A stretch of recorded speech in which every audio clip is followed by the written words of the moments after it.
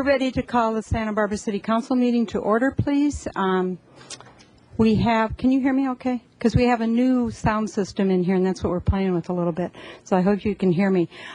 We have a number of people that want to speak. We have 4 different very good things, resolutions to give out, and we have a sports team that won a world championship here, and we have another one that's heading off to China. So we have a lot to do this morning, this afternoon, and so we're going to call the meeting to order. And will you please stand to say the Pledge of Allegiance? Pledge allegiance to the flag of the United States of America and to the republic for which it stands, one nation, under God, indivisible, with liberty and justice for all. Okay, will you call the roll, please? Councilmember Falcone? Yes. Francisco? Here.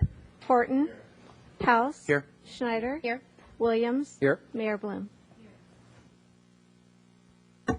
Item number 1, employee recognition, service award pins.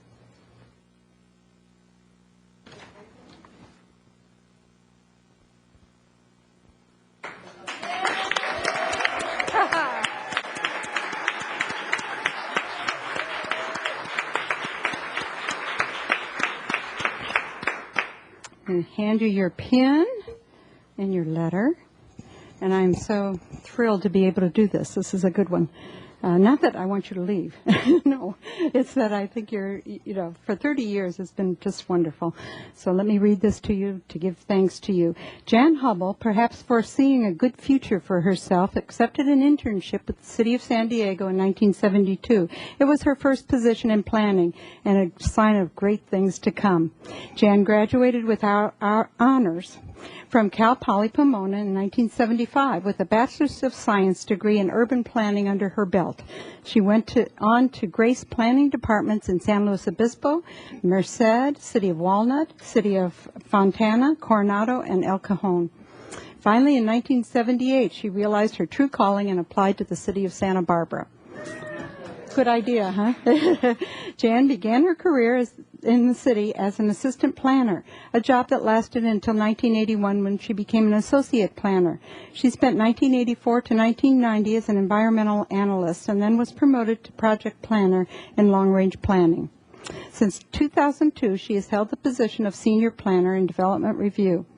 Her solid foundation of the principles and purposes of planning and environmental review, combined with her caring and insight for the good of the community, have made her an invaluable part of the organization. Jan has assisted in developing the first Neighborhood Preservation Ordinance guidelines, the Airport-Specific Plan, the Condo Conversion Ordinance, the Master Environmental Assessment.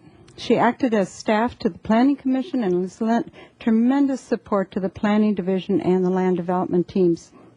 Her sense of humor, her knowledge of history, and her skill at extemporaneous speech are well known. As a grammarian, she is unsurpassed, earning the uncontested title of Comma Queen. That's good.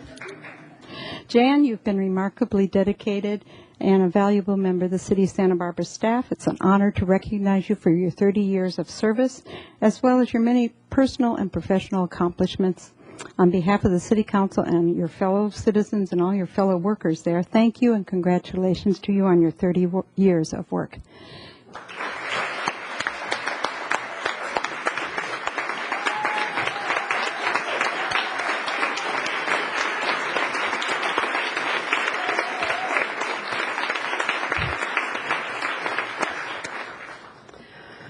Wow, thank you. This feels much different even than it did when I was here 5 years ago for my 25-year pin. And part of it, of course, is it's bittersweet because, as you all know, I'm retiring in a few weeks. And, yeah, it's a big deal. You have to actually thank Jarvis and Gann for me being here because I was Prop 13'd by San Luis Obispo County in 1978 when everybody but basically, most of the general fund staff in the state of California got fired as a result of Prop 13. So this was one of the few places that was actually hiring, and I feel very fortunate to be here. It's been a great run in so many levels. This is a community that supports planning and planners, which was definitely a novel thing when I came to the city of Santa Barbara. I wasn't used to that. The other places I had worked were definitely not the same way. Major project that we recommended denial on in Merced, nobody showed up. That doesn't happen here. I was actually lucky. I worked for San Luis Obispo County before I came here because I had a little bit of experience with a mini Santa Barbara in the form of Cambria, where there are, for every 2 people, there are at least 3, as many as 5 opinions on a particular subject. So, and it was, even fences were federal projects, in effect. But this has just been so wonderful. A lot of it is about the people, both the people that I work with, the people in the community, and the people that I work for, from the city administrator through the boards and commissions and the council. And of course, one of the reasons I have to leave is you finally created a committee in the community development department that I've never served, that I've never been staffed to. When you created the single family design board, because I staffed the sign committee, the architectural board of review, the historic landmarks commission, the environmental review committee, and of course planning commission, and which gave me such a breadth of knowledge and interest. It's always been fun and challenging. I think Steve talked a little bit about this when he thanked everybody for his 25-year pin when he was here, about how the civility has shifted a little bit, and I regret that change. People can disagree and still go out and have a drink afterward, and still honor and respect each other's positions. And that's one of the things that I've loved so much about City Council, is that over the years there have been council members that I haven't necessarily agreed with, but what I have appreciated about every council member that I have worked with is the care that they had for the city. And while I might have disagreed about what they wanted to do to make the city a great city, I knew that their heart was always in the right place. And I always have known, too, that they wanted to do the best thing that they could for the city, and that there's a whole lot of hard work, and you guys don't get paid enough for it. It's better than it used to be, God knows, but it was horrible before. But one thing I do want to say, in response to that civility and that sort of separateness, one of the things that I used to really like when I came up the hall to the council chambers was the group picture of the city council, because it recognized that as a group, you were all together even if you disagreed on pertinent parts. And it's like, the individual photos just don't quite cut it for me in the same way. Yeah. So I just, it's a little signal is what it felt like to me. And that's the only mild sort of thing I want to say that's even remotely critical today, because I really do want to focus on all the positive things that the city is and does, and the great steps forward we're taking now in the sustainability area and the climate change. It's been really exciting to be a small piece of that. And there are some tough times to come as we work through Plan Santa Barbara and the varying approaches to doing the right thing on a planning level. There are so many real and honorable disagreements about how to do the right thing. And, even the tug that you can see within the environmental community is emblematic. Don't make the city bigger, don't increase density, don't increase the local impacts, but at the same time, you don't want to increase sprawl and all the impacts that brings. And it's going to be an ongoing tough thing. I think you're all up to the task. I think all of these folks out here are up to the task, and I think the community is up to the task. So thank you for a great 30 years.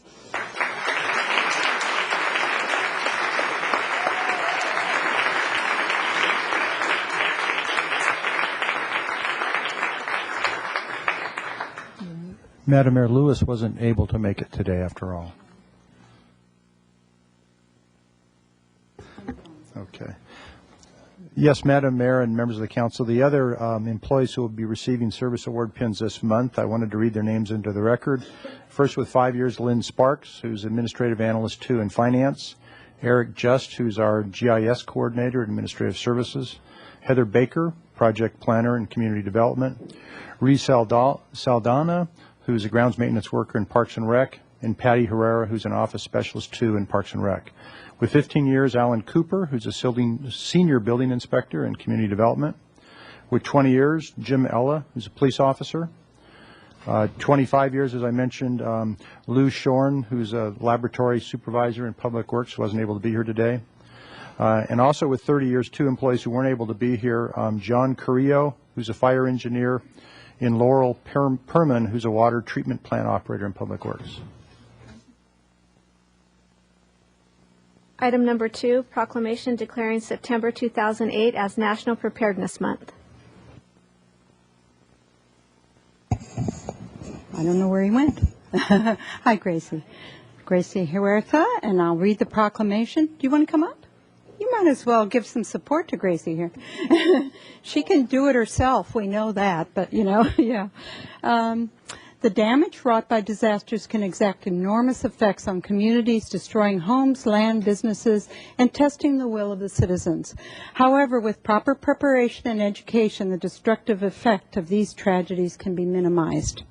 The Federal Department of Homeland Security has designated September as National Preparedness Month to encourage the public to take simple steps to prepare for emergencies in their homes, businesses, and schools. The goal of National Preparedness Month is to increase public awareness about the importance of preparing for emergencies, including natural disasters and potential terrorist attacks, and to encourage individuals to take action to prepare themselves and their families. So to recognize this month, National Preparedness Month, this is an initiative of the city's Office of Emergency Services, and we're announcing today the launch of the city's Get Ready Santa Barbara campaign. I like the name. The city's fire department and the Office of Emergency Services campaign will include 2 open house events in September, a 5-part series on disaster preparedness airing on City TV, Channel 18, and weekly preparedness tips in the Office of Emergency Services webpage. In the true spirit of neighbor helping neighbor, the city would like to recognize and thank the CERT graduates who give their time and energy in supporting the county by volunteering to staff the Gap Fire Call Center. And they provided evacuation information and offered a caring ear to those affected by the fire. Their long hours of volunteerism has helped concerned residents, the county EOC, and the Los Padres National Forest, and the first responders themselves. So we are going to name September as National Preparedness Month and encourage all residents to prepare, plan, and stay informed. And Gracie, I'm going to give this to you. Gracie Huerta is our emergency services person here. There you go. Thank you very much, Mayor, City Council. I wanted everyone to know how excited we are at the Office of Emergency Services to launch our Get Ready campaign starting today. As you can see, we have our buttons here, and I think they were distributed earlier on. We are going to do several things to reach out to the community and make sure that as many residents in Santa Barbara get the important message of preparedness and personal responsibility. We are always going to be vulnerable to disasters in this community, and we want everyone to do what they can to prepare themselves. We're also going to work with city employees so that employees can start this campaign with leadership within the city. We are going to have two open houses for the public at Fire Station 3 and Fire Station 6 at the end of the month. The dates and addresses are on our webpage if anybody would like to look at them. And we are going to be distributing at those events not only information, but items that people can take home and then use to prepare their kit. So these are bags that they can fill with important medications and documents and keep these in their kits ready to go for when the need arises. I'd also like to take just a quick second to thank both Ben and Diane. They're two of the 25 plus volunteers that helped during the Gap Fire. These are folks who have graduated from the CERT program and during the Gap Fire were able to help.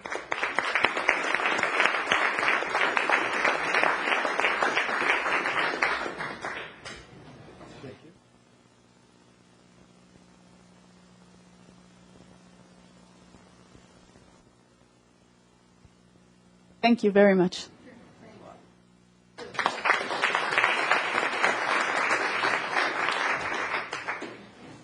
Item number 3, proclamation declaring September 2008 as National Alcohol and Drug Addiction Recovery Month.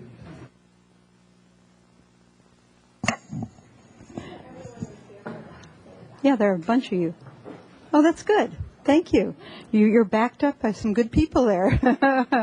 That's good. In 2007, 22.2 million people in the U.S. have faced a substance use disorder. That's an amazing number, 22.2 million people.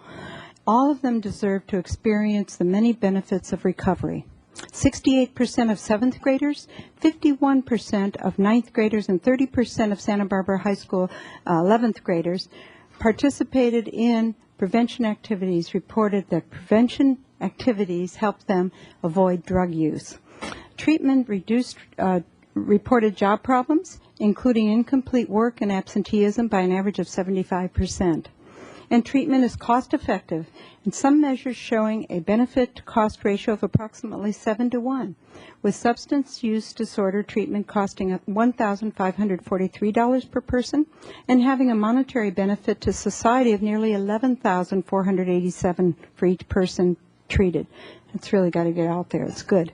To help achieve this goal, Santa Barbara's Fighting Back, Council on Alcoholism and Drug Abuse, and the Santa Barbara County Alcohol and Drug Program providers invite all residents of Santa Barbara to participate in National Alcohol and Drug Addiction Recovery Month, the month of September.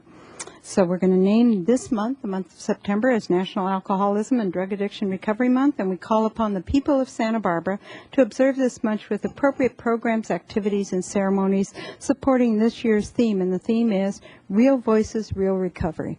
So thank you so much for being here. Thank you.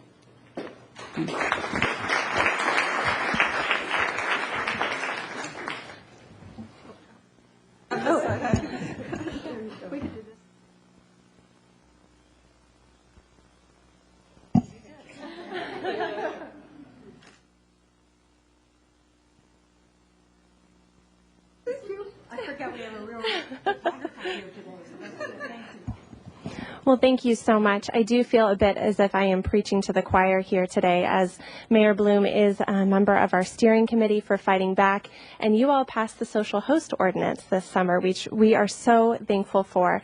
We have a lot of teens and adults in Santa Barbara County who need treatment and who are in treatment for drug and alcohol abuse.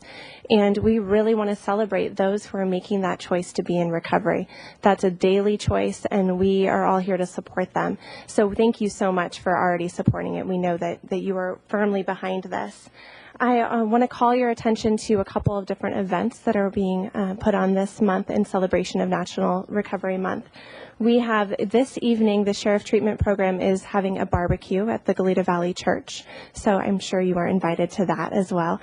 And then on September 20th, we are having a collaborated event. It is at East Beach from 11 until 4. There's going to be a barbecue and games and fun and just a real opportunity for the community to come together to celebrate all of these individuals who have really made a wonderful choice in their life.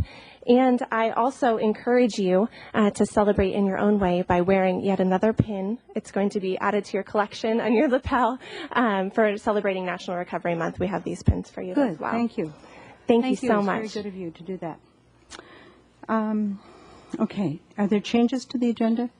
No, there aren't, Madam Mayor. Okay. Public comment. We have very important people here. We have let's have the Pintard come up here. Bill Pintard has brought, and Dave Pintard, both of them. Yeah. What do you think, guys? Yeah. It's very wonderful. You know, we just have to arrange our schedule here better so that we can just have a meeting right after you get back. You know, and I know it's been a couple weeks now, but to win a world championship is very wonderful. And I just wanted to congratulate you. This is, I'm sorry, I should tell you who this is. This is the Coach of the Year, I think. Yes. And you're the coach who got doused with water and with Gatorade or something like that. They got both? me twice. Yeah. They missed And- on the first shot. Yeah, and I think 3 out of the last 4 years you've been... 2 out of the 2 out last of the last 3 3, years. okay. We've been in the I'm championship. looking ahead a year. And we've been in the championship game 4 out of the last 6. Oh, that's wonderful. So this is the Santa Barbara Foresters semi-pro baseball team, and you did such a great job, and your first 2 names are Santa Barbara. Yes. And then Foresters. Yes, so that's they good. are. So congratulations. Thank you very much. I wish our players could be here. But Dave, not only is my brother, we brought him in this year to be our first base coach, and our players loved him. And it was my other two coaches are working right now, but they wanted to be here. And my players are very honored. And I do want to say one thing. We went to Cuba this year, and we played the Cuban national team, the Olympic team, the team you might have saw on television that won the silver medalist. Yeah. And for the first time, Santa Barbara is a very long name. And it's very difficult to put on a baseball uniform. In fact, we added up the numbers. The only team that came close was Philadelphia. But we finally figured out a way to get the uniform Santa Barbara. And when we went to Cuba for the first time in the Forrester history, when we took the field, Santa Barbara was on our chest. Did you just recruit bigger people? Or? Well, yeah, we did have some big boys. Yeah, it worked. Well, we had a uniform company that made us beautiful shirts, and those games were on TV throughout Havana. In fact, they ran them all night. There were 3 games. So we were very proud to do that. And then to win a national championship in the name of Santa Barbara Foresters again, we're very proud. We're very proud of where we're from. And we're very proud of all the support you give us and the community of Santa Barbara. One interesting thing, when the fire prevention people were talking, this year, the city of Santa Barbara, the communities open up their homes to house our players. Mm-hmm. And we couldn't do it without that support. Well, this year you had the fire, mm-hmm. and there were areas, and my 2 players, their host family was gone. And they were staying at another house. Well, the host family found out about the evacuation, so their animals were in the house, their dogs and cats. And our 2 players, one from USC and one from Rice University from Texas, got back to the house and rescued the animals. So I thought that was a pretty good deal. And it appeared on their website. But anyway, like I said, it's an honor. Here's our trophy. We're going to let you guys keep it. It's in your city council for a week or so. Okay? I understand. I am going to get it back. Yeah, we'll it's take kind it of like there. the Stanley Cup. Yeah. I've been driving around in my car with the seatbelt on it. But That's yeah, it's wonderful. amazing. We have neighbors come over and look at it, and but we'd like to put it in your council chambers. Okay. And then we brought you 7 hats. I know you thank got you. one. But you have more in your family. Here's 7 hats, championship hats. Oh, that's very sweet of you. Thank you. And a program and 7 programs. And here is a autographed baseball Oh, that should autograph stay- for the yeah. city by all our players. So Oh, thank you so very much. We're very Now proud we of you. just need to get you a place to play. Yeah, well, that's true, too. I was going to say something. Well, about now it. you're Yeah. singing my song, Don. Yeah, that's right. We've been trying to do it. We're a Santa Barbara team. We're not a Goleta team. Santa Barbara, and we would love to be able to do it, and anything we can do to support that. But anyway, we're just proud to call Santa Barbara our home. Thank you. And Thank thanks you for very your much. Hugs for Cubs program. It's wonderful.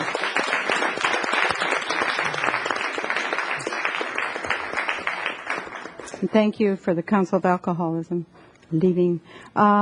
We have Kurt Pickering. Come on up, Kurt. And we want to hear about your team, too. We've got, basketball. We just changed from baseball to basketball, but it's good. Hi. Hi.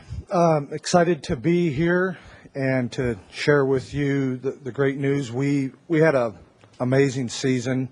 We were 18-0, and I really attribute that to, many times at the professional level, character gets overlooked. You really only, you hear so much about their skills and their flamboyant and such, but we had such great character individuals, and one that stands out, he's a UCSB graduate, Josh Merrill, 6'9", that's played in Italy and Australia, and he really brought so much leadership and character, and it trickled down to all the players.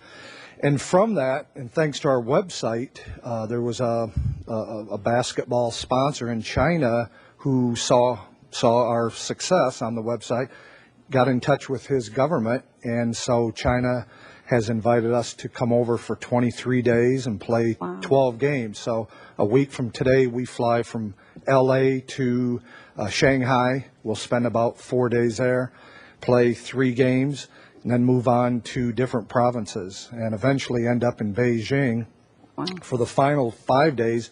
And they're really taking care of us with all kinds of sightseeing to all the, you know, the obvious landmarks that China possesses. So I'm very excited about the experience we'll have.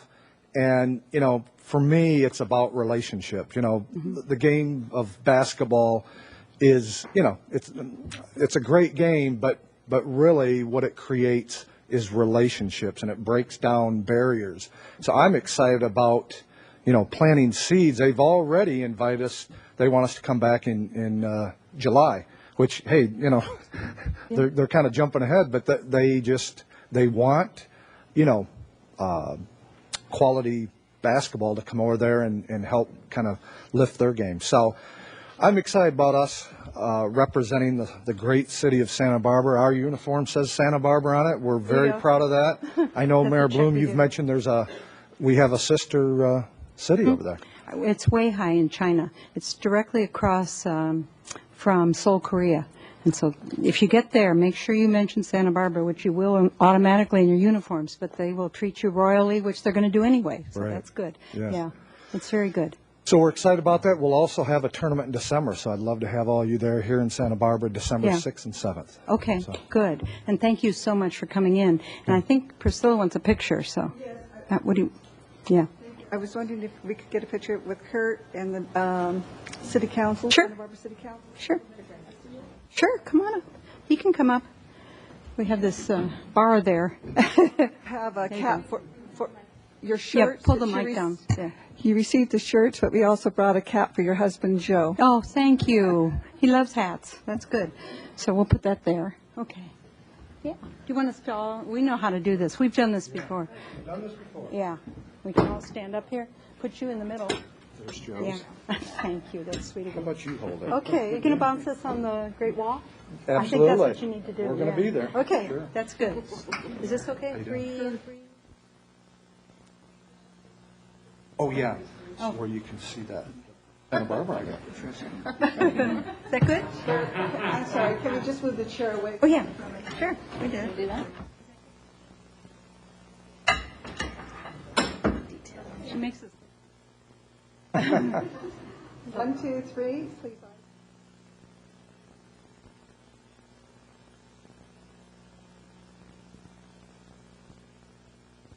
Thanks so much. Thank you, and have a wonderful. We'll give Yeah. reports. Good. Daily. We want to know. Yeah. Don't let them feed you too good and keep you up too late at night. Yeah. Oh, no. Yeah.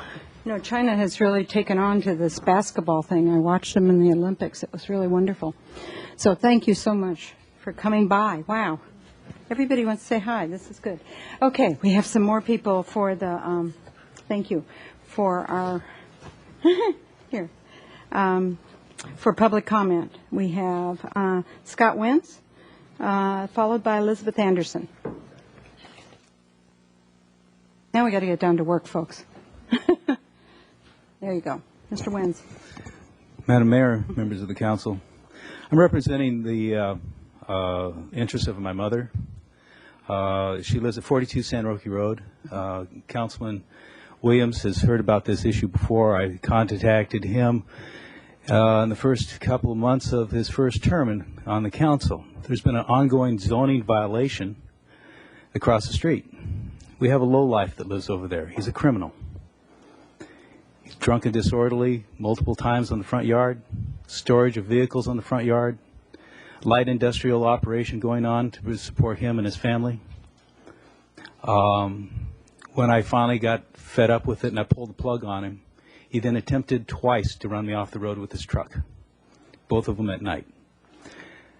I contacted the police. I told them that if they couldn't do something about it, after my mother had already multiple times contacted Cato's office and the police, they refused to do anything about it. I told them I would end the situation permanently if they didn't do something about it. They really didn't take me all that seriously, but a month later, this person goes next door to my mother, gets into an argument with a neighbor, clocks the neighbor who happens to be a reserve police officer. All of a sudden that changed the attitude. There has been zero response from Mr. Cato's office on a registered receipt letter to him. I have a copy of it here. I'm going to give it to you. Okay. I have a request letter for the council and the mayor. So I'm taking this out of Public Works hands. I'm going to you. I want the information. Has the property owner been cited? Okay. Have they been inspected?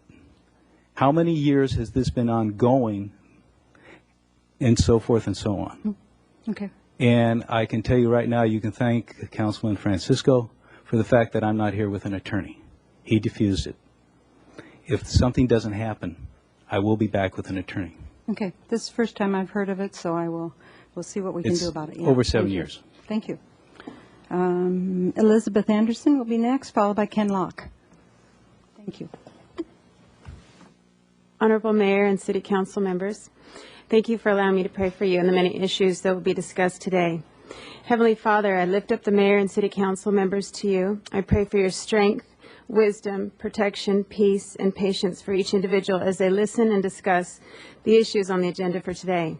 Lord, I ask that you meet their individual needs on a daily basis to prepare them to listen with clarity and understanding regarding each issue. I pray for each person sitting in this room today and ask that you give them wisdom in bringing an issue up for discussion. I pray that there would be mutual agreements versus disagreements, kindness versus anger, and respect versus disrespect. Father, help us not to take our city of Santa Barbara for granted. Help each one of us to keep our city clean and safe. Help us to give back to our city instead of focusing on what the city can offer us individually. Even though our city may appear cleaner in comparison to other cities, please clean up the city of Santa Barbara on a grander scale. Shed your light on the illegal, unjust, and detrimental acts that are taking place in our city daily, and convict the hearts of the individuals that are participating in such acts. Lord, I pray for your supernatural peace and protection over every person residing in the city of Santa Barbara. Help each one of us to come together in unity to make Santa Barbara a better place to live and work. I pray these things in Jesus' name. Amen. Thank you. Thank you, Ms. Anderson. We have next Ken Locke, who will be followed by Kareem Dalmani. My name is Kenneth Locke. I think I'm going to follow along on that sports theme. Tennis. I'm representing tennis. I did a video on YouTube. It's called Roger Federer's Level of Interdisciplinary Intelligence. And in that, I'm going to put him through the ringer. And I'm sorry to say that tennis is in bad need of education reform, as well as an economic correction. What I provide to athletics, being a true teacher, is I provide an educational value. And in sports today, there is zero educational value. This is part of what we can understand as the degeneration of this society, of this world. It's in bad shape, and the only reason why it's continuing is that it's still afloat. But I'm sorry to say that the ship's going to sink, and then you're going to realize what I've been telling you for the past like 10 years.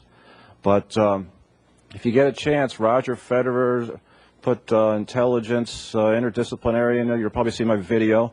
I'm actually going to be, I did one on Jackson Pollock and Andy Warhol. I'll probably do one on Obama and McCain. Both of them, just like yourselves, have zero interdisciplinary intelligence. Thank you. Thank you, I think. Kareem Dalmani, followed by Jeff Martinez. Dalmani. Hello. Hi. My name is Karim Damani. I come from France. I am a student. I'm studying at EF International School. And, yeah, pull the microphone to your mouth. There you go. We choose to come to Santa Barbara to study, to improve our English, because we had heard of the beauty, of the quality of living for our stay here. Through EF International Language School, we pay for board and lodging. We were then placed in lodgings that we were surely not improved for living. They were dirty and cared for the food was minimal and uneatable.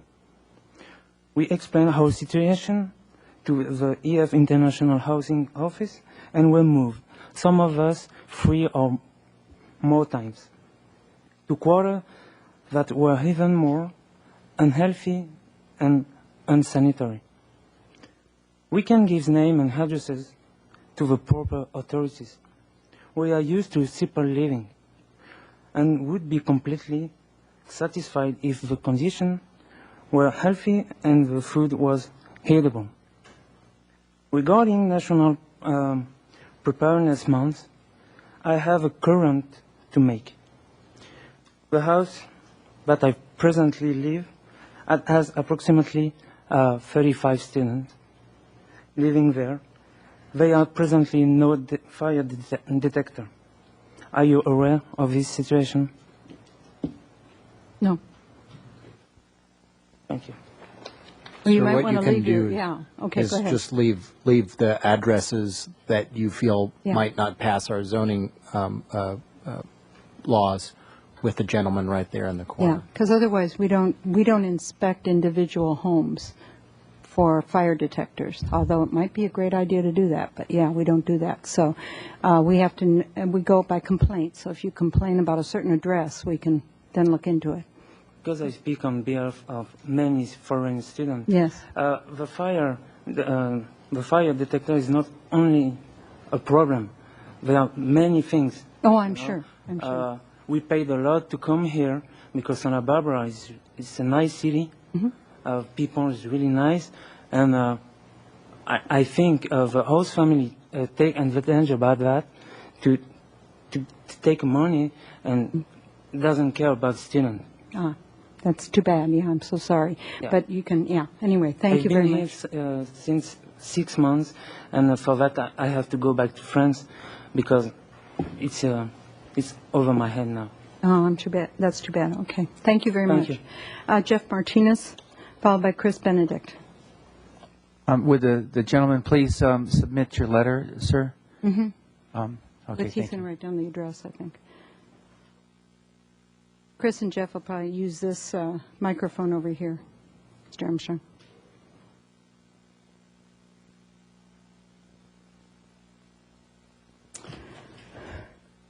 Chris, looks like you're going first, huh? That's fine. Yeah. But you're coming down there first. There you go. It's right there. Okay, Chris, and then Mr. Martinez, go ahead. Hello, my name is Jeff Martinez, and we just came here today to Chris and I to introduce ourselves, and we're going to be starting a nonprofit called Inclusion Inc. And I'll let Chris tell you a little bit more about it. Okay, thank you. Okay, so test. So what Inclusion Inc. is all about is including, well, no, like a word, Do you mean everyone? Or I think Inclusion Inc., what we're trying to do, all we're basically trying to do right now at this point, we're working on several projects for the nonprofit. The first order of business is deciding if we can partner with a local nonprofit. And what we're trying to do is relocate the current disability center onto State Street to give it visibility. that ILRC. Mm-hmm. Independent Living Resource Center. That's what we're looking to do. And also about, we're trying to integrate, there's a word, integrate the disabled and the able-bodied communities. And what I'm envisioning is having a sensory game room like how it is with blind, how it is with deaf, etc. Then having an area for computers, then having another area for resources, ILRC, craft bar, and a DJ booth. The DJ room is yours, right? But then after the resource center closes, it's going to turn into a casual nightclub for the disabled and able-bodied, but it will be run by disabled people. That's great, Chris. Very proud of you. Chris was in my classroom in third I just grade. had one more thing. I'm sorry to interrupt. Also, with Chris, and I mean, I was fortunate enough to meet Chris the other day, and we've only known each other probably less than a month, but I think his idea is a great idea, and what we're doing just with the introduction is just asking you guys for any support you might be able to give to us in the future. Okay. Thank you very much. Thanks, Chris, for coming in. Very good. Emilio Casanueva, followed by Claire Fackler.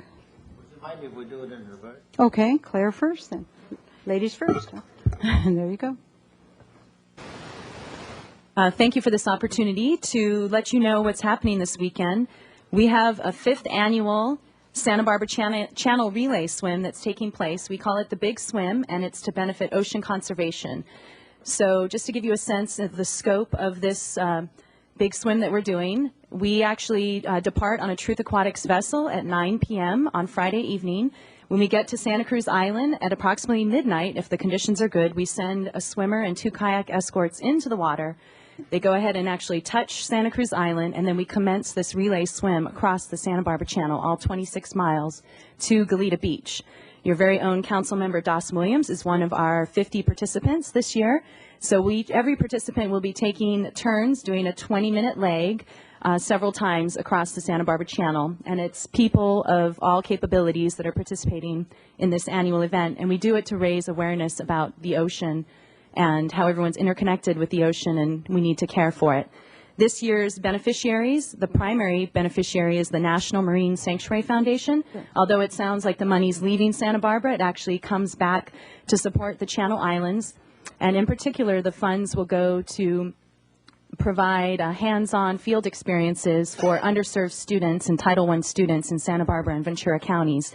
For many of these students, although they live close to shore, they've never had a chance to go to the beach, perhaps never been on a boat or been out to the Channel Islands. So through these immersive field experiences, we teach them about their connection to the environment and the ocean. And the money that's raised for the Big Swim this year will go primarily to help that program. And then the secondary beneficiary is our local Heal the Ocean. So we certainly invite any of you that might be interested, whether you're a swimmer or a kayaker, to come on board and participate. Or if you just want to observe, you're still welcome to join us. We have some spots available. And then if you're not able to commit to that Friday night and Saturday, at 4 p.m. we have a landing party and award ceremony that will be held at Goleta Beach. And so we'd love to have any of the city council members that are interested to be there to greet Doss and the rest of the participants as we swim to shore from Santa Cruz Island. So if you'd like more details, certainly Doss and myself can provide them for you. Okay, so it's 4 o'clock on Saturday at Goleta Beach. At Goleta Beach, it's a catered event by Giordano's and Island Brewing Company. So you'd have dinner and some drinks, and it ends at 7 o'clock. So you're welcome to join us. Thank you. Thank you. A very good cause, too, to keep the ocean aware, us aware of the ocean. Mr. Casanueva. We have so much ocean here, and the conditions are wonderful, as a matter of fact. We wanted to do one thing that I'd like to inform you. We took this a step further and created the Santa Barbara Channel Swimming Association as a non-profit organization, similar to the English Channel, because we want to convert this channel to be bigger and greater than the English Channel. Our ambitions are big. So I must tell you, in the last 2 years, we've had over 20 people come from India, from Guatemala, from Ireland, from England, to swim these shores. And they go back so delighted, to the extent that the Englishman that came a year and a half ago, this year he came with his family and 2 kids and rented a house for 15 days. So my feeling is that this will permeate to all levels of the city of Santa Barbara. And I appreciate you hearing us today. Thank you very much. Oh, good luck in your swim. That's a wonderful thing to do. Thank you. Richard Robinson will be followed by Floyd Meyer, and that's the last speaker. There you go.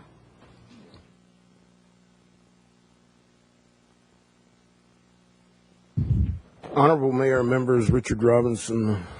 Because the concept of manifest destiny visualized in the Magna Carta is alive today in Santa Barbara, this unique town is about to become a world-class tourist mecca.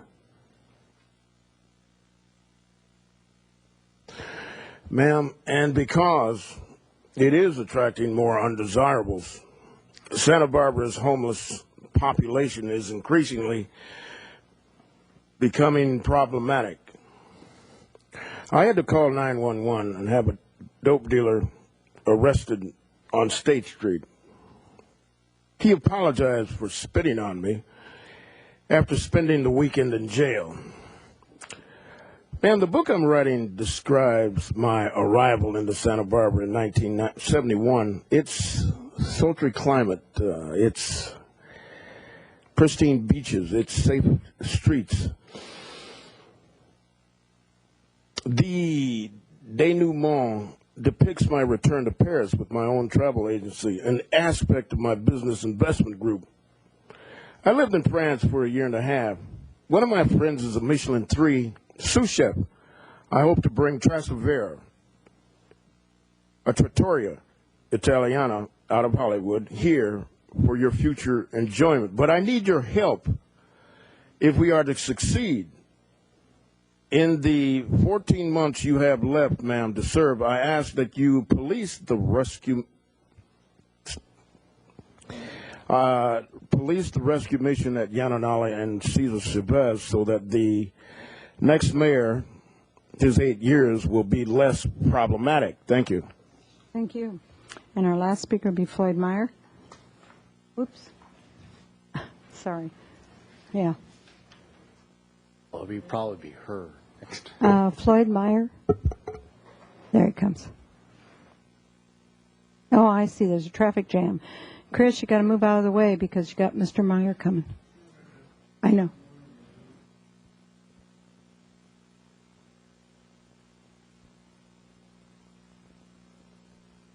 There he goes. I know. His smile hasn't changed since he was 8 years old. He was a great guy. He still is.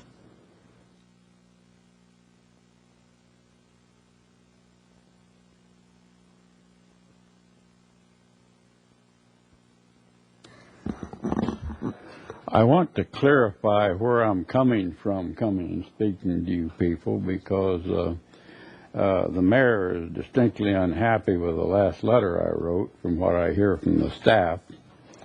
And I'm sorry about that, but I have no way of placating her. That's the responsibility of her significant other. Women are throwing snits are actually the second oldest profession. It's been with us and it'll still be with us. And so I don't want to get involved in that, but I'm concerned that the back of the bus business lasted so long for so many people because no government agency would acknowledge their complaints. Now, the Constitution of the United States and Article 1 of the Bill of Rights, less than a dozen words, sets down the right of a citizen to petition the government. And in this case, that government is the City Council of Santa Barbara. Now, Mr. Armstrong is all bent out of shape, and he claims you've spent over $500 in staff time, but you don't have a staff report. So it's all hearsay. And the dozen people or half a dozen people I run into on these matters talk like they're the end of the road, they're going to solve it, and there's nothing else I can do. But I know better because it isn't done until it gets on the agenda, gets voted on by the Board of by the City Council, and made binding. All the staff decisions and everything is just hearsay. So once we get that straightened out, these other people that come to you can have a pattern to be more effective. This is about the 7th time I've come here, and I haven't accomplished beans. Of course, at my age group, being incompetent is more norm than abnorm. Okay. So if we wind this down and get our tail feathers down and get a staff report, and we'll try and stop this multi-million-dollar ripoff that your parking citation business has mushroomed into. You're collecting far more money than it takes to control the parking, and the people don't know how to combat it. Now, an officer that refused to help me 274 days ago has been at the 96th day, they dropped the name on me, which I won't repeat because I don't want to Mr. hurt Meyer, somebody. we've heard you now. You have to stop because you get 2 minutes. Well, Your 2 minutes is up. But if it takes longer to get what I'm trying to tell you across, I highly recommend that you give it to me. Well, we hear you, but we don't agree with you. Well, that's okay, and we Okay. can make it official, but putting it on the agenda, that's the end of the line. I don't think you have 2 people up here that want to put it on an agenda, and that's what it takes. It's not what you want, it's what I have a right under the Constitution of the United States. And if you form a committee to deny me that right, No. that's a conspiracy. We have no intention of doing that. Title 43, Thank you. pardon me, 42, 1980, Section 1983 of the Federal Code. Okay, I know that's under color of law, and thank you very much. Advise you of that. Thank you. Thank you. Okay. Now, in addition, consent calendar, I came please. here to see that file you have on me. I'd like to Don't move have a consent file on calendar if anyone else. Well, no, doesn't we have a anything bunch to pull. read. Go I'll go ahead. ahead and start reading. Item number 5, records destruction for Community Development Department. Michael. Recommendation, the council adopt by reading of title only a resolution of the council of the city of Santa Barbara relating to the destruction of records held by the Community Development Department in the Housing and Redevelopment Division. Item number 6, records destruction for Finance Department. Recommendation that council adopt by reading of title only a resolution of the council of the city of Santa Barbara relating to the destruction of records held by the Finance Department in the Administration, Accounting, General Services, Risk Management, and Treasury Divisions. Item number 7, alcoholic beverage control grant assistance to local law enforcement agencies, including recommendation A, that council adopt by reading of title only a resolution of the council of the city of Santa Barbara authorizing acceptance of funding granted by the Department of Alcoholic Beverage Control of the Alcoholic Beverage Control Grant Assistance Program to local law enforcement agencies project. Item number 8, purchase of easements at 208, 210, and 212 West Haley Street for the Haley Delavina Street Bridge Replacement Project.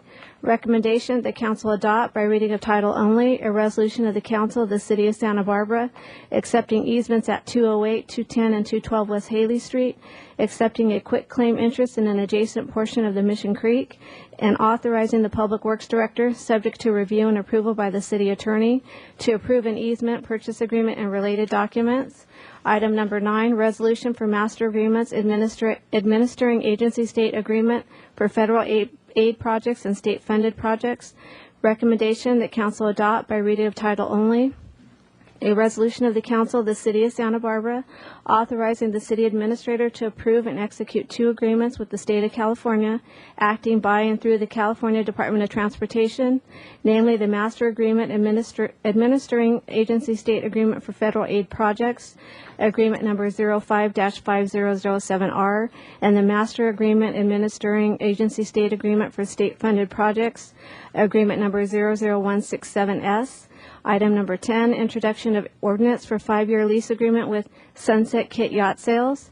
Recommendation that council approve a lease with Dennis Longerberger doing business as Sunset Kit Yacht Sales and introduce and subsequently adopt by reading of title only an ordinance of the council of the city of Santa Barbara approving a 5-year lease with 1 5-year option with Dennis Longerberger doing business as Sunset Kit Yacht Sales effective October 2nd, 2008 for a 326 square foot office at 124 Harbor Way, Suites 13 and 24 at an initial base rent of $708 per month, subject to annual cost of living increases. And finally, item number 11, lease agreement with National Security Technologies, LLC, including recommendation B, the council introduce and subsequently adopt by reading of title only an ordinance of the council of the city of Santa Barbara approving a 10-year lease agreement between the city of Santa Barbara and National Security Technologies for 8,800 square feet of building 226 and 47,692 square feet of adjacent land at 6190 Francis Botello Road, to become effective on October 15, 2008, to conduct research, development, light production in electronics, and photogrammetry at the Santa Barbara Airport. Okay, those are all our agreements and contracts and so on, a lot of them today. It's the beginning of a fiscal year, that's why. We have item number 17, which is rejection of the Santa Barbara Golf Club Stormwater Management Project Phase 1 bid. Mr. Jordan, did you have something you wanted to take off? And then while you're coming up, I just wanted to comment on item 18, which was the Carrillo Hill Sidewalk Improvement Project. And I hope everybody up here noticed that it came in under bid. I mean, under what they bid on it. And also, and it is absolutely a gorgeous project. So anybody that's driving up on Carrillo Hill, look at the top of the hill. It's really a very nice project. And I know we have another phase so we can complete the connection down to the west side. But I'm tickled with it. It looks really nice, the landscaping and everything. So Madam Mayor, thank if we you. may take Yes, 16 go ahead. off as well. Just, 16? Yes. Okay. Well, let's do 17 right now, which is the golf course stormwater management. Yeah, go ahead, Mr. Jordan. Afternoon, Madam Mayor and council members. Welcome back. Kind of just wandered in to see how quick Cameron jumped in here, too. But, I guess I'm here a little bit to lament the outcome of seeing something go 25% over the engineer's estimate and seeing it fall out, and more so to pep you up for when you're going to see it again.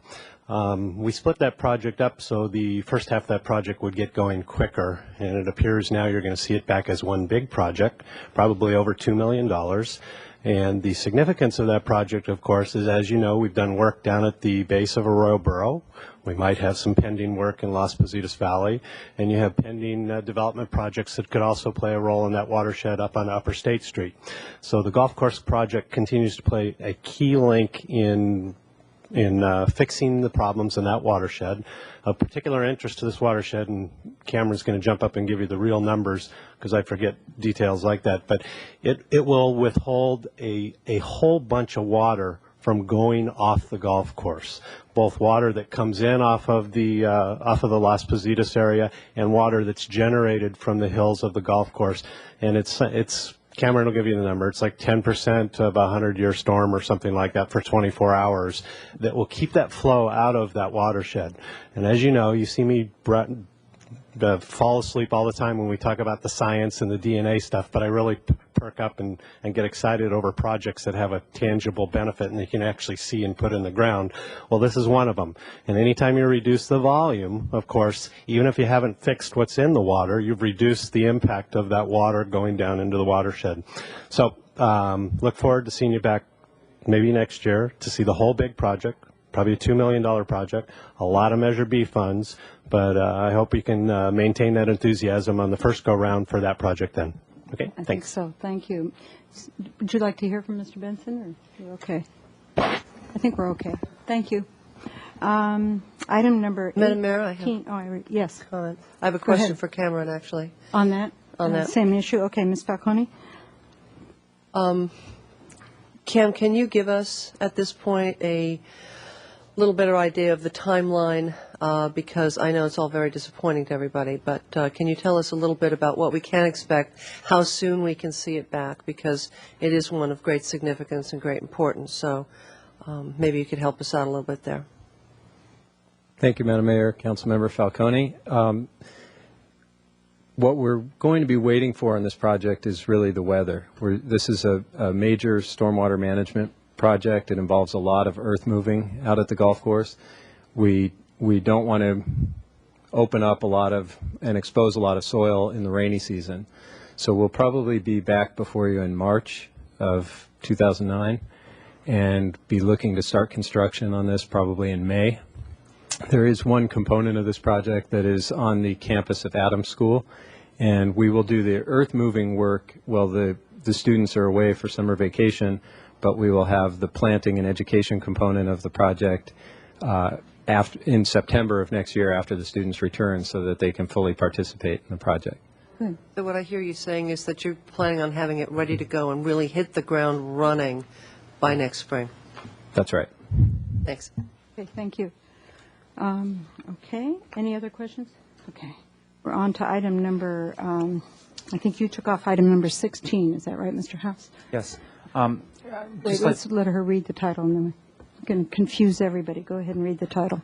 Item number 16, final community priority designation for 500 James Fowler Road Airline Terminal Improvement Project. Okay, Mr. House.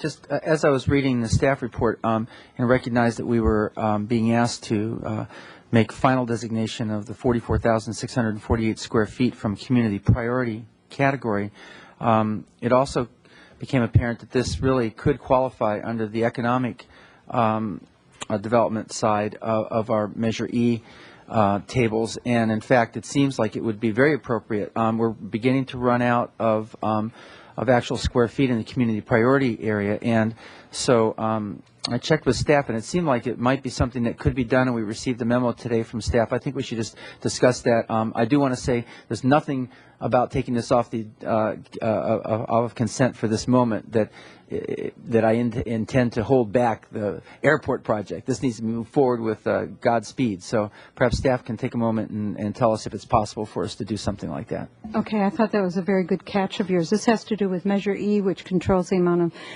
commercial square footage and allowed. So, Ms. Owens, go ahead. Yes, Mayor Bloom, Councilmember House, that's one of the rare projects where we can have a dual designation of both economic development and community priority. We'd be happy to bring that back to you in a couple of weeks. So we'll go ahead and prepare that and bring that back to council. So I think my understanding is if we pass this today under community priority staff, then we'll come back, my understanding, 2 weeks or so. That's correct. And then we can look at changing it at that time. That's correct. This will allow us to go forward with the building permit for the project so that we can go ahead and keep moving forward, but at the same time it'll just really be a matter of accounting of moving the square footage from one category to another in a couple of weeks. Okay, well I really appreciate staff helping us with that, and thank you very much. It can be on the consent calendar now. Okay, and I think we did that with Cottage Hospital, that's right. Another big project, and that worked out just fine, so that's good. Okay, we finally have, I think, everything from the consent calendar all taken care of. Okay, can I have a motion, please? Move consent calendar. Okay, and a second? All those Second. in favor, please say aye. Aye. Aye. Opposed? Okay. Well, that took a little while, didn't it? It's after 3 o'clock. Okay.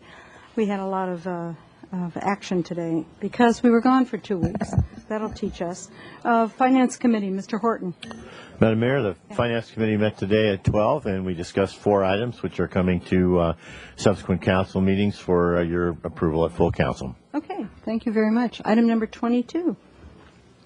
Item number 22, 2008 Sustainable Santa Barbara Annual Report. Okay, Ms. Johnson, Annual Report.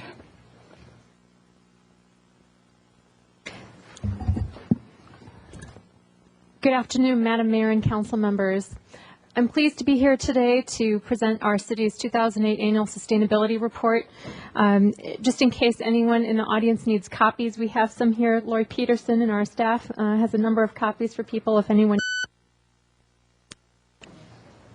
Throughout this presentation, I'm going to cover a number of topics. First, I'm going to review our program background and goals. I'm also going to discuss the actual components of the report and then present the city's recent achievements over this past fiscal year. And finally, highlight the city's leadership in sustainability. Our organization really is on the cutting edge in this area.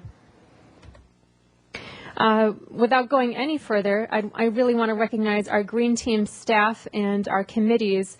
Our staff work every day to be creative in protecting the environment. They're really the leaders in our environmental sustainability program.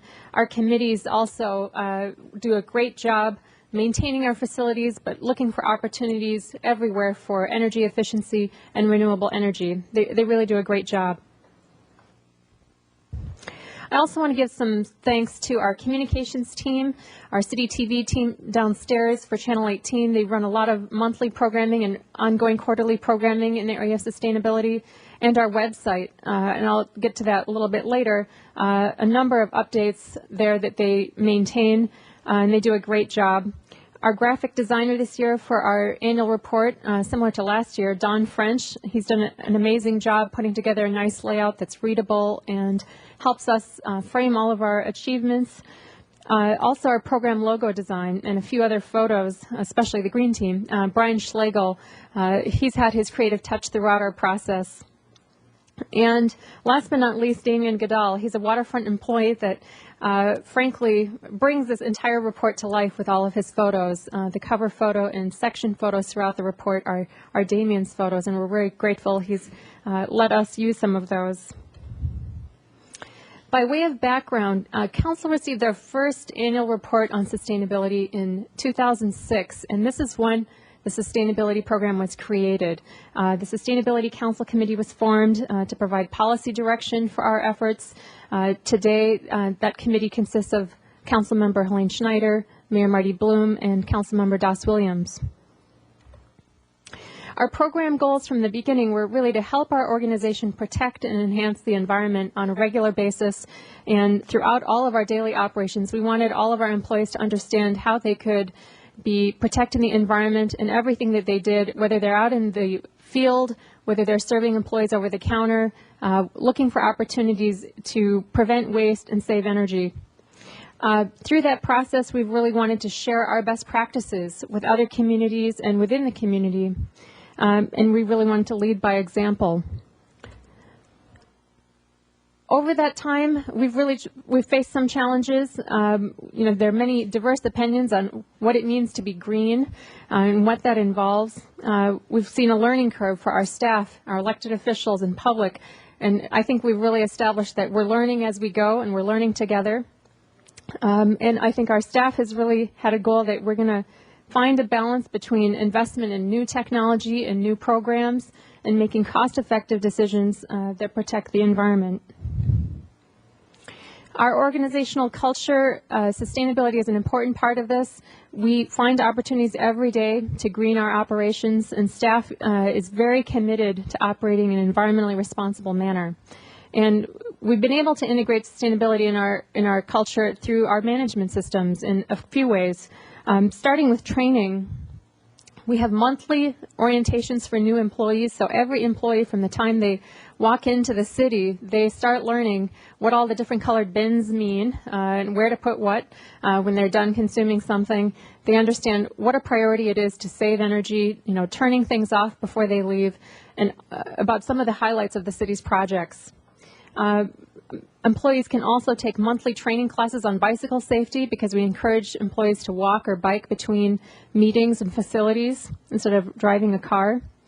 We also provide recycling classes so people can understand the components of different products and, again, which bin to throw things in. This is a quick excerpt from our performance plan from fiscal year 2009. Our performance plans, we encourage employees basically in 140 different programs to come up with some green performance objectives, opportunities to prevent waste, save energy, conserve water. And this is just a quick example of all of the objectives marked with the green leaves. We also use quite a few communication efforts to help share with the community what we're doing with the city. We have a monthly Channel 18 feature that covers our environmental programs, and this is usually a new program or an event. We have regular presentations in the community on request, and also presentations at state and national events and conferences. We also have participated for a number of years in Earth Day, the Belt Green Expo, which is a new event, and other various environmental events. This is a picture at Earth Day with all of our city's environmental programs, and that's Celeste Carlisle there in the polar bear suit, greeting everyone. Start reducing here.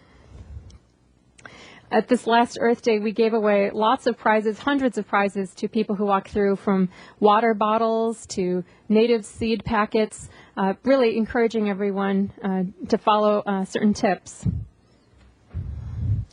Our website includes quite a bit of sustainability information. We have program information from all of the areas represented here in the annual report, news and links. One of the best features, I think, are downloadable videos. We have from Channel 18 all of the, over the history of our programming there, we've actually compiled a set of videos for every area of our best practices. So it's fun to go through. And this is a quick snapshot of our website. Next, I wanted to go through one of our other very significant communication efforts, our annual report.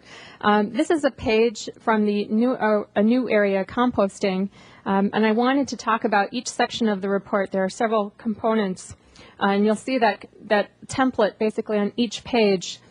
First, each page contains a description. What is composting? Why is it important? Why is it being covered within this report? Then we look at an area to measure our progress, and this is very important because we want to indicate, and many of our pages have charts showing these key indicators. We want to see how are we measuring our success. We also have an area for the city's best practices, and these are really efforts that have been underway for a number of years, or at least earlier than this last fiscal year. And then finally, our recent achievements. The recent achievements is really the area that I'll spend more time today focused on during the presentation. These are achievements that we've accomplished over the last fiscal year. And then our next steps. These are the things that we're seeing in the upcoming fiscal year ahead or a few years ahead. There's also a You Can Make a Difference box on every page, and these are tips for the public, things that they can get started with if they'd like to make a difference in this area. If you're familiar with the report, there are a number of report changes, some significant changes. I think one of the biggest things when we first started our program was we wanted to get our city's house in order, and we feel that we've built a solid foundation for our leadership and some of our internal examples, and you'll see throughout the annual report more examples of the city's policies and programs in the community, balanced with some of our internal efforts. We've also introduced a new land use section. Green building, we've done a tremendous amount of work in the area of green building, and that combined with how we're reviewing development projects, there are a number of developments there that we can see more progress in the years ahead. We've also added a few new report pages. Composting, a new area that is featured in the report. Green purchasing, a lot of work that has been taking place there throughout the organization, and also review of development projects. From here, I'm going to start talking about some of our annual plan. There are 2 pages within our report described as a fiscal year 2009 annual plan.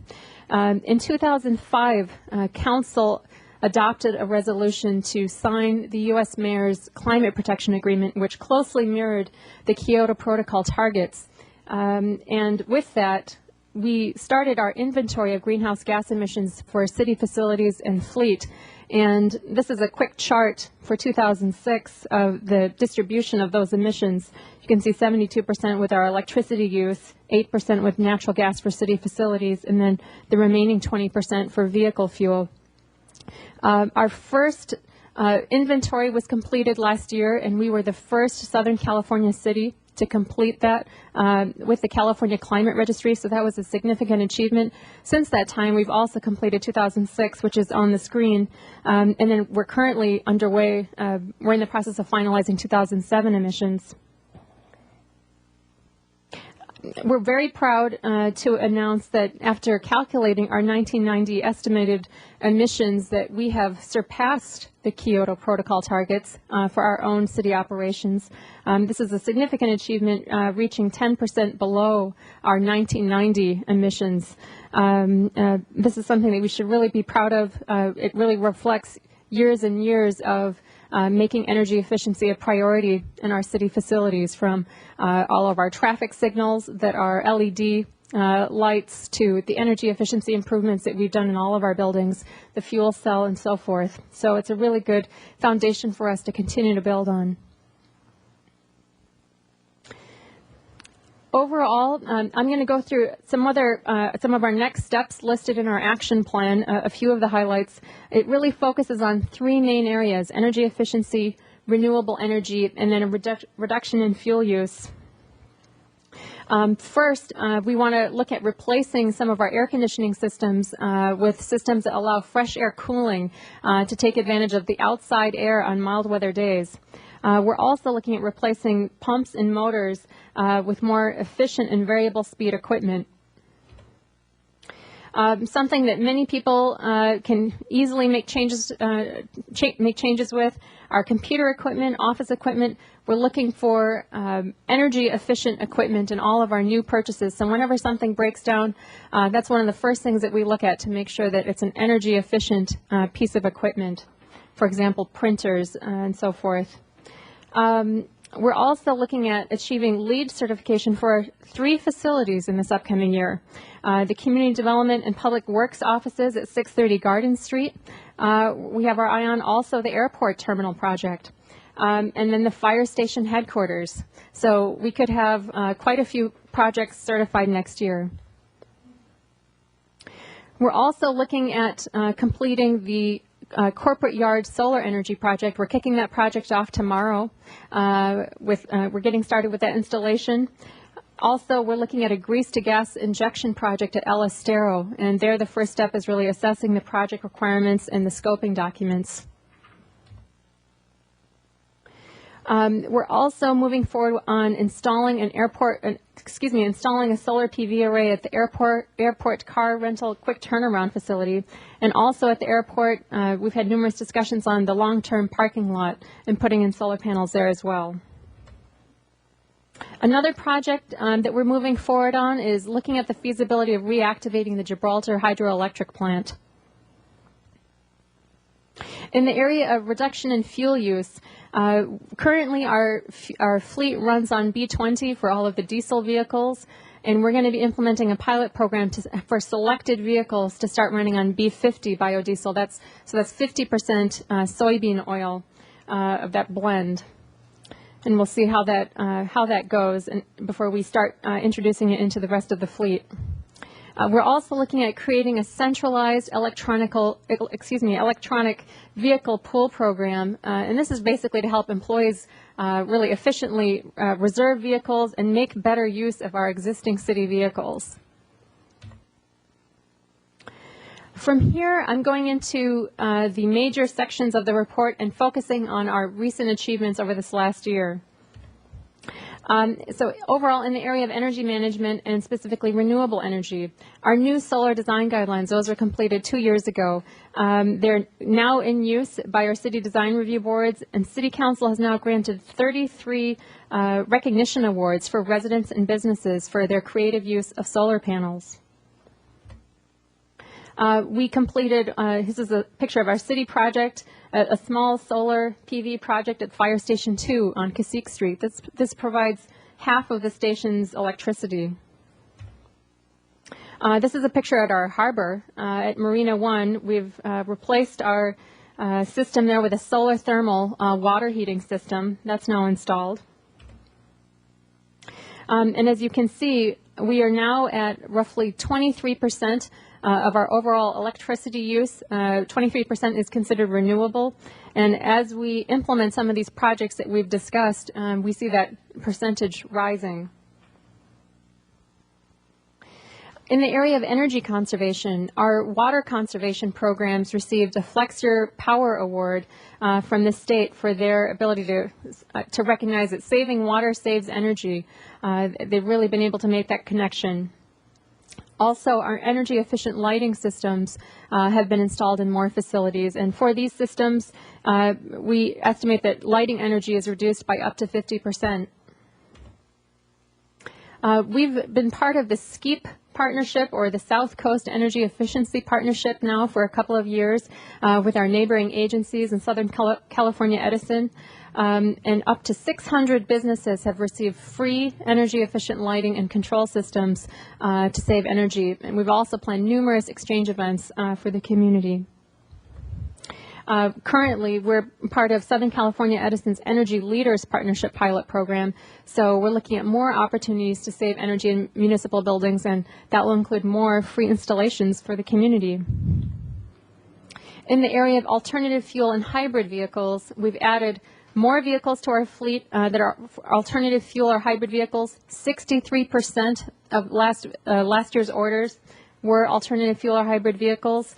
Our policy is that whenever it meets the business need, our operational needs, we purchase an alternative fuel or hybrid vehicle. And this is a quick chart that shows our current fuel use. And as you can see by the green pie slice, biodiesel now makes up 21% of our total fuel use. In the area of flexible work arrangements, we've now completed, just recently, a couple of months ago, we completed our first year of the 980 work week. We see this has reduced trips and energy use on 26 Fridays during the year as employees work longer days throughout the week so that every other Friday the buildings are closed. We see approximately 10,000 trips being saved each year. It's been a very successful program. As you can see the difference between last year and this year's participation, now almost 80% of our employees are working on a flexible work schedule. Also, in the area of alternative transportation, our work trip incentive program was implemented over this last year. One key feature of the program is it allows employees to use city vehicles to carpool and commute to and from work, and a lot of employees are taking advantage of that benefit. It also provides a 75% subsidy for our long-distance commuting for van pools and shuttles. We also provide all of our employees with free NTD bus passes. This is a picture of our bike station. Employees get free membership to the bike station, and in case something happens, they've come to work on a shuttle or they've carpooled, we also allow them to use a city vehicle to get home in case of an emergency. There are also weekly raffles that have been very popular this year to reward employees for using all of these alternative transportation methods. The city works very closely with MTD to encourage riding the bus for errands and commutes. As you can see, over this past year, our ridership has increased significantly, and it continues to go up over a number of years. This is a picture of our East Beach pedestrian path. This is one example of this time next year. We're going to be talking about, we're going to see a new picture of our pedestrian project completed, and then also starting next year, our West Beach pedestrian improvement project completed as well. In the area of waste prevention, this area of the report really covers our efforts to recycle, reduce, and reuse. Our diversion rate, our most recent diversion rate is now 2007. We've reached 68% of materials diverted from the Tahiguas landfill. So you can see since 1997, we're really inching that up each year. We passed an unscheduled collection permit ordinance, and this really affects, it mandates recycling of the C&D material, which is a huge part of our waste stream, construction and demolition waste. We've worked very closely with the school district on recycling efforts. Over 500 recycling containers were distributed to the school districts, and staff has essentially worked with them to put in a recycling infrastructure so that they've seen a significant cost savings through increased recycling. Over this last year, we've also implemented a business food scrap composting program. We don't have all of the participants listed here, but a few of the participants are Cottage Hospital, Santa Barbara City College, the zoo, and a number of restaurants and coffee shops. This is a picture of some food scraps on the composting row. In the first year, almost 150 tons of food scraps were diverted from the landfill, so those can be now used as soil amendment. In the area of hazardous materials management, we continue to conduct the e-waste drop-off events for computers and TVs and so forth. So a number of events conducted for the public. Also, our city ABOP facility, that also stands for antifreeze, batteries, oil, and paint, handled over 170,000 pounds of household hazardous waste. This is significant because over the past couple of years, this figure has more than doubled. So that facility has been very successful in getting more material from the community. In the area of green purchasing, we've had a number of campaigns, if you will, within the organization to eliminate plastic water bottles at city meetings and events. And this has helped us reduce waste and also get rid of the environmental cost of shipping water to us, and that's been very successful at our events. We've also transitioned to 100% post-consumer recycled content paper. So for all of our printing, our copying and printing needs, letterhead, paper, and business cards that we provide, that's all done on 100% recycled content paper. We estimate that we are saving each year over 1,000 trees with this type of action. This is a picture of Tom Doolittle, our information systems manager. We threw a picture of him in here with all of his computers because this is a great example of a green purchasing effort. Tom was able to negotiate with Dell Computer Systems to start packaging all of our computers that are shipped for our employees with less packaging.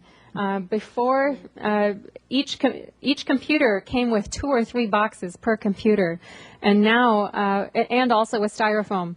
And now he was able to get the system down where 4 computers come within 1 box, and no styrofoam and air packaging.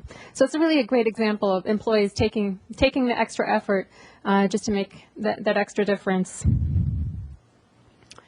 In the area of water quality conservation and habitat restoration, a number of different programs have been implemented.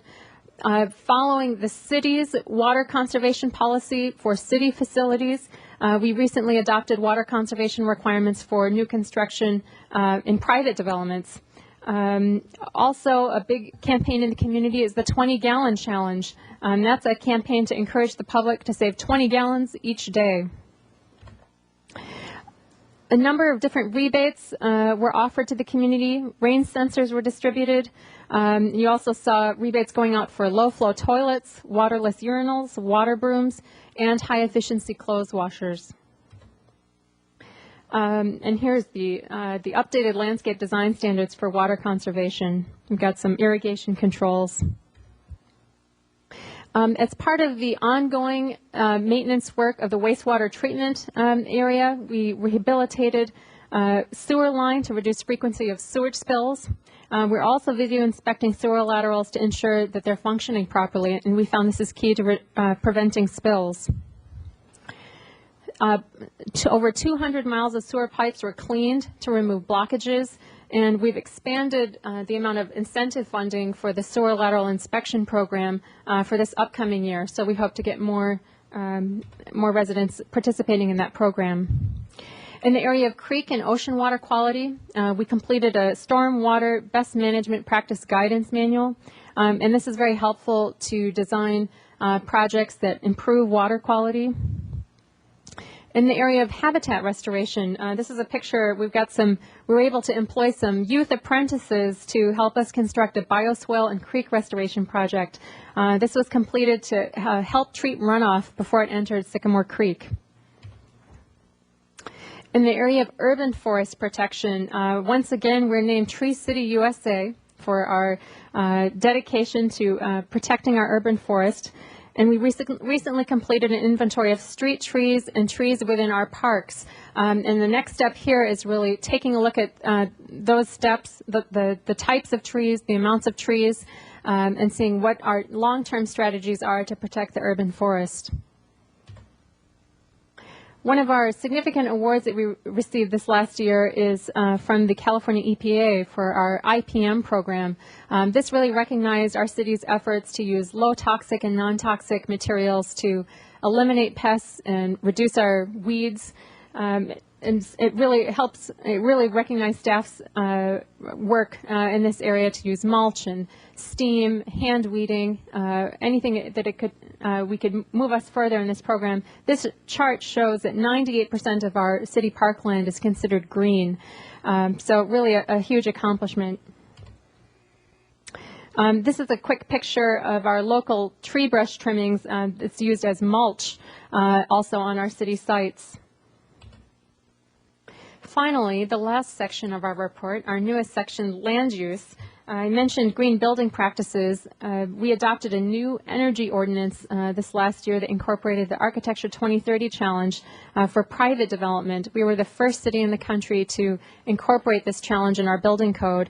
We're exceeding California building energy standards by up to 20%, and that's a significant achievement. And we were able to do that with tremendous support from our community architects, the Community Environmental Council, contractors, and they really voiced their support for this type of program, which helped us implement this quickly.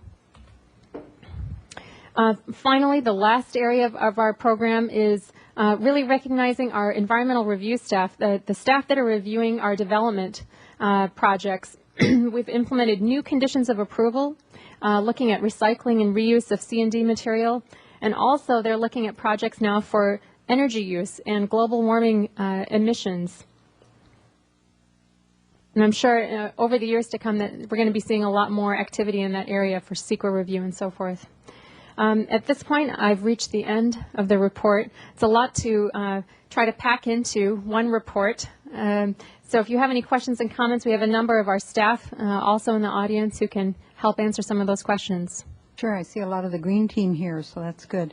We have some people who would like to say something. Ms. Schneider, as chair of the Sustainability Committee. Thank you. Proud chair of the Sustainability Committee, and it's been a pleasure to watch so many members of the Green Team really take this to heart. And I think that's what this report shows, that there's so many pieces of this puzzle in order to become sustainable, and it shows how that being sustainable, we incorporate it into an integral part of the city's everyday business. And I really want to compliment and acknowledge those in the room, although I have to admit you're the management in the room. I think a lot of the work's actually being done by those on site every day in and out, and you give the leadership, but they actually implement it. And so it's on every single level in the city. And that's really something, as you can see from the picture, all departments, all levels within the departments, and that's really something we should be proud of because it's that enthusiasm and ownership amongst everyone that really makes this happen. The report, the committee has looked at the report, during its committee process in a draft form, and it's really nice to see the final version. It came in yesterday, just in time, and what I appreciate about it are two things. One is the timing of it. We shifted. You might remember that the last report we had was actually over a year ago. It was because we were looking at a calendar year, but we shifted it to the fiscal year, which makes a lot of sense because now we can look at measurements and our goals and improvements along with our fiscal plan and coordinate those things, just like our P3 program, so that our financing and our decisions that we make about money in the budget also can be incorporated into what we're doing with the sustainability program, and I think that makes a lot of sense. And then the other piece I like about this report very much is it keeps us accountable. You have the data here that now we can measure from year to year to year, and if things go up or down, we can ask why, and it's in one complete package. There's so many details amongst each of the pages here, but then looking at the big picture, I think, is very helpful, and I think something that we should be proud of. I know other cities say they're green and they do great things, and we're learning a lot from a lot of them, but I think we can then prove to show that we actually are committed to showing results as well as saying the right things. So I think that's part of what this report does, and I want to acknowledge Nina and everyone else who worked on it. It looks really great. And then finally, to those interested, there's a lot of resources in here too, especially in the back page. There's a whole list of websites and just the tip of the iceberg in terms of what's available, and shifting from keeping our own house in order, which we're doing and have, like you said, a good foundation, and we need to build on that, but then also shifting into the community and working in partnerships like with the Green Business Program that we're working on, and then also being a resource to anyone who wants to provide a better sustainable home or business or office or things like that. So I want to commend you for that, and it's really been fascinating to be part of this committee, and thank you for the report. Okay, Mr. Williams. Well, the one thing that Santa Barbara is known for really around the country and in some ways around the world is for environmental protection. And so I think this is an incredible document as a sort of flagship of what we're all about in the city government. And I can tell you the last report I brought with me everywhere I went, and Nina kept on complaining that I was taking them all. And so I think that this is a great teaching material. It's a great thing. When people read this document, they go, wow, I can't believe all the things that you guys are working on. And I think it says a lot about what Santa Barbara is and what we are striving to be, and that is to make less of a burden on future generations and on other parts of the world by using more than our share. Obviously, we do by virtue of our affluence, but that's something that can change. And I think it's a great document in that our goals are great, even beyond the environmentalism of them, because really it's common sense. Using less, being more humble and being more sparing with what we use our resources on and how much resources we use, and still getting the job done of serving the community. And so I really want to, it's been a pleasure to work on the Sustainability Committee with Councilmember Schneider and Madam Mayor, and with the staff, very, very competent staff. I've been very impressed by the work that Jim and Nina have been doing. And please keep it up. Please keep on pushing the envelope, and there's a lot more we can do.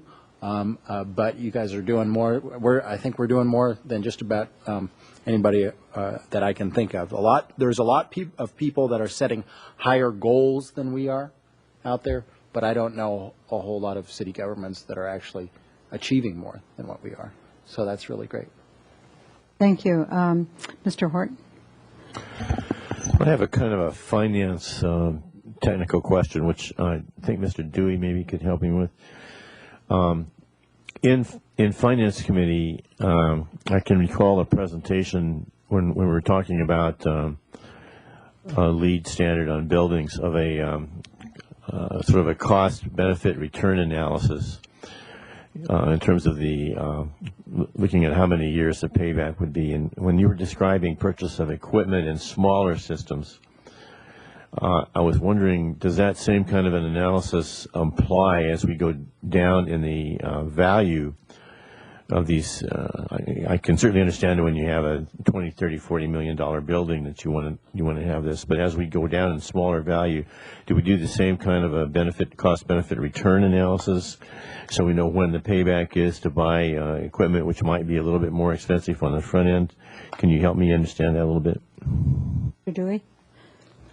Madam Mayor, Councilmember Horton, just to clarify, are you speaking specifically to LEED buildings? The analysis, which we saw, I think, in finance, was rather detailed and complex, and you could understand that it would be 3 years, 5 years, 7 years. That was on a LEED analysis. I'm just using that as an example.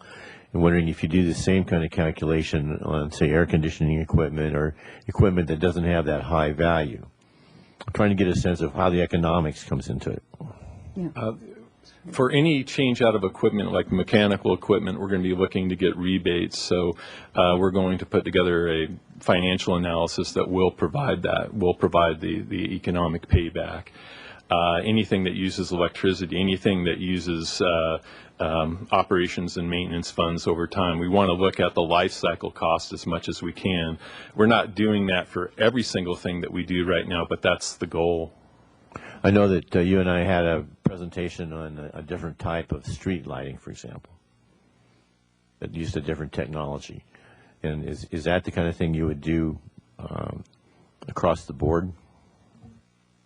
That's where we're trying to get to. It's sometimes, we economically, sometimes we set thresholds where, we're looking for projects that have a 5-year payback or less, but the goal is to look at the life cycle cost of that system. And sometimes that can get kind of complex, but that's where we're trying to go. Complicated, I'm sure. Mr. House and then Ms. Falcone. Thank you, Madam Mayor. Ms. Johnson, thank you very much for the leadership you've taken in this program, and not just in putting this together, but in truly leading us along and getting really putting the city in a position from a staff and administrative perspective to really stand out. I mean, we really are taking leadership. We're learning from others. The committee, definitely thank you very much for the work you've been doing. And this is, I think, emblematic of who we are as a city, and is really something that we can hold out as our calling card to others that and to be a model too for other communities. I wanted to comment that in your presentation, I'm seeing that there's an economic component to just about every one of the things. We can make that connection, as Mr. Horton is saying. We can draw out how doing things that are philosophically, say, good for the environment, how that can hit the bottom line, and that's a very important piece of it. There's a third component to sustainability, which you've brought out a number of times in your presentation, which is the social dynamic, and it has to do with how this affects our constituents in the community, and how that can really make it so that they have a little bit more left over at the end of the pay period, you know, and how they can take care of their needs. And I think that's critical. To continue to note and perhaps even strengthen in our future reports the fact that there are over the last 6 years or so 1 million more bus rides a year. You know, I mean that means people are being served better by our relationship and the emphasis we place on our relationship with MTD and how we've worked that.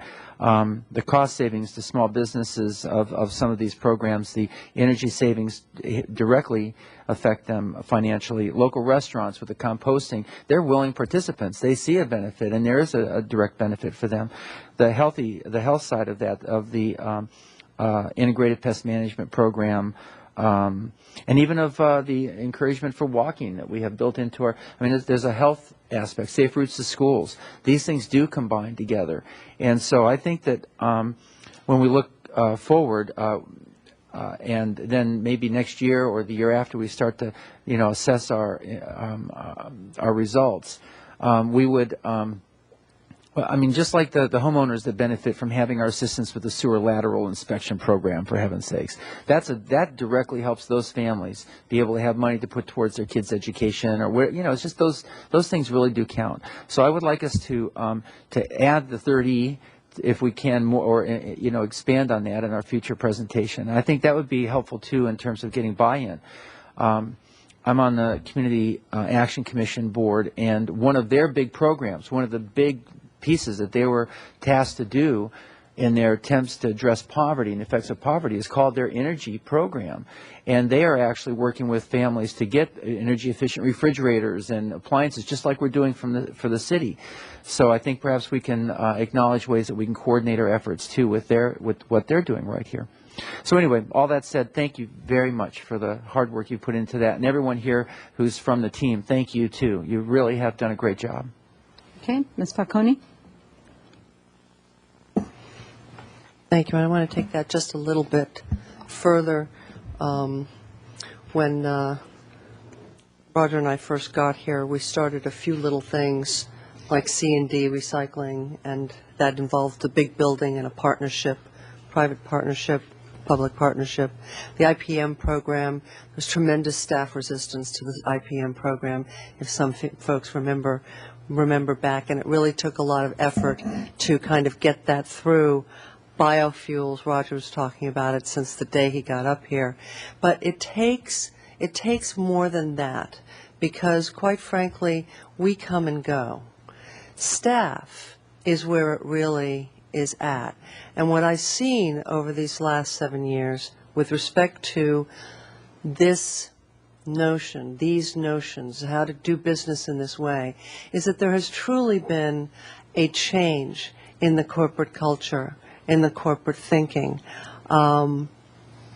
When Don Olson and Jim Armstrong thought of the Green Team, having members of each department, each staff, take a kind of an ownership, be the lead person in this. Now, I don't think Don's involved anymore because, Nina, you're taking it over, but really through Jim's leadership, I think that staff was really encouraged and asked to come along. So many of these ideas come from staff. There has to be a willingness on staff's part to be creative, to do it differently. And I think that everyone should be getting massive gold stars in this regard, because without that willingness, that creativity, and that change in corporate idea, as a group, we wouldn't be here. And we can talk all we want and give leadership and direction and so forth. But if it's not going to be done on the ground, with folks who are, you know, out there ordering stuff for picnics and so forth. You know, it makes a huge difference, and I sense a great pride of ownership by the city as an organization for this effort, which makes, you know, me really proud, and I'm sure everyone really proud to just be a little part of that. Because as I said, we come and go. We just saw Jan, who spent 30 years here. So thank you. Thank you all.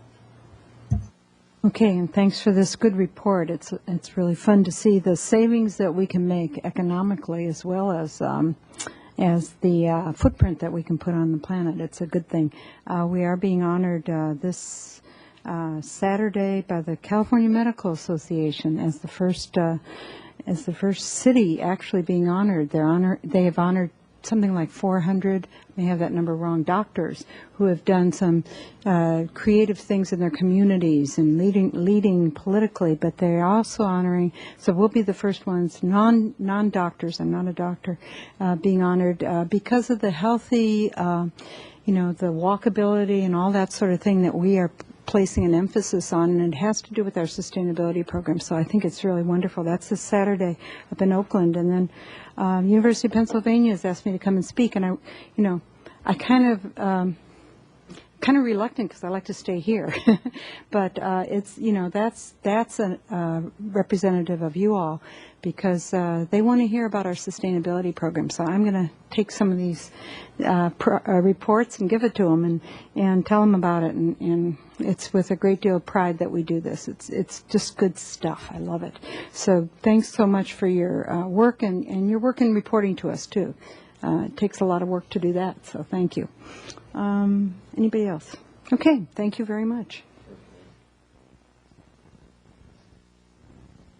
We're going to have now, we have a 535 East Montecito Street, number 23, so we'll take a short break while they're getting set up here. But come back in here quickly because then we have a closed session.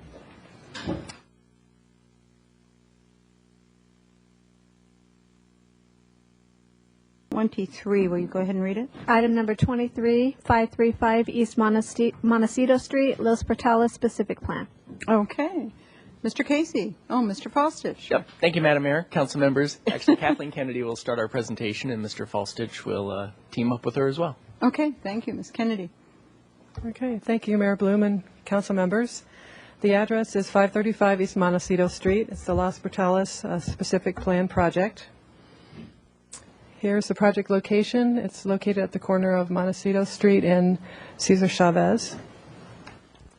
I'm including an aerial view showing you the project site. It's the vacant parcel here in the center, and we can refer back to this if you need to later on, giving you the context of the project site. The project status is that the Planning Commission approved the proposed 48-unit residential condominium project just recently in August, but the approval is contingent upon the adoption of the specific plan by the City Council. The purpose of the hearing today is to review and consider the proposed Los Portales specific plan and direct staff to return to Council to introduce and subsequently adopt an ordinance adopting a specific plan for the project. The project is a residential project in the M1 zone, located in the M1 light manufacturing zone. Residential uses are not allowed in the M1 zone. Therefore, a specific plan has been requested to establish a zoning overlay to allow below market rate housing. I'll give you a brief project history. Originally, the project was a 90-unit mixed-use project. It went before the Planning Commission back in 2003. Also had design review in 2004. You recall that the project came to the City Council for the initiation of the specific plan in 2004, and again returned to the Planning Commission for concept review. It had a number of other reviews, also went back to the Design Review Board and Planning Commission. Back in 2006, the project was brought to the City Council for a status report and update. At that time, it was still a 90-unit project. We had a EIR scoping hearing at the Planning Commission, and then again brought the project back to you to review some alternatives, looking at a 90-unit versus a new revised 48-unit project. The 90-unit project was withdrawn, and then a 48-unit totally residential project was submitted. It went to ABR in 2006. It went back to the Planning Commission for an EIR scoping hearing for the new project in 2007. The EIR was prepared, and there was a draft EIR hearing June of this year. And just a few weeks ago, August 21st, the Planning Commission approved the project. When the Planning Commission took action, they certified the final EIR, making a statement of overriding considerations, approved the parking modification, approved the tentative subdivision map, and then made a recommendation that the council adopt a specific plan. The project goals overall are to provide below market rate units for households that would not qualify for affordable housing under the city's affordable housing policies, and to provide housing that's designated for employees of businesses on the South Coast. And I'll go through a number of slides here outlining the elements of the proposed project. There are 6 three-story buildings consisting of 48 residential condominium units. That would be 24 two-bedroom and 24 three-bedroom units. Each building would include 8 units, 4 two-bedroom and 4 three-bedroom. And each unit would have a 2-car garage and a tandem configuration. Of the 48 residential units, 8 would be market rate and 40 would be below market rate units. 98 parking spaces are provided. There are 96 for the units themselves, that's 2 per unit, and then 2 guest spaces, although 12 would be required under the ordinance. Here's the site plan of the project. I'd like to just point out the driveways. There's the driveway along the rear of the property. Another driveway here to access the garages for these 2 buildings. This is a pedestrian access here along Montecito Street. Here's another vehicular access. This is a shared easement with the property to the west, and a driveway here. This is the open space area proposed in the middle of the project. In regard to parking, a parking modification was approved by the Planning Commission. It was to allow only 2 on-site guest parking spaces instead of the required 12, with the guest parking spaces to be allowed on the street. A parking survey was conducted. This is included in the EIR. It stated that the 2 on-site guest parking spaces meet the demand of 2 spaces before 5 p.m., and that the on-street parking within the 2-block radius would meet the demand of the 10 spaces after 5 p.m. In regard to zoning, there have been some concerns regarding the loss of M1 industrial uses in the area. Currently, small service businesses are slowly moving elsewhere, and this area is transitioning to general office space, which is not currently the high priority for the city, and staff's belief that the below market rate housing may be a better choice at this location. The final EIR stated that there are traffic impacts. There's Class 1 cumulative traffic impacts at 2 intersections, the Gutierrez Street, Garden Street intersection, and the Garden Street US 101 ramps, northbound ramps intersection. No feasible mitigation measures or alternatives were identified to fully avoid these Class 1 impacts. The other Class 1 impact is parking for the guest parking spaces. That's because there's no assurance that the on-street parking spaces would be available consistently over the life of the project. Again, no feasible mitigation measures or alternatives were identified. The Planning Commission did make a statement of overriding considerations, stating that the remaining significant adverse traffic and parking impacts identified are acceptable in light of the overriding consideration, which is that the project would provide below market rate housing units for home buyers and would provide an important and needed housing type in the city that may not otherwise be provided. The specific plan document itself includes the purpose in the beginning, which is to establish a zoning overlay to allow below market rate housing in the M1 zone. It calls out the uses. M1 uses would still be allowed, but it also allows residential units subject to certain restrictions. There are a number of regulations regarding height, setbacks, distance between buildings, design review, et cetera, that are included. I want to point out one error in the ordinance for the specific plan, we state that the dwelling units per acre would be 29. It's actually 27. It also provides for tandem parking on site, and also for off-site guest parking would be allowed. There are a number of items related to price-restricted housing provisions dealing with price, occupancy, and employment that Stephen Falstich will be getting to in a moment. I'd like to let you know that the Planning Commission, when they approved the project, recommended some revisions to the specific plan. And staff does not agree with these two revisions that they've asked for. One is at least one owner in each below market rate unit shall be employed in the city of Santa Barbara rather than employed on the South Coast. And the second revision is to allow the average pricing to increase 2.5% annually between the time of project approval and initial sale in order to defray the increased development costs. And we would like to discuss this further with you. I'd like to turn this over to Stephen Falstich, and then I'll come back and wrap up. Can I see that slide just for a little bit longer? Yeah, that last slide, if we could go back to that. There we go. Mr. Williams, you have a question? I don't have a question, but Councilmember Schneider Okay, does. good. I just wanted to be sure I read it several times. Okay. Well, you go ahead and read while Ms. Schneider asks her question. I've just a clarification on the traffic, the Class 1 impact for the traffic. It's the Garden 101 intersection, right, that we're talking about, and is it an accurate statement to say if there was one extra car if that project brought one car to the project, that would create a Class 1 impact because that particular intersection is so impacted already? So it really, it's not the project itself. It's just because of the Garden 101 traffic area automatically, or? Madam Mayor, Council Member Schneider, that intersection is impacted under cumulative conditions. So I believe the city standard is that if 5 trips go through that intersection, then it's considered a significant impact.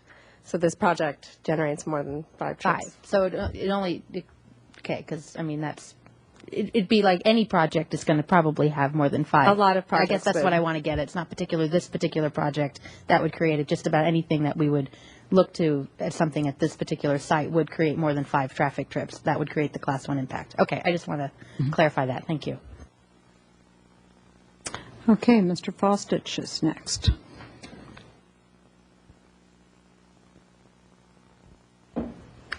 Good afternoon, Madam Mayor and members of the Council. I'm Stephen Falstich, the Housing Program Supervisor, and I wanted to talk about the pricing and some concerns that housing programs staff have about the pricing.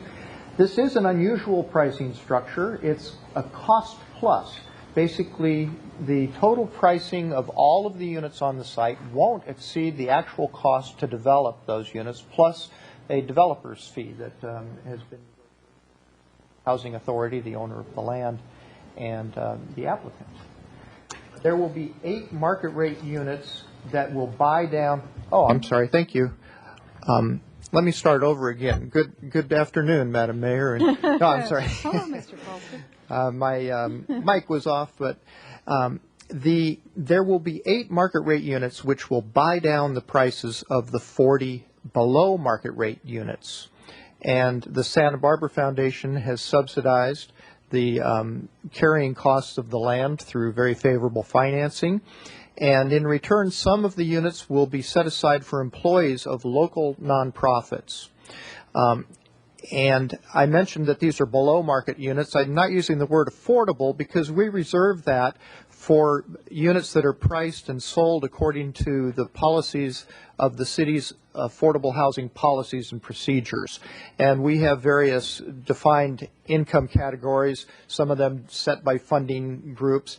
There's very low and low income for rentals. There's moderate, middle, and upper middle that the city recognizes for the for sale units. And these don't fit into those categories. Just to compare them to these categories, the The city's middle income pricing would be for a 2-bedroom unit $250,000 and for a 3-bedroom unit $283,000. And by the way, this is the pricing that would be required under an inclusionary requirement that might apply to projects.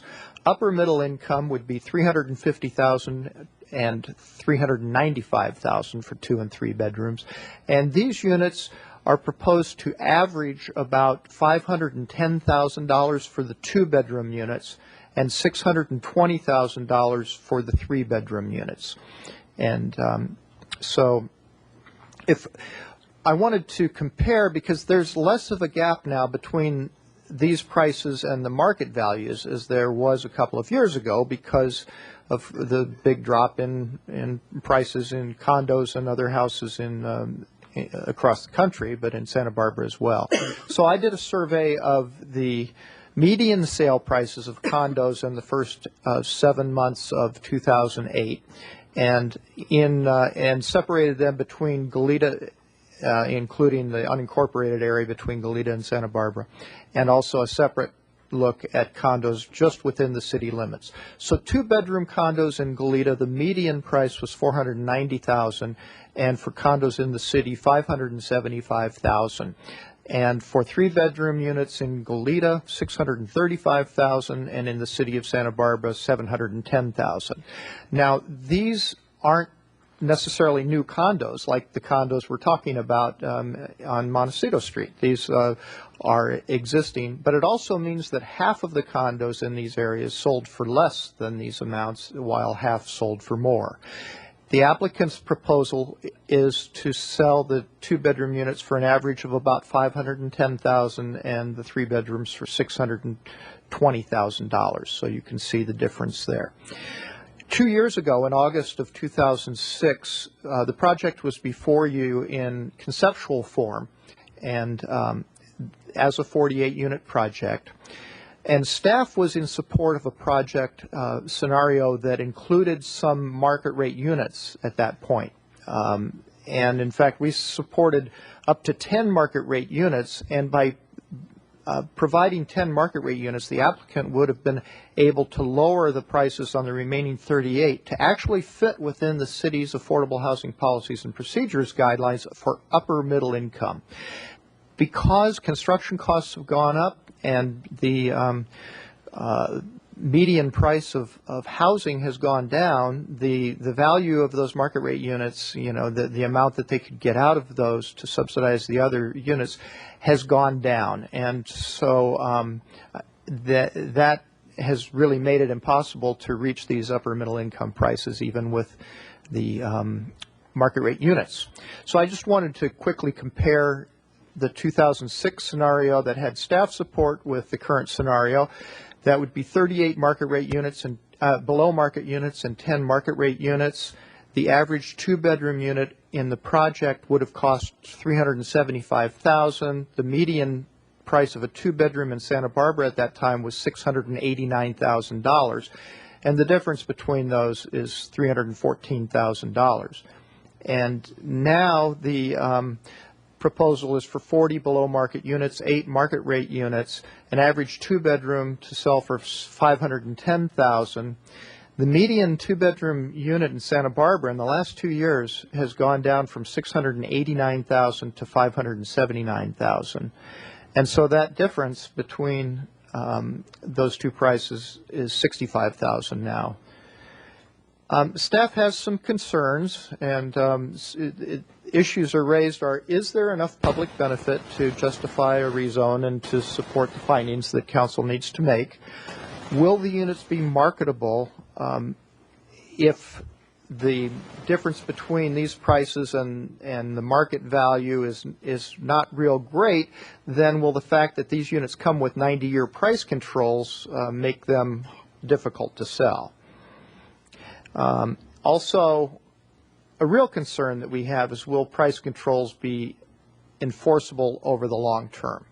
And that, again, is going to depend on the gap between the below market sale prices and the market rates. These are unprecedented pricing levels. I don't know of any other community that would, that has has put price controls on units of this size. And that's not just of this pricing. Not to say we shouldn't do it. It's just that it's really untested in terms of the long-term enforceability of the controls. So that's a real concern, so much so that staff asked the Housing Authority if they would be interested in taking over the enforcement of these in the long term, because it really doesn't fit into the categories of the city's long-term affordability that we've done so far. But understandably, they said, well, they work with affordable housing, but not really with resale controls, and they think that wouldn't be a good thing for them to take on. But we have concerns still about the city staff's role in this. Our success has, I mean, we really are proud of our ability over the years to assure the long-term affordability and to save units that are threatened by foreclosure or that, and I think a big part of that success has been that our units the pricing is far below market, and there's a high demand for those units. So if we have to step in and buy a unit and put money in to fix it up or whatever, we can resell it and recoup our money and retain that as an affordable housing unit. We've also had very conservative loan requirements over the years. In the last couple of years, that's really paid off. We require that there be no balloon payment due on any mortgage financing. We require that the borrower under a variable rate loan be qualified on the full value, the fully indexed mortgage rate rather than the teaser rate that is used in subprime loans to qualify people who might not otherwise be qualified. And no negative amortization, those sorts of things. I'm not sure what the staff's role would be with a project like this, whether we would be involved with the refinancings to make sure that there were no subprime loans, that sort of thing, and so there's some unknowns, but and those are some of the reasons, but also I think that I always point to the great dedicated housing staff that really takes the charge from council very seriously, and also the willingness and availability of the city attorneys to step in. We talk with the city attorney's office, if not daily, certainly weekly, about enforcement issues and they're always there for us, so that's great. But the question remains, will we be able to step in and buy units in a project like this that are in default? Certainly that would be impossible without a source of funding. Right now there is no funding source besides general funds, and but if the changes to the inclusionary housing ordinance are adopted in the next few weeks, then it's possible that we would start seeing some in lieu fees that could be set aside for that purpose. So that basically is just to say that there's some issues. It's a whole new idea. I think everybody is approaching this doing their very best. The applicant can't control the fact that costs have gone up and that pricing have gone down. It's just and they're continuing to push a project that will provide some public benefit, but staff has some concerns about whether the market forces have really created problems that are very hard to overcome. Okay, thank you. Ms. Kennedy? Thank you. Oh, Just have a question. Mr. Williams has a question for Mr. Falstich. Just on the analysis of median home pricing, and I just only have a little bit more anecdotal information because, I'm a recent enough home buyer to have had to do this hunt.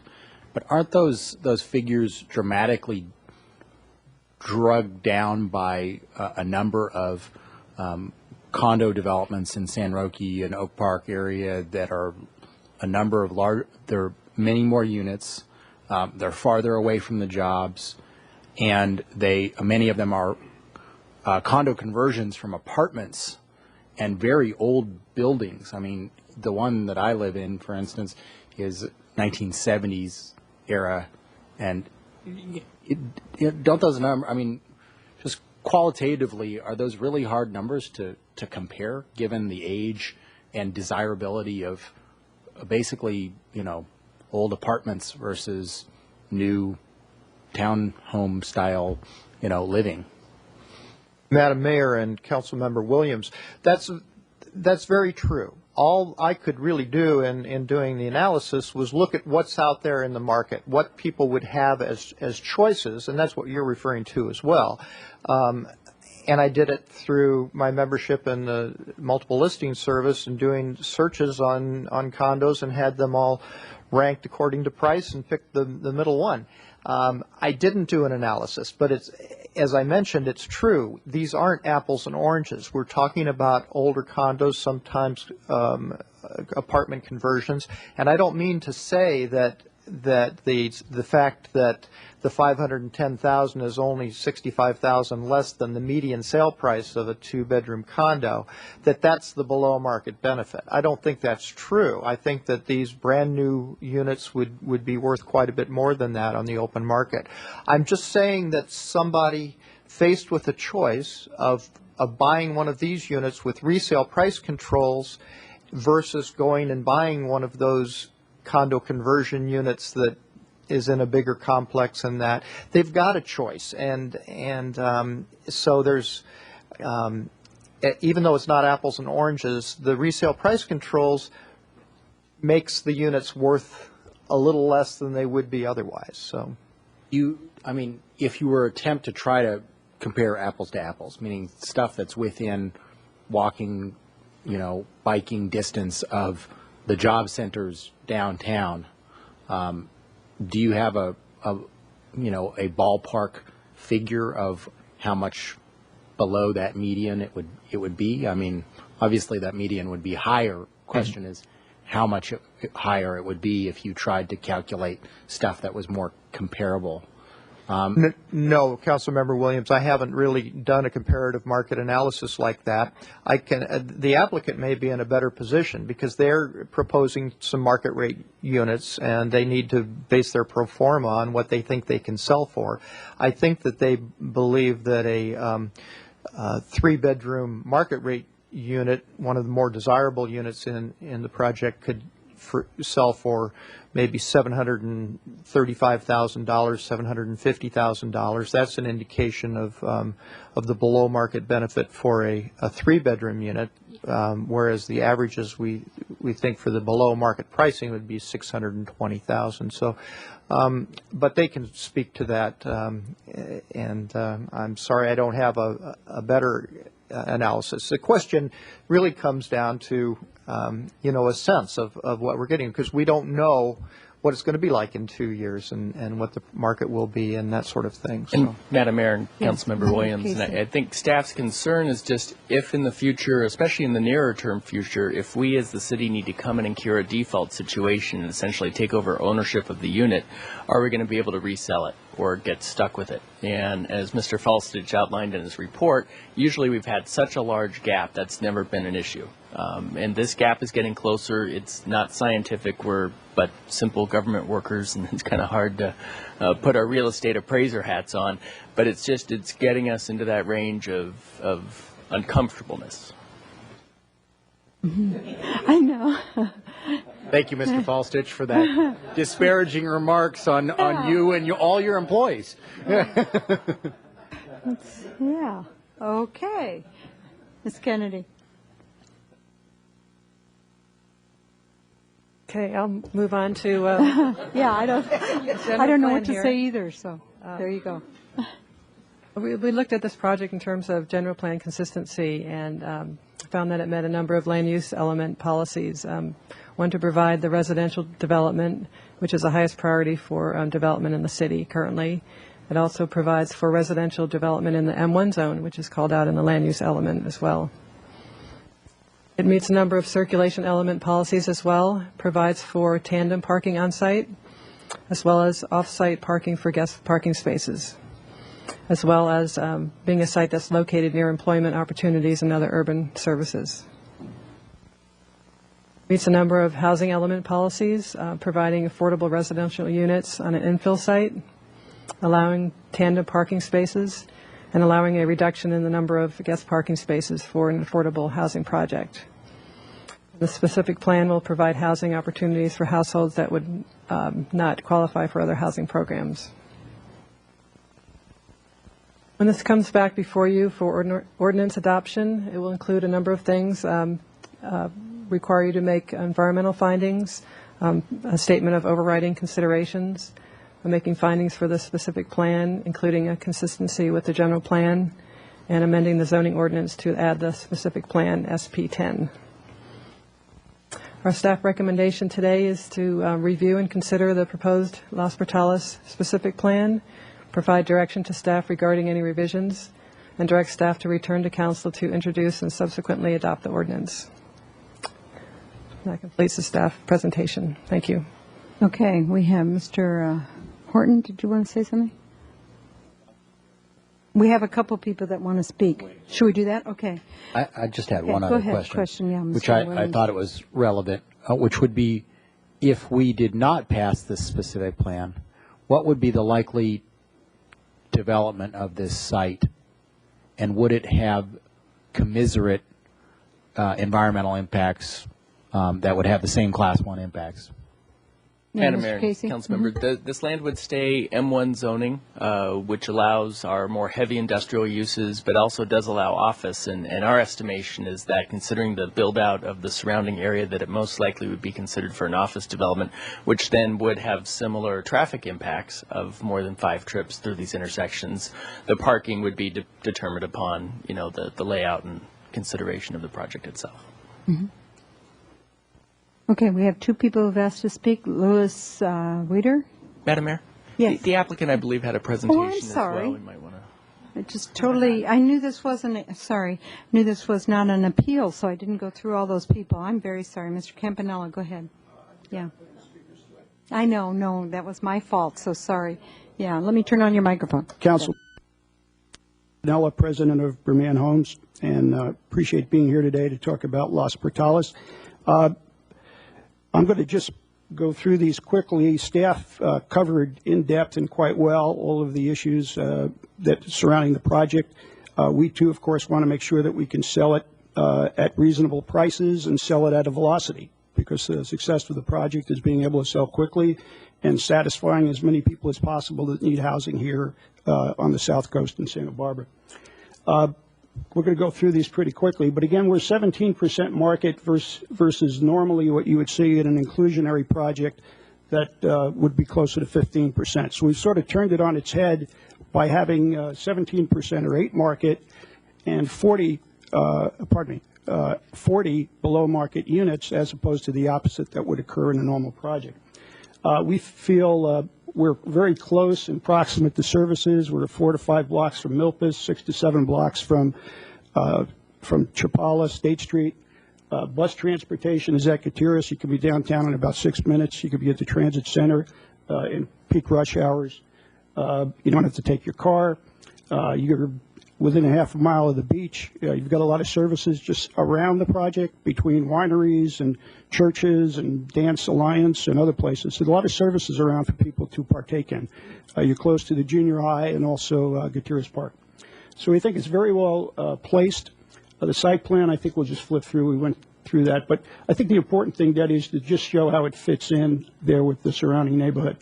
To the north and south of the property are primarily office or light retail, light industrial on the other side of the street to the northeast, and then you've got Casa de la Raza on the corner, and then light industrial and showrooms, if you will, on the southeast side. Blends in very well with the surroundings. Next. You can just keep going there, Debbie. I think that was covered. Elevations, there was a comment made at Planning Commission that we had a height of 42 feet. It's only on one architectural element. The roof lines go up to 37.5 feet, but mostly we're about 32 to 35 feet in height. 3 stories on all units. That shot's taken from the west side, which would be looking onto the parking lot of Mr. Weider's property. 35 feet at that angle. We've gone over this already. We could just skip. And in a conceptual look from Cesar Chavez coming through the main pedestrian access and open space to the project. This gives you an idea what it looks like in comparison to the existing street scene. There's office building to the west side across the street as well as office buildings. This blends in size, bulk, scale very well. Okay. As far as going over the affordable program, it would be an owner's principal place of residence. As you know, the Santa Barbara Foundation provided financing to hold this property up until this time and also be providing some financing going forward. Their goal was to do outreach to nonprofit employees, which we have done, and we'll give you some results of discussions we had with them in a moment. Local employees, the specific plan as approved by the as submitted by staff show that one owner of each unit must work on the South Coast. The Planning Commission preferred that it be a city employee, somebody who works in Santa Barbara. We're just throwing out an idea, maybe a preference could be given to Santa Barbara people. I don't know if we want to limit our market that much when we're trying to sell with velocity in this time frame, but perhaps then in the future there could be a priority list for city employees once we fill up all the units during the initial marketing and then during resale as well. I'm just throwing that out as an idea when it gets to discussion. The resale prices increasing by 2.5% per year. That's to give people an idea that they can get some equity growth. The specific plan is drafted that says not compounding, and we'd like that to change, and I think staff would support us.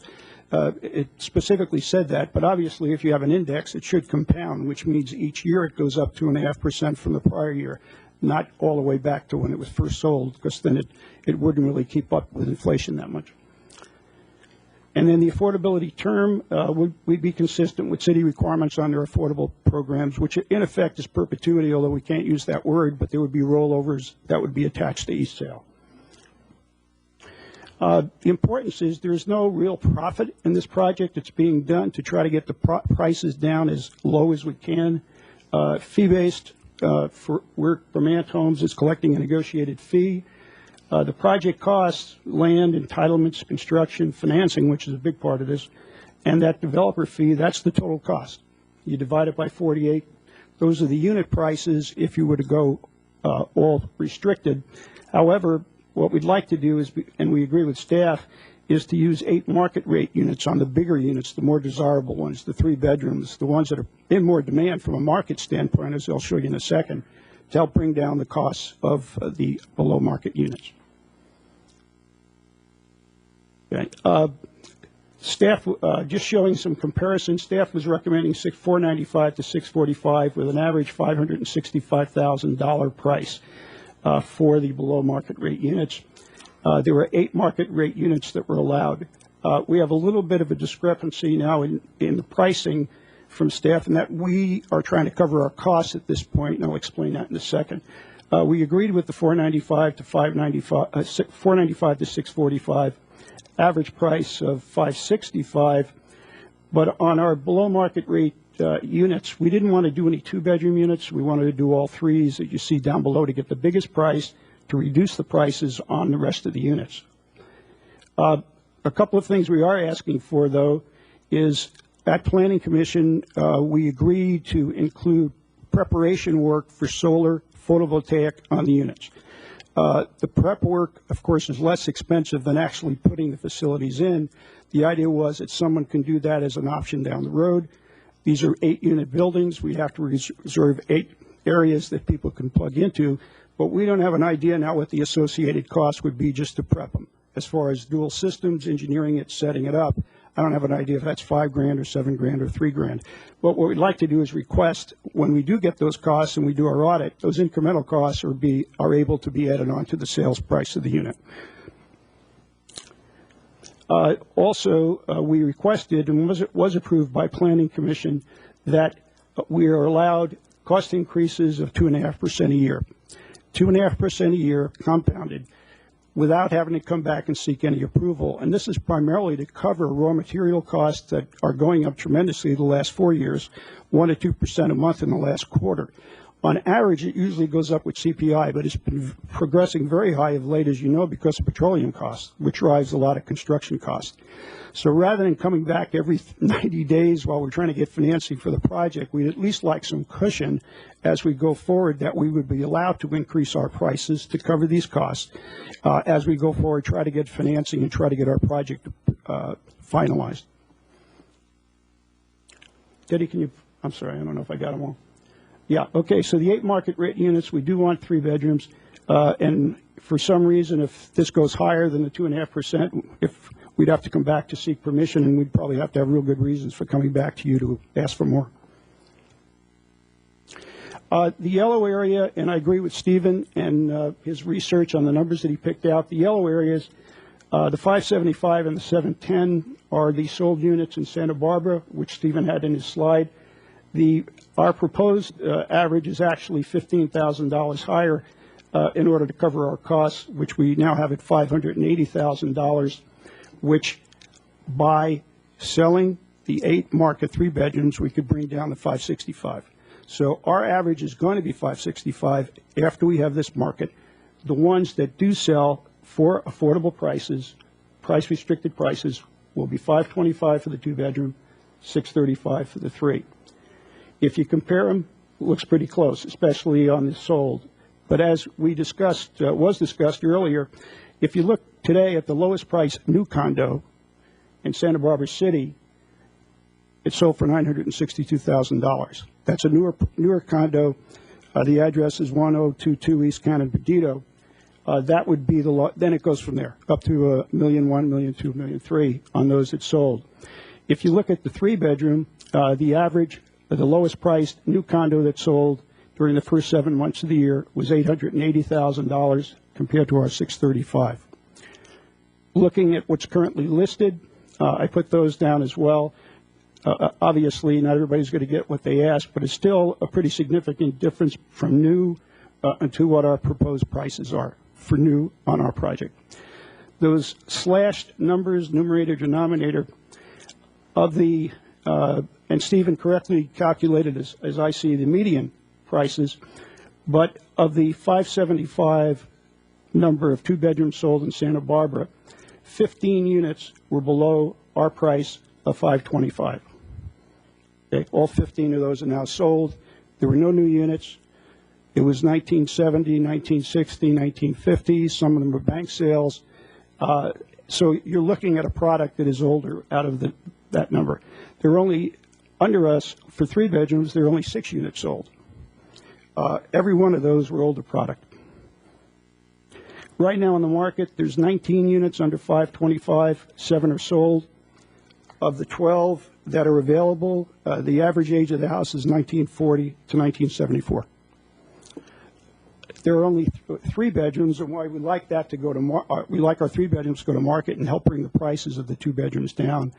There are currently 4 active 3-bedroom condos in Santa Barbara under $875,000, and 2 of them are sold. The ones that are not sold were built in 1958 and 1965. So just trying to say this, you know, this isn't a we're-all that we're going to blow them right out, but I just want to make sure we're not too nervous about the fact that it is still attractive to what's going on in the marketplace in Santa Barbara, especially if you want to live close to employment areas, especially if you want new product. Before you go on, I have a question. Yep. Okay, Ms. Falcone? Thank you. John, on that slide, it may just be me or, no, yes. But the 2-bedroom are 962. The 3-bedroom is 880.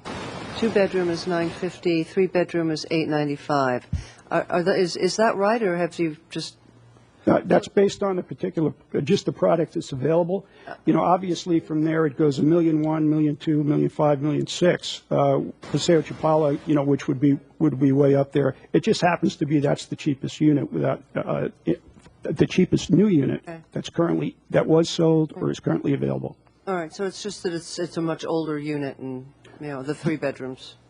No, they're new. That column is all new. That's the lowest price new unit in Santa Barbara. Right now, that's either has been sold in 2-bedroom, 3-bedroom, or is actively listed on the market. Okay, what we're missing up there is square footage, so you can't actually see how big the 2 versus the 3 is. Okay, anyway, it was like a flip in the numbers that didn't really make any sense. Yeah, but if that's right, you're sure that's right. The question that I have, though, is once you get to the end of your chart here, you're asking for a 2.5 increase per year, sliding up. So those numbers will actually, if the project takes 3 years, be 7 points above. That's correct. Is that right? What we're trying to do is cover construction costs. Not that we're going to charge more. We hope we don't have to, and keep the prices down.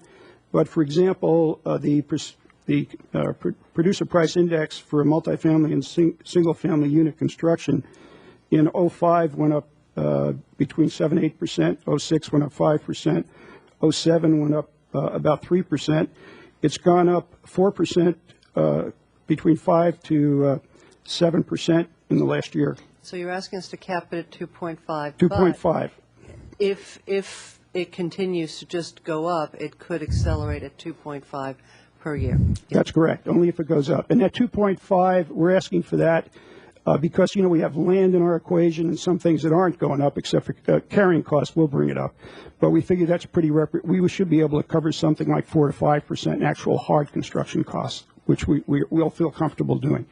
And again, if we don't have to, we can't pass the cost along. Okay, go ahead. Okay. Yeah, please. There has been, just to look at some of the price indications that we said between keeping something price restricted versus market. These are condo sales throughout the South Coast from the MLS. I didn't have graphic charts for Santa Barbara only, but there has been a fall off from 2005 when we hit the peak. Not disastrous, but still a fall off as you would expect, not as bad as some areas. The fall off is due a combination of both people reducing prices plus also the mix of what's selling. As you get to the older, lower product, people have to sacrifice more because they got to be fixed up. I think they're selling a little more quickly than the higher end condos right now. But if you, I just kept those prices of the first line, the 294, thanks, up to 598, 595.5 there. I kept those prices just to show that even with the fall off, the increase in South Coast condos has gone up 9.25% a year. If you go back to 05, it was probably 18 or 19%, but it's 9.25% now. If in fact we had a program like this in effect in 2000, and even at a 294, just to have a starting point at 2.5% a year compounded, we would be at $358,000 for that product, which would be 60% of market. So you see, we got to look now to be practical on how to get stuff on the ground and get it all financed and built. But hopefully we can convince others that are putting the financing in. It's really a long-term situation relative to how beneficial this project is actually going to be. Madam Mayor. Yeah, Mr. House has a question. Would you go back to that just a second? I want to be sure I really get the point. So the idea is that over time, the gap between the market rate units that would be similar and these would get bigger, so that they would essentially, when if they were to be resold at some point, they would be even more or even less than or a bigger gap between the two, I guess is my point, right? Time goes on. There's a project we have next, Eddie, if you could turn to it. I didn't update it from 05 when we started. That's La Cumbre Hills, which the Tobes group built. They were single-family detached. Your average pricing is still about $1 million now for the city on all units, a little bit more than that. But again, that's the gap. So right now, those units could resell at market at $980, I would say, fairly easily. But they were priced at $321. This is a couple of years ago, but the trends would continue out. But that's a real example of a project that worked and kept people's payments down for a long period of time.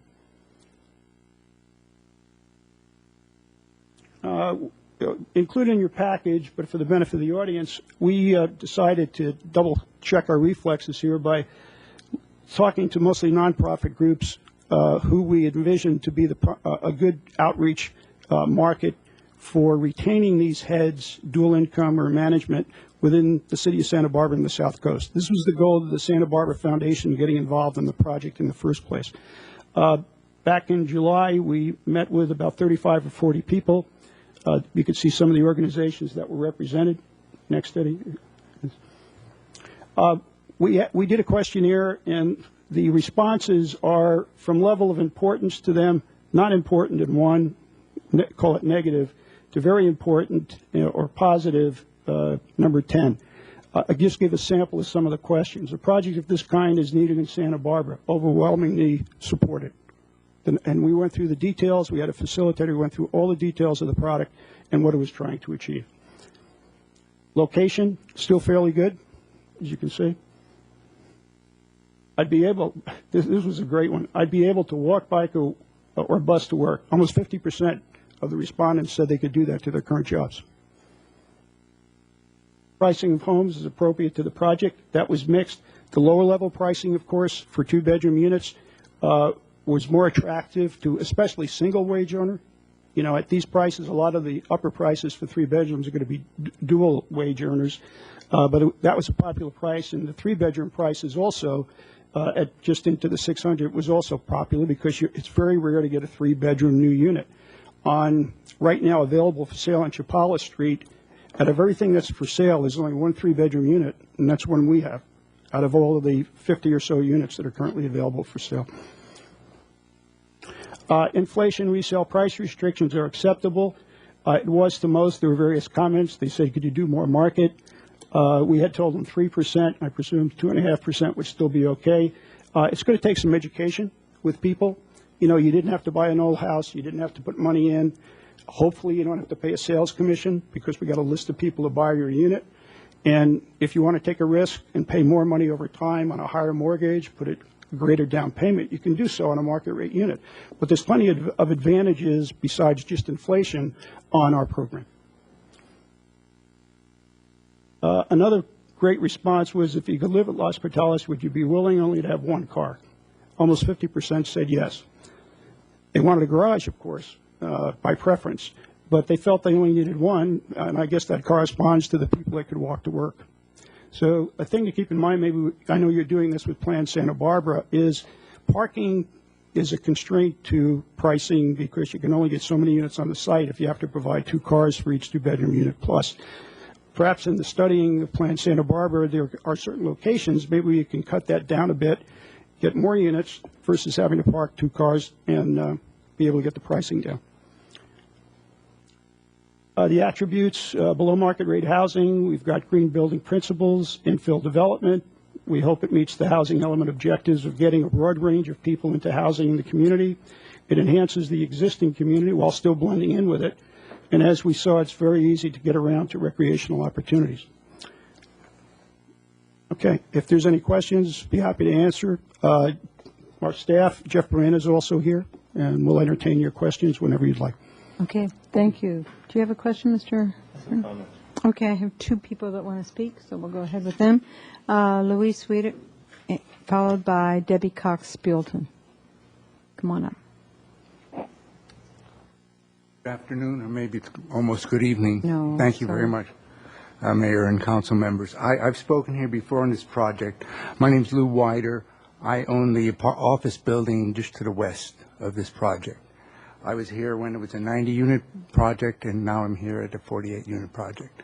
And I had some comments which I'd like to make, but I would like to just give some history and also comment on other things that have come up while I've been listening. Mr. Williams was correct. You cannot compare a new condo project to a conversion. I know. I've been in the housing business since 1965. I've done conversions. I've owned over 1,000 apartments, and I'm in the commercial office building. An apartment that's been converted has no laundry, is not soundproof, has no garage, has no landscaping, and has much smaller square foot. So I find it difficult to compare the two, and I think that it's fallacious in a sense. Also, this is being designed, by the way, I have no interest in this. I don't know these gentlemen that well. I can say hello to them occasionally. I'm only interested in seeing a nice project next to mine, and especially if it's designed by Mr. Piker, because I think he does wonderful work. This property was owned by a woman who's, I remember right, her husband was a dentist. She had it for a long time. At the time she put it up on the market, I was interested in buying it. She wanted almost double the price I paid for my land next door. The Housing Authority bought it. I think they had a special tax deal. I can assure you that if you don't approve a housing project here of this sort, that you will not find anything else on such expensive land, certainly not M1. She tried an office building. She was turned down by the city as regards parking and traffic. So that's some history for those of you who haven't heard this before.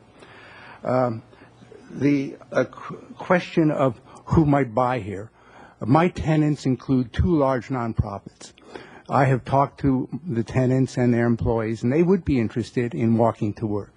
And I think that would certainly be helpful. Not only that, but these tenants are organizations that help the developmentally disabled and rehabilitation. So I think that would be a plus for the city, having those tenants and those organizations that continue to be in that location. As you can see, I support the project. I think it's the best use for the project, and that it would provide housing for nonprofit employees, both my tenants and others.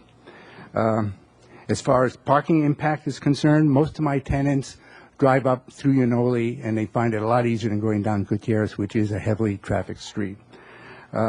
If there will be parking on the street for guests, usually in the evening.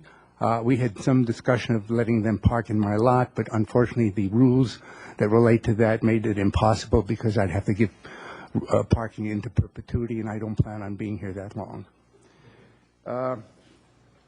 So I have no problem with the project. I will say this, and I've said it before, there's one problem in that area, and that problem is and I believe you saw the area yesterday. You saw there were some recreation vehicles. I've seen it when there have been 10 of them there. The area is surrounded by recreation vehicles and vans. People sleep overnight. There's nothing the police can do about it, even though it's against the law. They occupy the sidewalks. They don't use toilets because they don't have toilets, so they defecate on my property. They argue. Sometimes they get drunk. Sometimes they sell drugs. And recently they've been threatening some of the tenants. I hope that before this project is completed, for the benefit of this project and mine, that the city will find a way to resolve this problem. I want to thank you very much. Thank you. Debbie Cox-Bealton. Mayor, I have a question for Jim Armstrong on that issue when you're ready. Okay. Go ahead, Debbie. Madam Mayor, members of the council. My name is Debbie Cox-Bolton. I'm the executive director of the Coastal Housing Coalition, which is supported by 60 local companies, which collectively employ about a third of the South Coast workforce. And we're here today to support Los Portales and urge you to approve it. Every day we hear from local workers who are concerned about the lack of available affordable housing and the impact that lack of housing has on them and their families, as well as on our local economy and environment.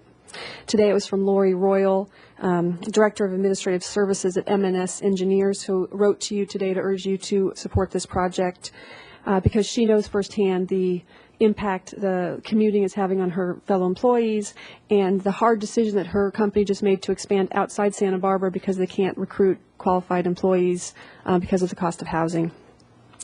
I want to reiterate, which I've done here before, but the CHC is highly selective about the projects that we endorse, and we have a rigorous set of guidelines that we require projects to earn our support.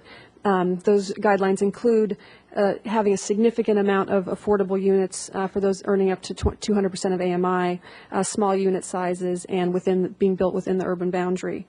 We enthusiastically supported this project before my tenure when it was a 90-unit project, and we were disappointed to see it scaled back. But despite that missed opportunity, we feel that this project in its current form still would provide a valuable service for our community. I want to reiterate something Mr. Campanella said, which we were involved in the focus groups in July, and just the standing room only turnout that those focus groups produced, to me, really showed the need for this type of project and the demand that there will be for these units.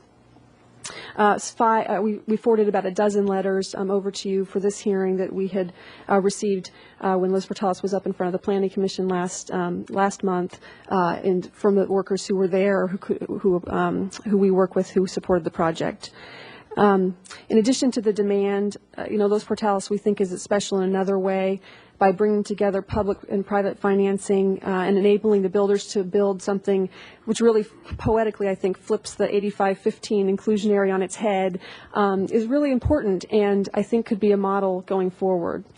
Finally, we want to weigh in on the provision that was added by the Planning Commission on that's been mentioned here a couple times today about requiring one of the workers living in the city of Santa Barbara to be eligible to live in Los Portales. And we would just urge you to reconsider that. I know that the Planning Commission hearing happened on the day of the RENA SB CAG appeal.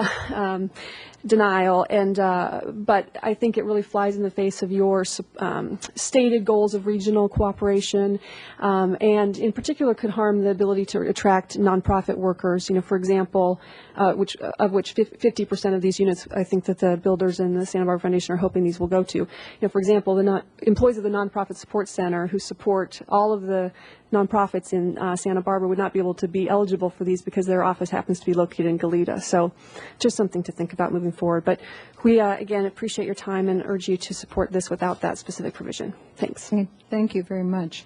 Ms. Falcone. Thank you. I have a question specifically about the parking surrounding that piece of property and also the area in general. There has been quite a lot of talk over the last several years. Mr. Wider, I know, has called me many times, and I'm sure others. You and I have had this conversation, Mr. Armstrong, a number of times. You were thinking about instituting or having traffic look at the possibility of a permit type of system, whether it be for the day worker. The police have the opportunity to do the no camping at night, but it's kind of a daytime remedy that you were thinking of. Could you just give us a very quick timeline on where is that? When do you look forward to that coming to someone for review and moving it forward or its feasibility? I'll try and answer your question, and then I'll ask Mr. Allen to help out. And we have struggled with the parking problem with the RVs there. We do have ordinances that don't allow people to camp, and yet what we find is it's very difficult to enforce because the folks over there tend to know what the rules are, and without us catching them, they just when the police show up, they don't come out, and it's an enforcement problem. We have looked at trying to establish a permit parking program there that would allow the businesses to participate in it, because it's mainly businesses that park there during the day. And we've had some problems making the findings about whether or not what's the traffic safety issue that would allow us to do that. And now we're working with the city attorney's office to come up with some other alternatives that might work, because we just have been challenged on that.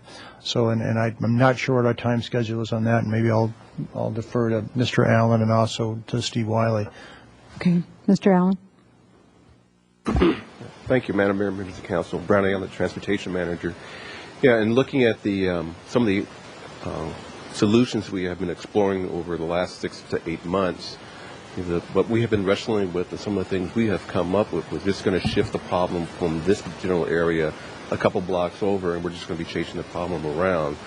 So we're trying to come up with a more area-wide or even a city-wide approach. So we're looking at how we can put a tool together that's going to be available for the police department to address problems not only in this area, but like over by the junior high school and the armory and all that. And my staff has been working with the police department and the city attorney's office to come up with some solutions. And hopefully within the next month or so, we'll be able to come before the ordinance committee and the full council with some recommendations that the council can give us further direction on. And I had a conversation with Michelle Montez earlier today, and we're trying to get together a meeting so we can figure out where we're going with this. This is something that's been before the Neighborhood Improvement Task Force for the last couple of months. We've been talking about it. There's not an easy solution to this problem. You know, as Mr. Armstrong mentioned, it's difficult to enforce the no overnight camping. The police department actually has to give the citation to the individual.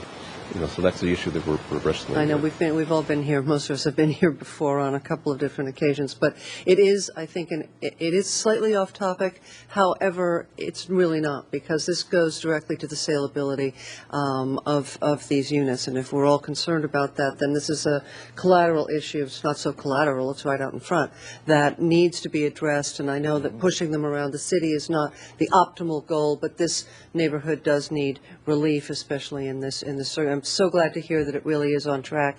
I look forward to some of your more creative ideas, and I know Mr. Wiley and Ms. Montez are very, very adept at coming up with some things, as is the whole team. So, I don't know, Mr. Steve, did you have something to? Well, Madam Mayor, I was just going to Mr. Wiley. Maybe clarify a couple of things. There's actually two possible things we're looking at. One would be an employee permit parking program for this area, this block. And that is an existing code provision. Mostly we've done that for residential permit parking, say in the West Beach area. But the existing code, the existing chapter allows an employee permit parking program. There aren't any particular traffic safety findings that need to be made for that, to do that program.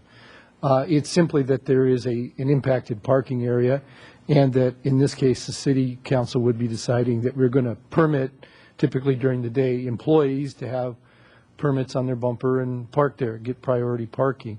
There are concerns with that because even the businesses have customers, and they would, under some circumstances, be concerned about parking restrictions, on-street parking restrictions impacting their customers. And then again, those would only apply typically during the business hours. And I know some of the concern is not only during business hours, although in this particular area, a large part of the concern is actually people using RVs, living in RVs during business hours and impacting tenants and customers. The other solution that we're looking at is a possible city ordinance, a parking ordinance, allowing the traffic and parking and transportation staff to designate certain block faces as no RV parking. You know, going back to the employee permit parking, that wouldn't distinguish between RVs and anything else. That would just distinguish between employees and non-employees. But this other approach would allow the parking and transportation staff to start posting block faces for no RV parking without necessarily having to identify a traffic safety concern. Madam Mayor, if I can clarify one thing. Sure, The Mr. traffic Allen. safety finding that we've had to make was like around Alameda Park, where we determined there was a traffic safety issue where we recently posted no RV parking at any time in that particular block. So I think there was a little confusion on that. So that's the traffic safety finding where we currently, under the code, we can post a particular block for no RV parking for traffic safety reasons, but we can't make those findings in this area. We can't make those findings over by the junior high school because of the fenced-in playground. So we're looking at some tools that we can use citywide that's going to be easier for us to, one, implement, and two, for the police department to enforce. Thank you. Mr. Harton? Thank you, Madam Mayor. I have about 6 years of experience of working with in the field of workforce housing in my role as president of the Santa Barbara County Housing Trust Fund. And so I have developed some ideas that I think apply to this project, and I wanted to just lay those out for my colleagues and for the audience. A few years back, we had a study, which was a jobs housing study. And what we did find about Santa Barbara is that we have one of the strongest economic motors in the region. And the reason for that is that we have educational institutions. We have College Hospital that's going through a huge expansion, Santa Barbara City College, indeed UCSB, although that's out of the city limits, the city and county. And so our city is more buffered or protected in terms of loss of jobs than other communities. Certainly as we look around the state of California, as the economy falters, we see jobs being lost. But our jobs tend to be not only constant but rising. And as we look at the viability of this project and in the future viability, I think that's a point that I wanted to make, that we do have a very strong economic motor here, and there's no reason why that would change. If anything, it could get stronger. The next point would be that a lot of the housing problems that we see throughout the country right now, and indeed in the state for sure, deal with the quality of the loans that were made. The lending institutions made loans which never should have happened in the first place, and we all recognize that. And even the action taken today or yesterday, whenever it was, about Fannie Mae and Freddie Mac just shows the depth and severity of those decisions that were made. And I don't want to reiterate that, but in this program that we're dealing with here, I don't think we face that problem of having people that were really not qualified to go into those houses. Hopefully, no one will get in there that isn't qualified to be in there. Another point that I think is very significant for our discussion this afternoon is what's changed from generation to generation. When I purchased a home in Santa Barbara in the early 70s, the ratio was about roughly 2 times the value of the house to the salary. In 1983, the ratio was about 4 times, that the home cost about 4 times what the average salary would be. By 2007, the ratio of the cost of the home to the average salary was 12 times. Now that ratio is not the same throughout the country. There are a few cities that have ratios like that, but we're certainly one of the ones that that has the worst kind of a ratio.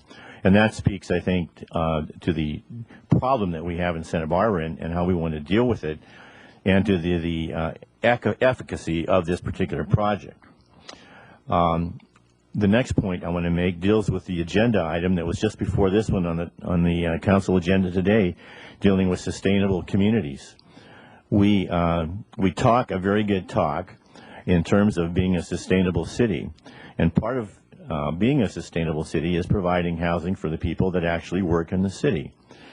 And it's the only way over time that builds a healthy and sustainable city is to have people being able to live here. We've talked about the need for fire and police personnel to live in the city.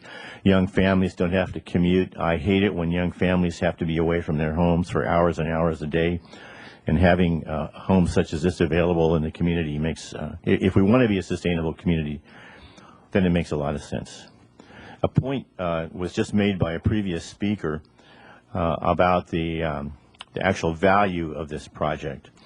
And I would like to second that point that he made and reiterate it, in that I don't think that we're going to find a less expensive project than this while any of us are going to be around in the city. This is a good value, a land value, and a good project value for the money, and for that reason, I think it's important that we not miss it. As to the model for this project, it's a potential stellar model of economic cooperation in terms of providing housing for local workers. We have the construction community working with the nonprofit community, the city and the City Housing Authority, all working together to cooperate to bring a product out that's really so important for our workers, our families. Now, as to a couple of points that have been made in the presentation, I am persuaded that we make a big deal about being active in regional cooperation here, and I certainly can see the side of it that would require employees to be working in the city. But on the other hand, I think a stronger case can be made that a regional employment may be the way we should go, and perhaps there indeed can be waiting lists and things like that established, as was pointed out earlier. And then as far as a inflator index, to me that just makes good sense. I've seen how economics works over time, and having some kind of an index in there does make sense to me. And so that's my comments. Okay, Mr. House. Thanks, Madam Mayor.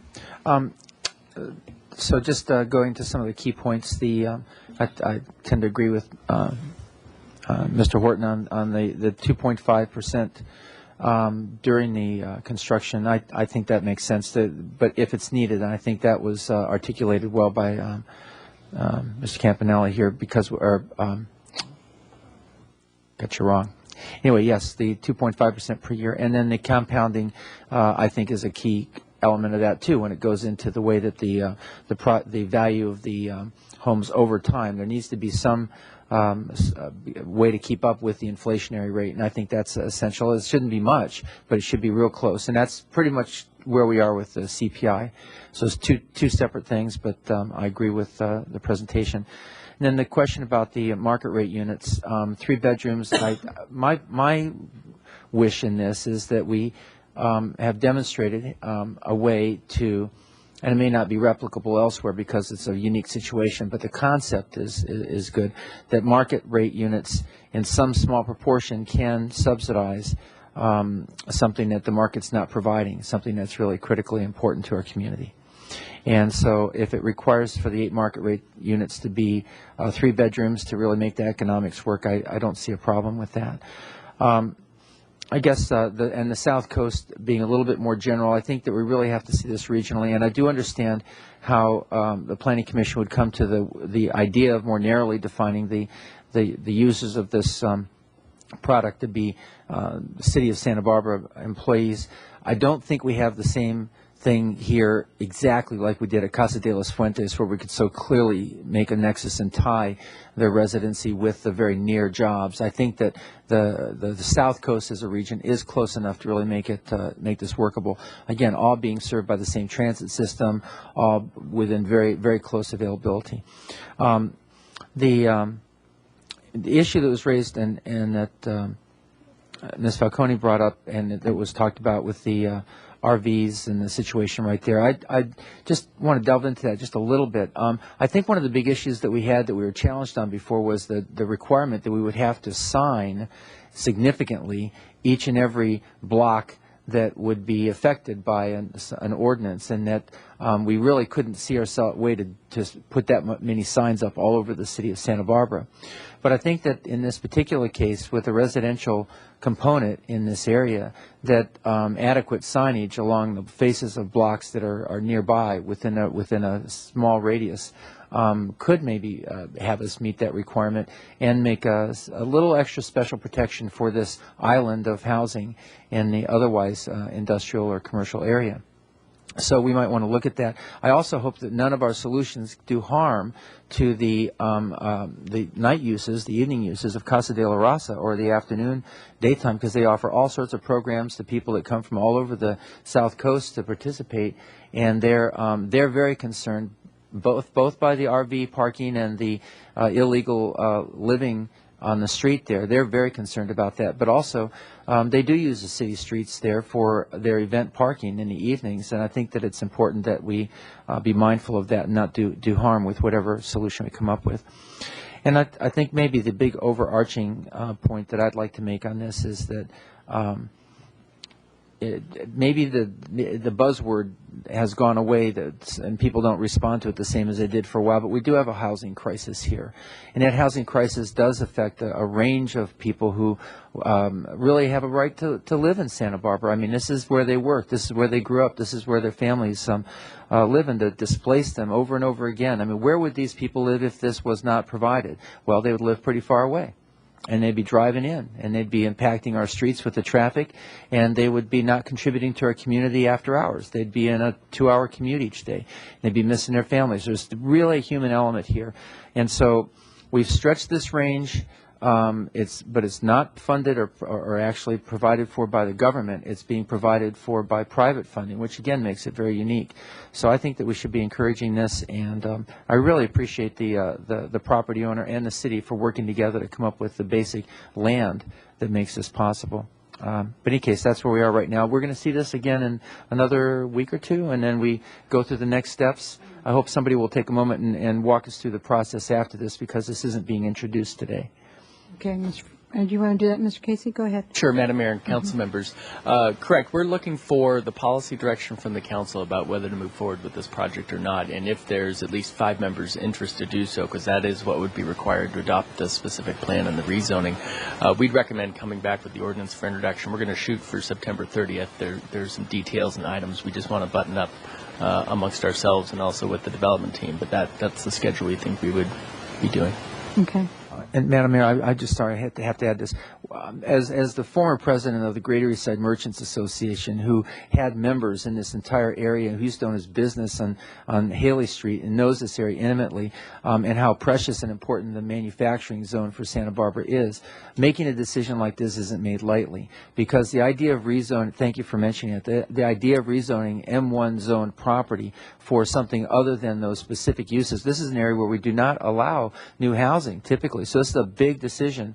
I just want to comment that this is the kind of a use, if you look at it in balance with what is going into the area, which is typically now office buildings. It's not the old small workshop with the welding unit in the back. That's not what we're seeing. We're seeing more and more office buildings put in here. This is a decision I think that we can make, a really informed decision that this is a better use of this than it would be if it were to remain M1, as long as it meets this affordability component. So that's what's in my mind is we're looking at this from a policy perspective. Okay, Mr. Francisco? Thank you, Madam Mayor. I'm basically, the idea here I think is a good one. I think the idea of essentially this is a form of public-private partnership to provide for a housing need that isn't readily available. So the basic idea here is good. I have some questions for staff about the specific plan.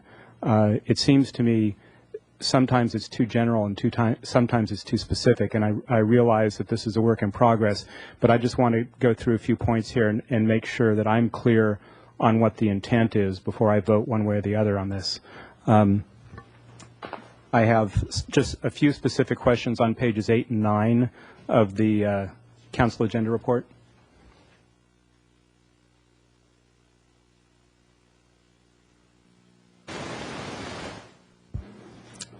Right, on the specific plan. The first question is on the section about building height. This specific plan is an overlay on the M1, and the building height that you're listing here, 4 stories and 60 feet, is the M1. So why is this being called out in a specific plan? Madam Mayor and Councilmember Francisco, we call that out in any zone. We always establish the maximum building height. So because the M1 uses continue to be allowed in the specific plan, right, we have set the height to match that allowed in the M1 zone. Okay. And so, and that brings up another question. Madam Mayor? Mr. Wiley.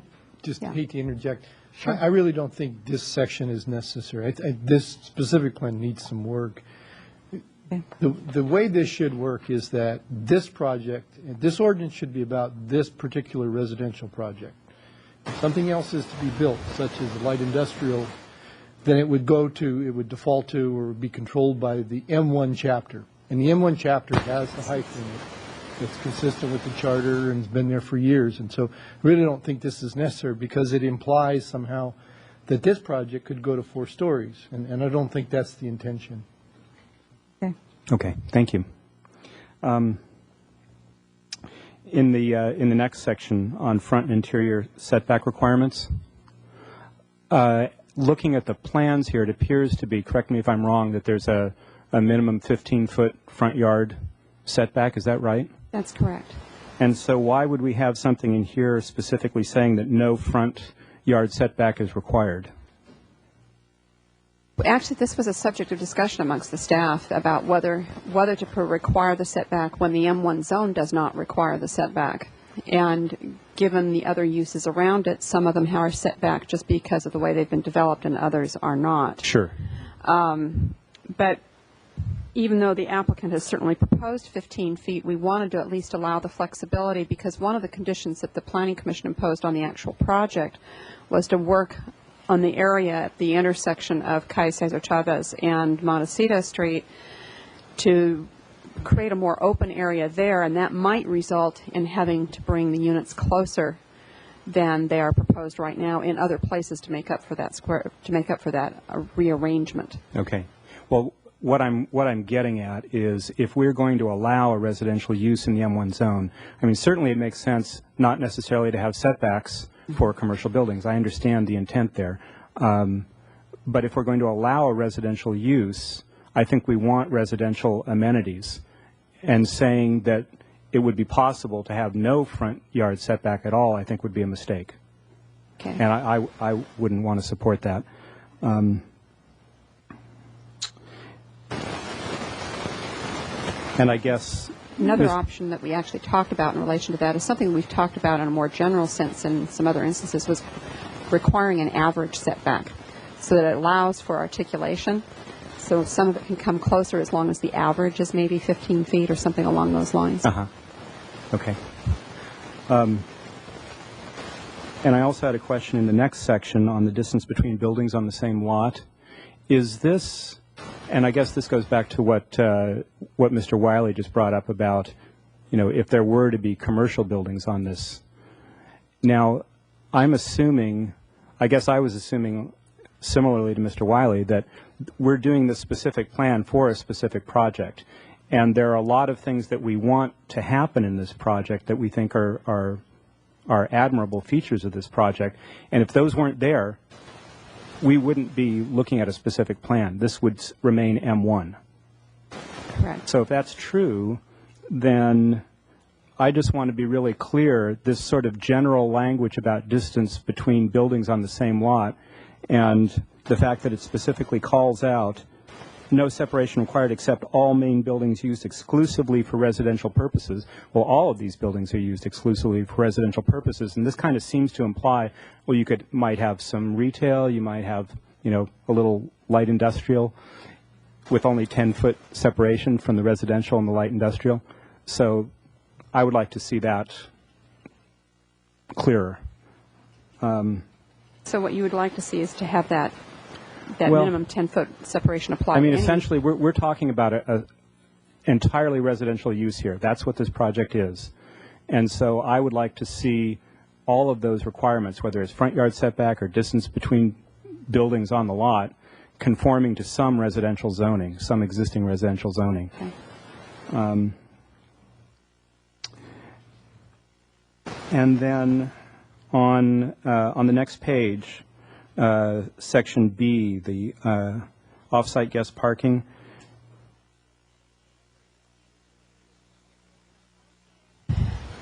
I don't know. I haven't looked at the section that you're referring to here, 28.90.001.r, and I don't know if this is actually even relevant anymore, whether the off-site parking is even a possibility. Madam Mayor and Councilman Francisco, we actually wanted to leave it in there, even though the current owner next door is not willing to do that. We wanted to preserve the option. Right now, we don't allow off-site parking for residential use at all, for any residential use, right, which we think is probably maybe a little dated, at least in the case of guest parking and especially in areas like this, either M1 or C or commercial zones. I understand. So it makes sense, probably something we're going to pursue for other for say the R3, R4 zones and projects that are built in commercial zones as well. Okay. So that's fine. But this reminded me of something not necessarily germane to this project, but I've seen other cases where it's not calling out the specific language, it's referring to another section in the zoning code. And then later that changes and no one realizes that there was a cross-reference from another section, and that has a bad impact on that other section. Okay. So I'm just wondering if planning has some means in their internal documentation to document these cross-references so that future changes you'll realize, oh, that points back to. Right. Well, one of the things we could definitely do is reference it back, not just to the section number, but the subsection number, but the section name as well. Okay. So that we can say 2890.001R off-site guest parking or off-site parking, so that we know where it was, and it does make it easier to find, because I absolutely agree with you. That is often a problem with the ordinance. Okay. All right. And finally, just a nit. In the bottom half of the page there, section C, restriction on below market price units, number 1, initial sale price, the mean average initial sale price, it's one or the other, right? It's the average or it's the mean? Okay. And when we want to use the mean, well, we want to use the average or the mean? Same thing. The mean is Same the average, thing in this okay. case, but I mean, median is a kind of average too. Yes, so, quite. Which is why I dropped mean into it. Okay. Just to differentiate. The two former grade school teachers up here Disagree. No. Yeah. All right, we'll get rid of one of the words. Thank you. And you can put a comma there if you want to. Thank you, Madam Mayor. Okay, sure. Ms. Schneider. Then Mr. We're going to miss you, Jan. Yeah. Thank you. I was on the Housing Authority Commission when this first came together, so and I think I know I mentioned that before, but it's been a while, and I want to see this progress. I do want to acknowledge publicly both the Housing Authority and the Santa Barbara Foundation, who 5 years ago did look into this and get into this arrangement with Romance and be bold and visionary, and especially because this is normally not the population that the Housing Authority in particular serves, but in terms of partnership and the ability to help finance the sale of this, I think we could not have done that without the Housing Authority, and I really want to emphasize how important that partnership is, and I hope will continue as we move forward with the Housing Authority and the Santa Barbara Foundation, because it's a key critical component to making this work. Santa Barbara has unique challenges, as we all know, to housing the people who want to work here, and I think we're finding that we need to find unique solutions to those challenges, and it's not easy, but this is the process we're going through to make that happen. And so when I look through this, and I've said this before, making a zone change from the M1 to allow residential is pretty significant. So we want to absolutely make sure that what we're doing meets a community need. And there are two parts to that. One is what would happen to this property if we didn't rezone it, and it stayed M1, and I think it's been mentioned about more of an office space type of thing as opposed to true industrial.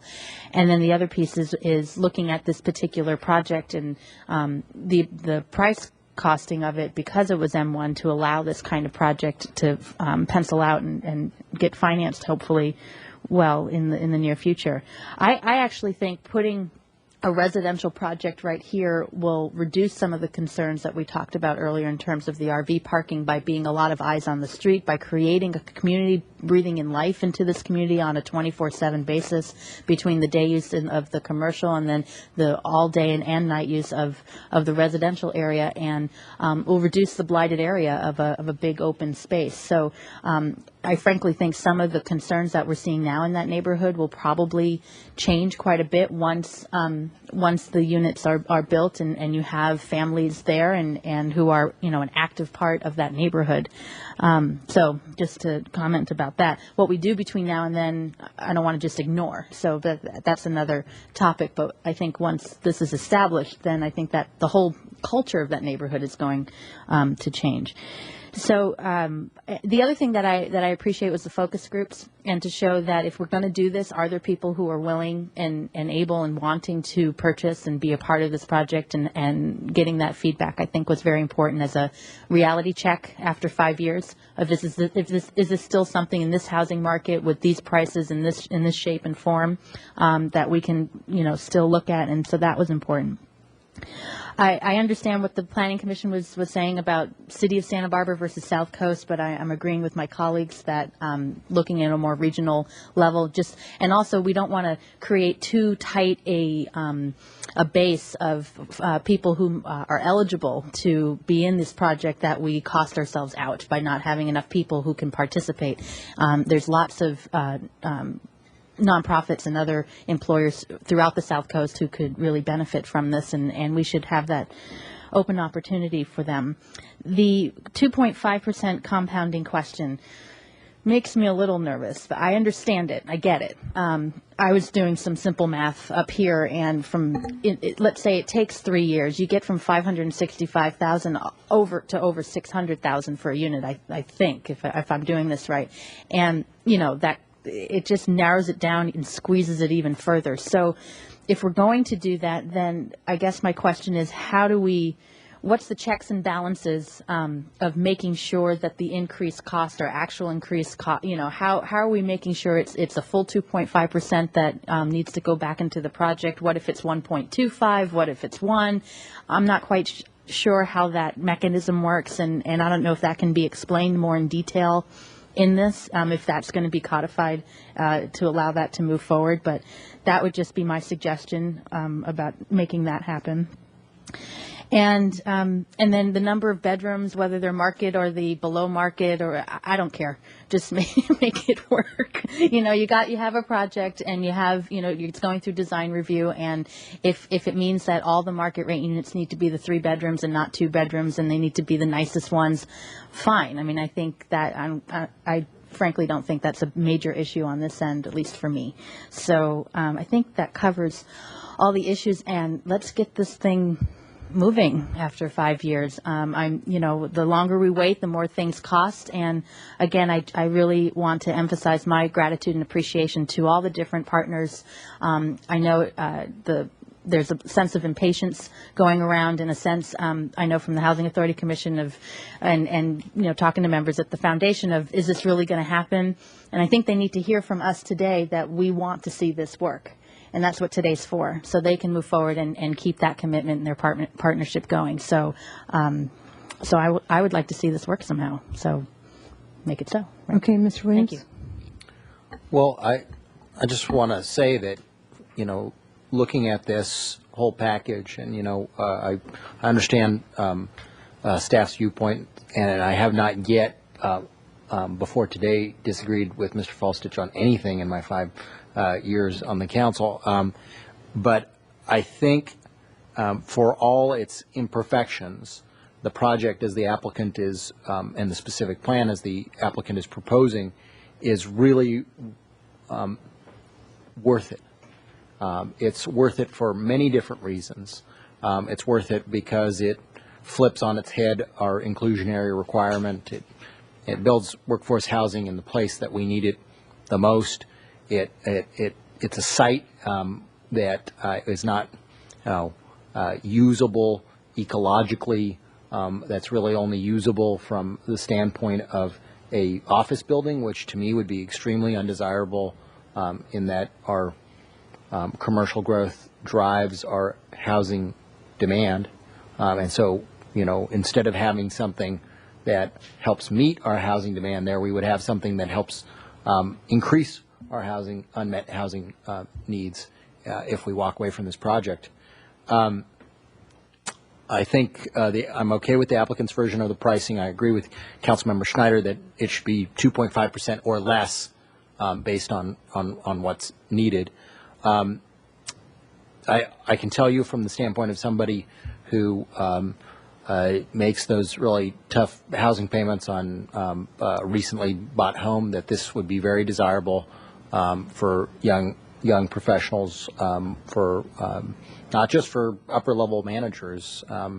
Young people in Santa Barbara pay more than 30% of their of their income into housing, and so there's a lot of people that you probably wouldn't think would want to buy a home like this because of their lower level of income than you're thinking, who will try.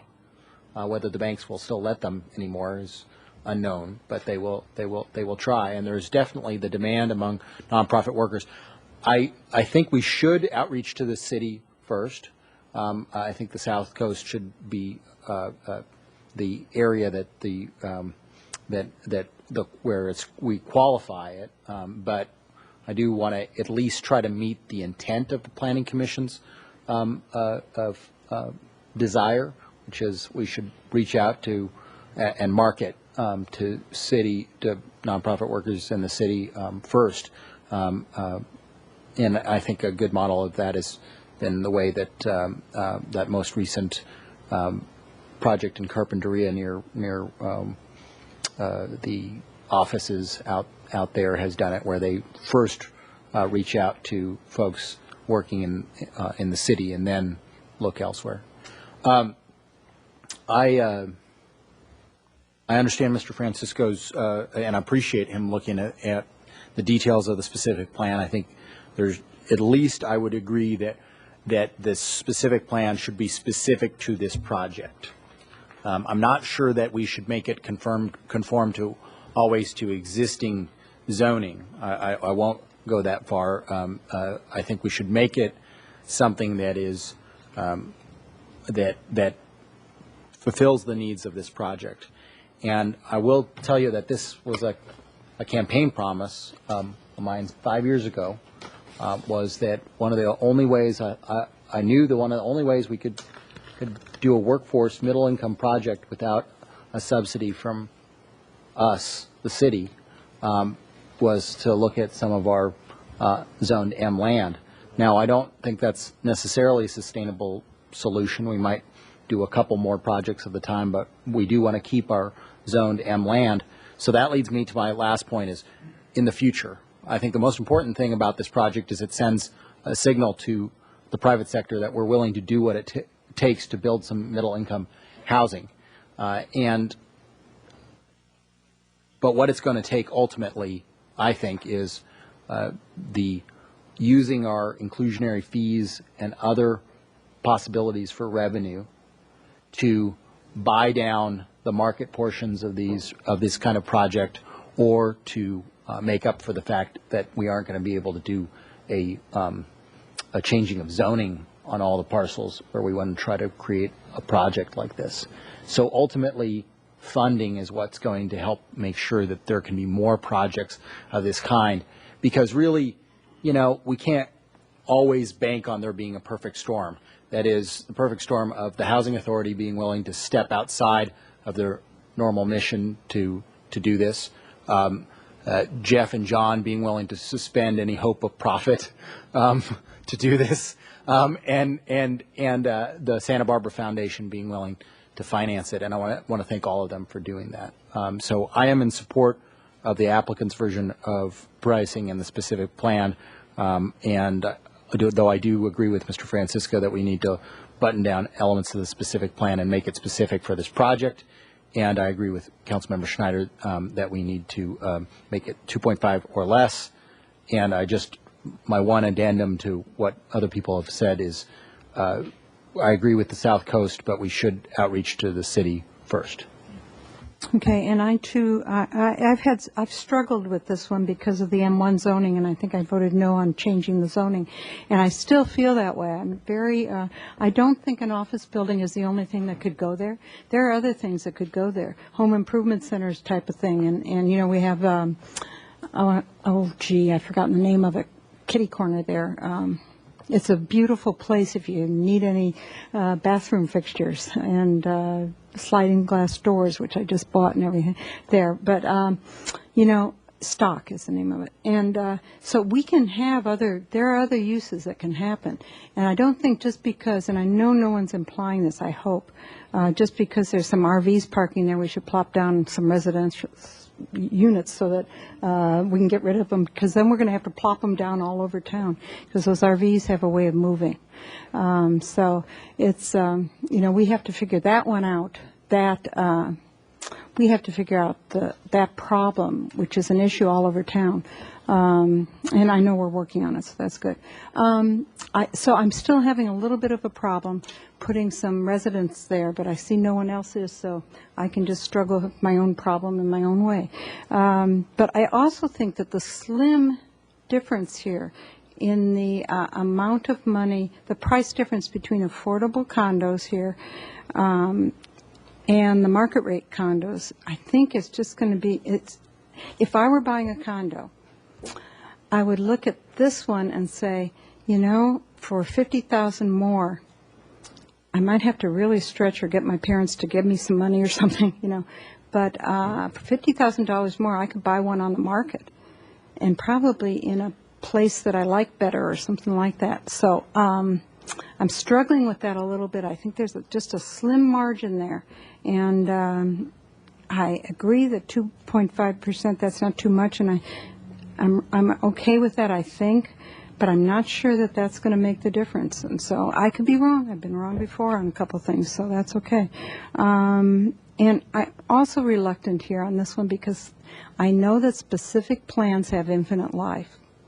And so we have to be really careful. And we know that with Mr. And I've forgotten.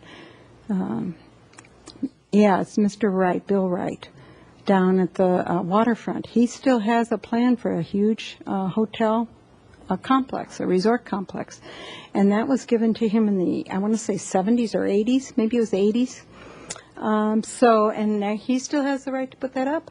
So, way before any of us were involved. So it's, if we approve this, they're going to have the right to do this in 30, 40, 50 years, or whenever Mr. Bermant is thinking about retirement or something. 50 years. So I'm just saying that it's a big deal, and you have to weigh the importance of the housing versus the importance of having this zoning, and you have to weigh the below market rate with a parking modification. And I'm just not quite there yet, and I'm going to have to be thinking about it. But I think it's a very attractive. I know Mr. Piker does wonderful buildings. It's going to be a great asset to this neighborhood. I think I understand why the office building owner nearby wants it. I would want it too, and I'm appreciative of all the hard work here, but I'm just not quite on board yet with it. So, but since I'm the only one, that's the way that goes. Madam Mayor? We don't need yes, Mr. Wiley. I just wanted to point out that there is no legal reason why a specific plan has to have an indefinite period of time. Oh, isn't there? Okay. Right. And well, tell me about that. We're still working on this. If it's the council desire to put some limit, particularly with the 2.5% escalation on seeing this project actually get built within a time frame that is possible. I'm not suggesting. I just wanted to make it clear that I'm glad you did that. Reason. Yeah, because I know we haven't really bought into that before. We haven't done that before, but that might be interesting to give them X number of years, because we know what can happen with these holes in the ground. So, yes, Ms. Falcone. Thank you. I just had a couple of things that I guess, I'm a little bit struggling with it too, but this is no secret to any of those folks out there. I'm gonna support this, but I have to say that first I want to say thank you to all of you who came along in what I call a grand experiment, and that's the Housing Authority, it's the Santa Barbara Foundation, it's Vermont Homes. And I certainly don't want to see anyone get hurt here, in that the process took 5 years instead of 2.5, in that the window of opportunity to put this kind of a product on the ground in its modeled entirety, in other words, without any of the market in place. This was a fully workforce project, and we lost that because it just took too long and the window went away. The market is different today, so we have to play around with it. I think Mr. Falstich has some excellent points to heed, and I think we need to be very, very careful. If mathematically it works out the way John thinks it will in terms of the 2.5 escalation and the differentiation that then creates for market units, okay. But we need to get this done and done fast. There are a whole lot of reasons for why we can't dawdle around anymore, and so if this is how we need to do this for this one, I'd like to see us in another one come back and have just the workforce housing model. But I think we lost something when we went from 93 to 48, or whatever those numbers were. So it's not the ideal picture that I had in mind when we started this low back way those many years, but it's still close. It still has enough benefit for me, and I have some red flags that are sort of waving around, but I'll sort of corral them for the moment and hope it all works out well. But we've got to really get going, and everybody's got to sort of lock and load, and let's do this. I agree with all the things that my colleagues said with respect to it should be more of a regional approach. It should, what were some of the other ones? But I agree with the majority of what's been said here, so you can just add my name to whatever Roger said, what he said, because he was the closest. So if you need, I don't know what you need. Do you need just 5 of us to count, or do you need a motion? Or I don't think you need a motion. Do you, Mr. Casey? We're giving you direction. Madam Mayor, I guess you can give us direction. It wouldn't be bad to have a motion that just kind of summarizes some of the key points, although there seems to be pretty good consensus across the board on. I'm going to make a motion, if that's okay, Madam Mayor. Sure, go ahead. I'd like to move that we adopt the, and by the way, this is subject to modification by anybody that wants to help me out. Madam Mayor and Councilmember Horton, Yeah. By the way, I don't think we're adopting anything tonight. You would just be giving us direction to That we return give you with. direction to implement that work, the Los Portales Specific Plan, SB 10, and that would include a provision for a 2.5% or less escalator clause, that the housing be open to the region with preferences given to city employees, people who work in the city. Yeah, people who work in the city. Yeah, you're right. And is there anything else that I should put in there, Mr. Wiley or anybody else? I would like you to put in a limited number of years for the specific plan, and I would like the smarter heads to work on it than my own right now, because I'm hungry. So, Agreed. you know. So that you come back with With a a limited specific number number of of years years. when you'd like Yeah. to, you feel this is viable? Yeah. So that's a motion? Okay. I'll second. Okay. Yes, Mr. House. Oh, excuse me. And also, please, change on section 28.52.130 C2 to be compounding instead of without compounding on the 2.5% annual for the resale price. Okay. Is that okay? For compounded interest then. And Madam Okay. Mayor? Yes, Mr. Wiley. I believe I heard a consensus that the specific plan should be about this particular project. Right. And that Right, otherwise, not in general, yeah, Mr. any other Francisco's development thing. Yeah. would just simply default to the standard M1 requirement. Right. Okay, and that was a good point of Mr. Francisco's. Okay. Okay, and we have a second. All those in favor, please say aye. Aye. Opposed? Okay.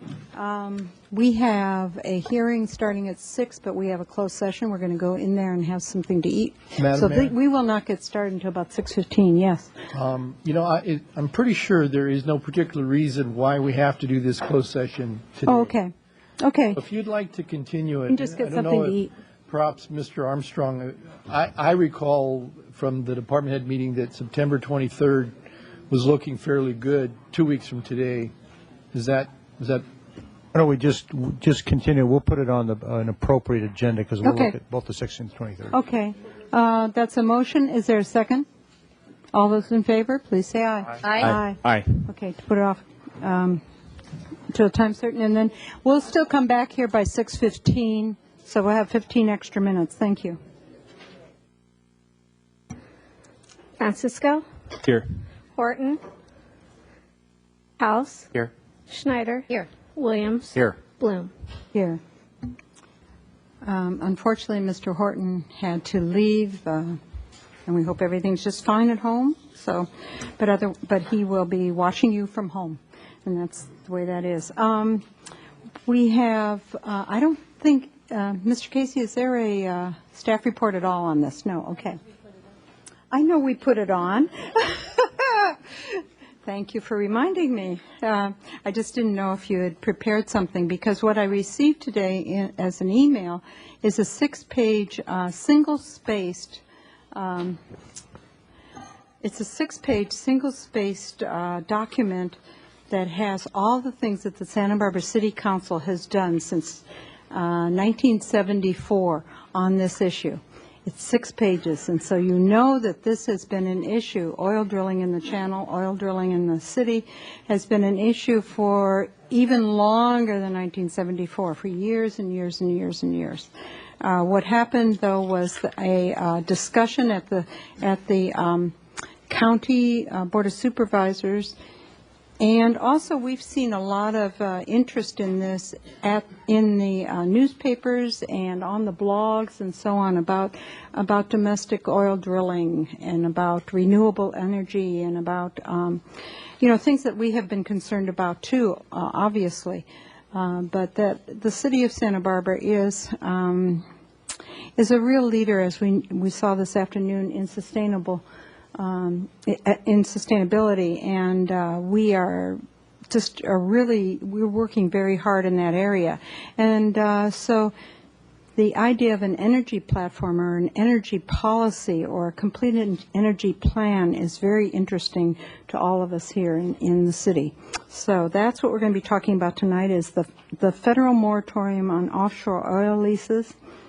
And I don't know if you want to add anything. I have about 3 groups that have asked to make presentations, and I said that's okay. That's very different than our normal, what we normally allow. But we have SOS California, and then we have a Community Environmental Council, and then we have Taxpayers Association. So they would all like to make a presentation. And Mr. Cushman, were you also going to be in there? Okay, so that's 4.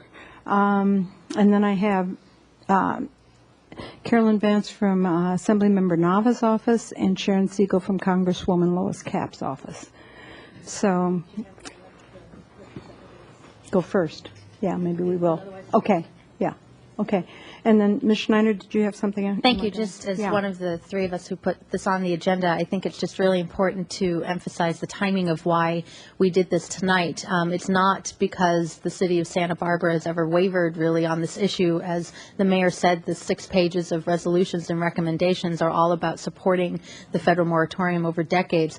For me, the issue was the timing of the vote at the County Board of Supervisors and the national media attention given the national awareness about energy in the state and in the nation, and what this meant in terms of what happens here in Santa Barbara, which has been known as the birthplace of the environmental movement, and this confusion of what does this really mean in terms of the psyche of Santa Barbarans. And I thought it was very important to make the distinction about where the city of Santa Barbara is, and we'll get that those comments this evening. But I just, having CBS News and the Wall Street Journal and the New York Times and the LA Times, put, front page articles on and prominent articles about this issue just highlights how important this is to people, and how important it is that we look at energy alternatives, that we look at facts, that we look at what does this really mean for our economy, what does this mean for the environment, and what does this mean as a community, and what are the choices we want to make in the long term in terms of becoming independent in terms of our energy sources, and what choices do we make in terms of becoming getting away from fossil fuels, in my opinion, over the long period of time. So that's where I came from in terms of working with Councilmember Williams and Mayor Bloom in putting this on the agenda, and I look forward to the discussion this evening. Okay, Mr. Williams.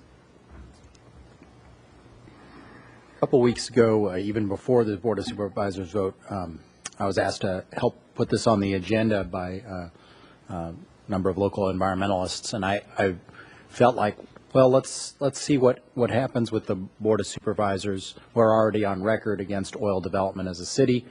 But once that had happened, I really was convinced that this was an issue that we needed to grapple with because of the really misconception nationally that's erupted after the Board of Supervisors vote. The misconception is that people, everyday people in Santa Barbara, support increased oil development, and I just don't think that's the case.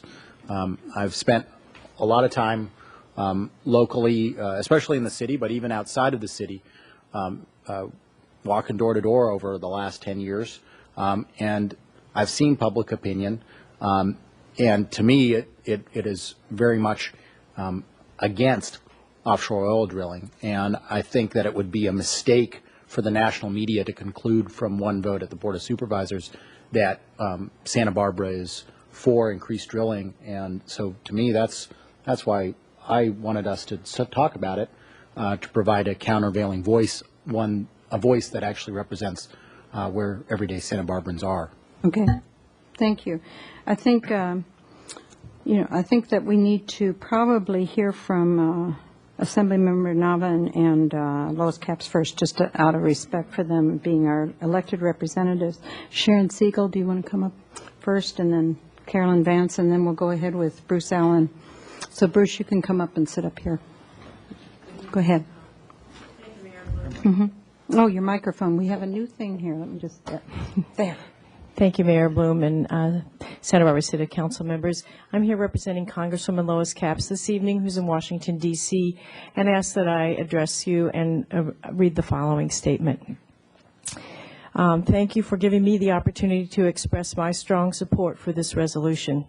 With ill-advised calls being made to end the long-standing bans on new drilling off our coastline, it's important for the City Council to reiterate its support for protection of our state's sensitive marine areas and for adopting clean energy policies that will end our dangerous addiction to fossil fuels.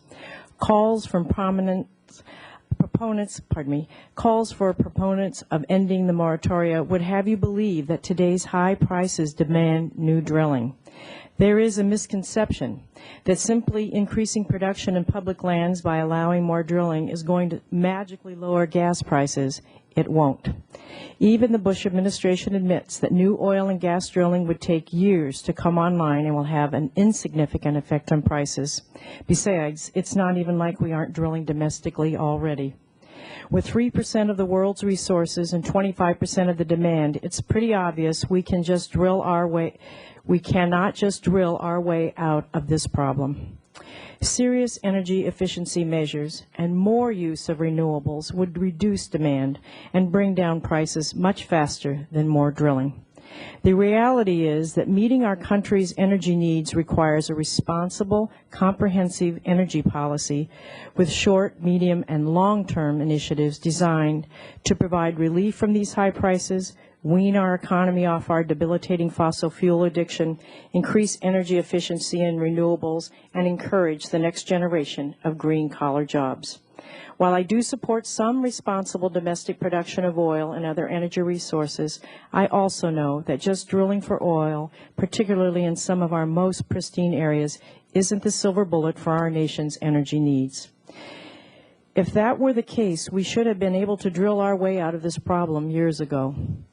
We must also do more to increase energy efficiency measures and move aggressively to diversify our energy sources with bold investments in renewable energy and more efficient technology. That's our true long-term solution and how we'll move America in a new direction for energy independence. Again, I would like to thank the City Council this evening for considering this important resolution, which reaffirms our city's commitment to a clean energy future. Congresswoman Lois Capps. Thank you for doing that. Thank you. Carolyn Vance, Assemblymember Nava's office.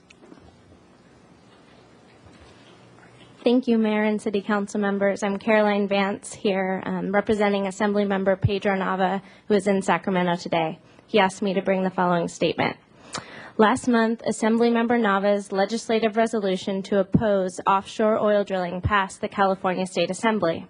Mr. Nava believes we must fight to keep the state and federal moratorium on offshore oil drilling intact to protect coastline, tourism, and fishing industries. For this reason, he is deeply concerned about the letter the Santa Barbara County Board of Supervisors sent to the governor, suggesting the state consider a change in policy that would allow expanded oil exploration in our county on August 26. This letter represents a dangerous reversal in Santa Barbara County's long-standing policy regarding offshore oil drilling. In addition to his opposition to increased offshore oil drilling, Assemblymember Nava has concerns about the accuracy of the statements in the letter from the county to the governor. First, the letter claims that because of improved technology, quote, there have been no significant spills in offshore production in the almost 40 years since the Santa Barbara oil spill. In reality, there have been many oil spills associated with offshore drilling despite improvements in technology. Of the 40 offshore oil spills exceeding 42,000 gallons since 1964, 13 have occurred within the last 10 years. Drilling in the ocean always carries with it the risk of a catastrophe. Secondly, the letter says that oil extraction reduces pressure that causes seeps to occur, thereby reducing the amount of oil and gas that is introduced in the water and air.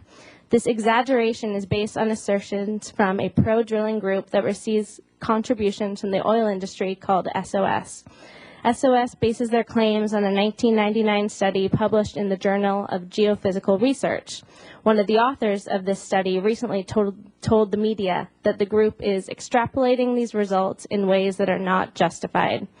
Finally, the letter states that an indication that we are pursuing increased oil extraction would immediately have a depressing effect on the international price of oil to the benefit of our country. This statement is, unfortunately, completely false. We have seen the price of oil drop in recent months for a variety of reasons, none of which are the result of calls to lift the offshore moratorium. Santa Barbara County's willingness to put our coastal environment at risk will not lower prices. Sending this letter has signaled to the nation that Santa Barbara County, the cradle of the modern environmental movement, is supporting offshore drilling. National media, including the New York Times, Washington Post, and AP Wire, has covered the letter as such. Because of this, Mr. Nava strongly applauds the City of Santa Barbara for considering adopting this resolution supporting the state and federal moratoria on new offshore oil and gas leasing off of the Santa Barbara coastline. This resolution recognizes the city's long-standing commitment to opposing any extension of offshore oil leases off the Central Coast and truly represents the residents' long-standing opposition to new oil and gas drilling. Thank you again to the City of Santa Barbara for your history of leadership on this issue. Thank you very much. So we will start with Bruce Allen. I'd like to thank the City Council and Mayor Bloom for the opportunity to present before the Council this important issue. Can we switch? Yeah. Okay. First, it's an educational process. Is the public really, we don't believe, for the last 20-odd years, has been aware of the magnitude of the natural oil seeps that are off of our coast. I think everybody's been aware of the 69 spill and the damage that that caused, but the public really isn't well informed, or hasn't been until recently, of the sheer magnitude of the natural oil seeps and the impact they have on our environment and the amount of pollution that they put into our both marine environment, our beaches, and our air. First, I'd like to start in terms of the seeps in the Santa Barbara Channel. And the fault zones. And the recent U.S. Geological Survey has showed that there's approximately 2,000 active seeps along our coast. They occur all along the Santa Barbara County coastline. They're not confined just to our Santa Barbara Channel off the coast here. And also there's documentation on the effect of earthquakes, both locally and internationally, and opening up additional seep spillage going back to the earthquake of 1812, 1925, 1978. And there were reports of significant increased oil seepage and complaints of increased pollution and tarring of the beaches. So this is very cyclical, and it's not just a steady state. So there will be times during increased earthquake activity we will actually see our beaches significantly impacted by the additional oil seepage. Also, many people are not aware of. This is, as I mentioned, not just confined to the South County. There are extensive seeps that occur all along up to and beyond the north boundary of Santa Barbara County. They're very extensive, and they're also considered by many to be actually as extensive as the seeps in the Coal Oil Point area. And as you can see from that map in the lower right, Point Conception, and they go all the way up beyond Point Sal. And I'd also like to point out that most of those seeps actually occur in the Outer Continental Shelf area, and I found it unfortunate at the County Board of Supervisors in the rebuttal that the presentation was made that this issue is only an issue within state waters, primarily at Coal Oil Point. I found that unfortunate. It clearly is not. It is significant in the North County, all along the Outer Continental Shelf, and the beaches along that coastline are heavily impacted by oil that impacts the beaches there. And as you'll see in a coming up slide, it impacts the coastline of California all the way from Monterey down to the San Diego County as well. We have very extensive seeps. As many of you know, they're the second largest in the world and heavily impact our marine environment as well as our air. And just as a point of comparison, in terms of since 1969, in terms of the amount of offshore operations that have actually spilled water in the marine environment, it's less than 1,000 barrels over approximately 40 years. The equivalent amount of seepage is approximately 2 million barrels.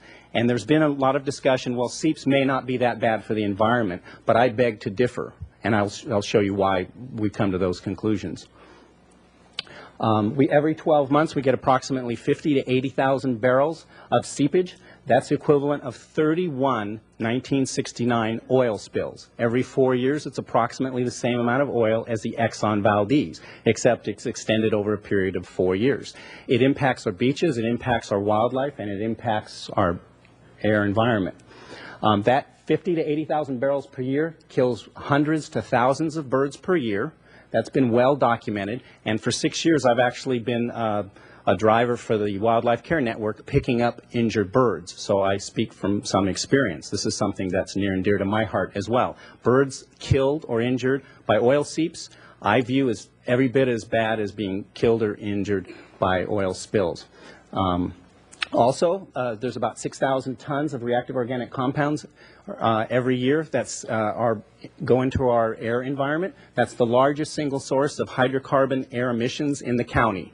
ROCs are heavily regulated by the APCD, and they are no different than the ROCs that are emitted by automobiles, and they are heavily regulated. As I mentioned, the majority of the tar and oil that washes up on LA County beaches is actually from the Santa Barbara marine seeps. Also, Monterey, and I can cite for you specific examples where in the newspapers there were urgent complaints about oil spills up in Monterey County, and they were traced back chemically tied to Santa Barbara County's natural oil seeps. So they are actually impacting our entire central California coastline. So the question comes up, is there a way forward that we could actually mitigate the pollution that's coming from our seeps while safely producing additional energy resources and increasing county and city revenues and provide funding for renewable energy resources? So that's really what we're all about. So the question is there, first of all, evidence that oil extraction can actually positively impact the environment by reducing the potential natural seepage? And as has been cited before, this is from the University of California press release. This cites that 1999 study that's been discussed quite a bit. And basically, the key points from that I'd like to point out are the natural seepage hydrocarbons from the ocean floor have been significantly reduced by oil production. This study was focused on platform Holly. And the studies over a 22-year period showed 50% or greater decrease in the natural seepage over that 22-year period. So we're not talking about just very small time periods. We're talking about very long time periods. Also, if that oil oil were pumped out of the La Goleta seep, the researchers stated that they expect there would be a significant reduction in non-methane hydrocarbon emissions, equal to half the on-road traffic. In addition, as you see, there would be a removal of 25 barrels of oil per day from the sea surface, which would result in a 15% reduction in the amount of tar found on Santa Barbara beaches. We are not saying you can completely eliminate natural seepage. We do believe, however, you can reduce it, which would be a net benefit to the environment.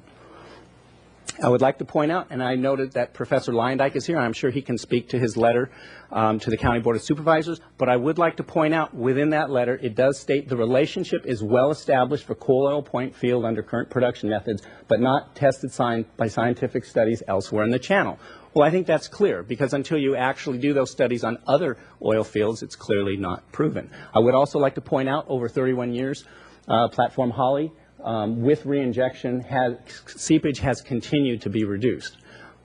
And the clear conclusion from our perspective is that offshore oil production in similar seep zones under current production methods would likely also result in seepage reductions.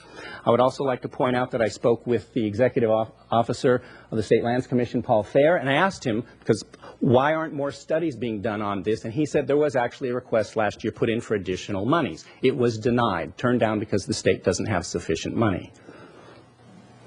I would also like to point out, with respect to the North County issue, because that Santa Maria Basin contains some of the greatest known concentrations of hydrocarbon seeps in the world. I'm just highlighting in red that report. Also, of the 13 oil and gas fields in that area, only 2 are not heavily impacted by seeps. So we're clearly talking, if there's increased oil production or lifting of the moratorium, the majority of those oil reserves actually are overlaid by active seep zones. And with respect to the safety mechanisms, as you can see, over 40 years, there were only approximately 900 barrels spilled. So clearly the safety mechanisms employed on offshore platforms are working and have demonstrated over 40 years that they are safe. Hurricane Katrina was another example. 4,000 platforms, there were no deaths, no major spills. There was a lot of discussion, there were some spills, but for example, the MMS actually did a detailed report and showed if an entire platform was destroyed, there was oil resident on the platform that did go into the water. But all of the safety mechanisms in terms of shutting down the wellheads actually did work. This is a map showing where known offshore oil and gas reserves exist, and as you can see, they're extensive all along the coast. And I'd like to point out in particular from Point Conception all the way up north of Point Sal, pay particular attention to that area because further on in the presentation, I'll show you how that relates. This report by Dr. Bjorklund estimates between 1.5 and 3.4 billion barrels of oil known but not proven reserves, which means these are oil reserves that are actually known to exist. So we're not speculating really about a very significant, sizable amount of oil resource. In terms of the benefits for lifting the California offshore moratorium, the potential is for permanent reduction of hydrocarbon pollution. Again, we're not saying you're going to completely eliminate the seeps, but we believe reducing them does have positive environmental impacts. It would be a healthier environment for sea mammals, birds, marine life, and people. Mammals, people, and birds have not adapted to oil. It's still a carcinogen. It's still a pollutant. So we don't really view seeps as in some way benign. Increased oil and gas resources and revenue for Santa Barbara and California residents would have many positive effects. There would be less dependence on foreign oil and lower gas prices. There would be dedicated funds for significant solar and other energy, renewable energy resources, and there would be more money for environmental and educational programs. In addition, there would be a significant reduction in coastal tanker traffic. And as I'll show, we can reduce the tanker traffic by as much as 50%, which means by 2020, we would reduce the number of oil tankers coming into California waters by over 110 tankers per year, which we view as very significant. Also, there would be more clean natural gas made available. And also, we do believe that consuming and producing locally also has its merits, even in the case of oil and gas. In terms of the potential benefits for Santa Barbara, the Minerals and Management Service estimates that in the total Pacific OCS resources, about 13 billion barrels. That's their estimate. I would like to point out in the Santos Basin in Brazil, they used to estimate Brazil had a total resource of 9 billion barrels. As they continued to explore, they're now up to approximately 70 billion barrels. So when you hear estimates that it's known that it's not a significant resource offshore, that clearly is not true. There's been no modern 3D seismic activity done along the entire Pacific coast. In terms of what the potential revenues would be from that, for California royalties, assuming 15%, the recent federal government inclination is to provide an 18% royalty for OCS. If that were split 15% for the state and 3% for the county, which I've spoken with Mike Brown, he thinks that's entirely doable. So clearly 1% is currently what they're looking at. We think 3% is feasible. So, you know, take whichever number you like. It's still very significant whether it's 1 or 3%. At 3% for the county of Santa Barbara, that's $330 million per year. Clearly, every resident of Santa Barbara City is a resident of Santa Barbara County, which means they would also benefit equally. In terms of what expanded offshore oil production would do, in addition, it would actually drastically accelerate Santa Barbara's conversion to renewable resources, and I'll show you why. It doesn't slow it down, it actually accelerates it because you have more revenue to direct towards renewable resources. If you took that $330 million per year, that could actually fund the build-out in 3.5 years of a 450 megawatt solar thermal plus photovoltaic farm just from 3.5 years royalty revenue. That would provide in 3.5 years every single Santa Barbara City resident with solar electricity, which I think is one of the goals that you have in terms of your carbon neutral philosophy. That also thereafter would provide funds equivalent to $10,000 per household for every 4 years that could be put as a credit or a rebate to electric vehicles or plug-in hybrids. That also I view as very significant because, again, you're driving those off of the solar energy grid, so you have a totally renewable, sustainable, carbon-free transportation and energy system. You also would have additional funds for wastewater treatment facilities and education and other vital programs, as well as potential tax cuts for the citizens. So in a sense, Santa Barbara is unique. It's said frequently you can't drill your way out of this problem. Santa Barbara actually is unique in the country. We actually can in terms of how we impact the lives of county and city residents. We actually can drill our way out of this problem. In terms of the California economic benefits, the royalty stream over 20 years would be $42 billion, which if put towards solar electricity would be 16 gigawatts, which would exceed 25% of all of California's actual electrical generation requirements.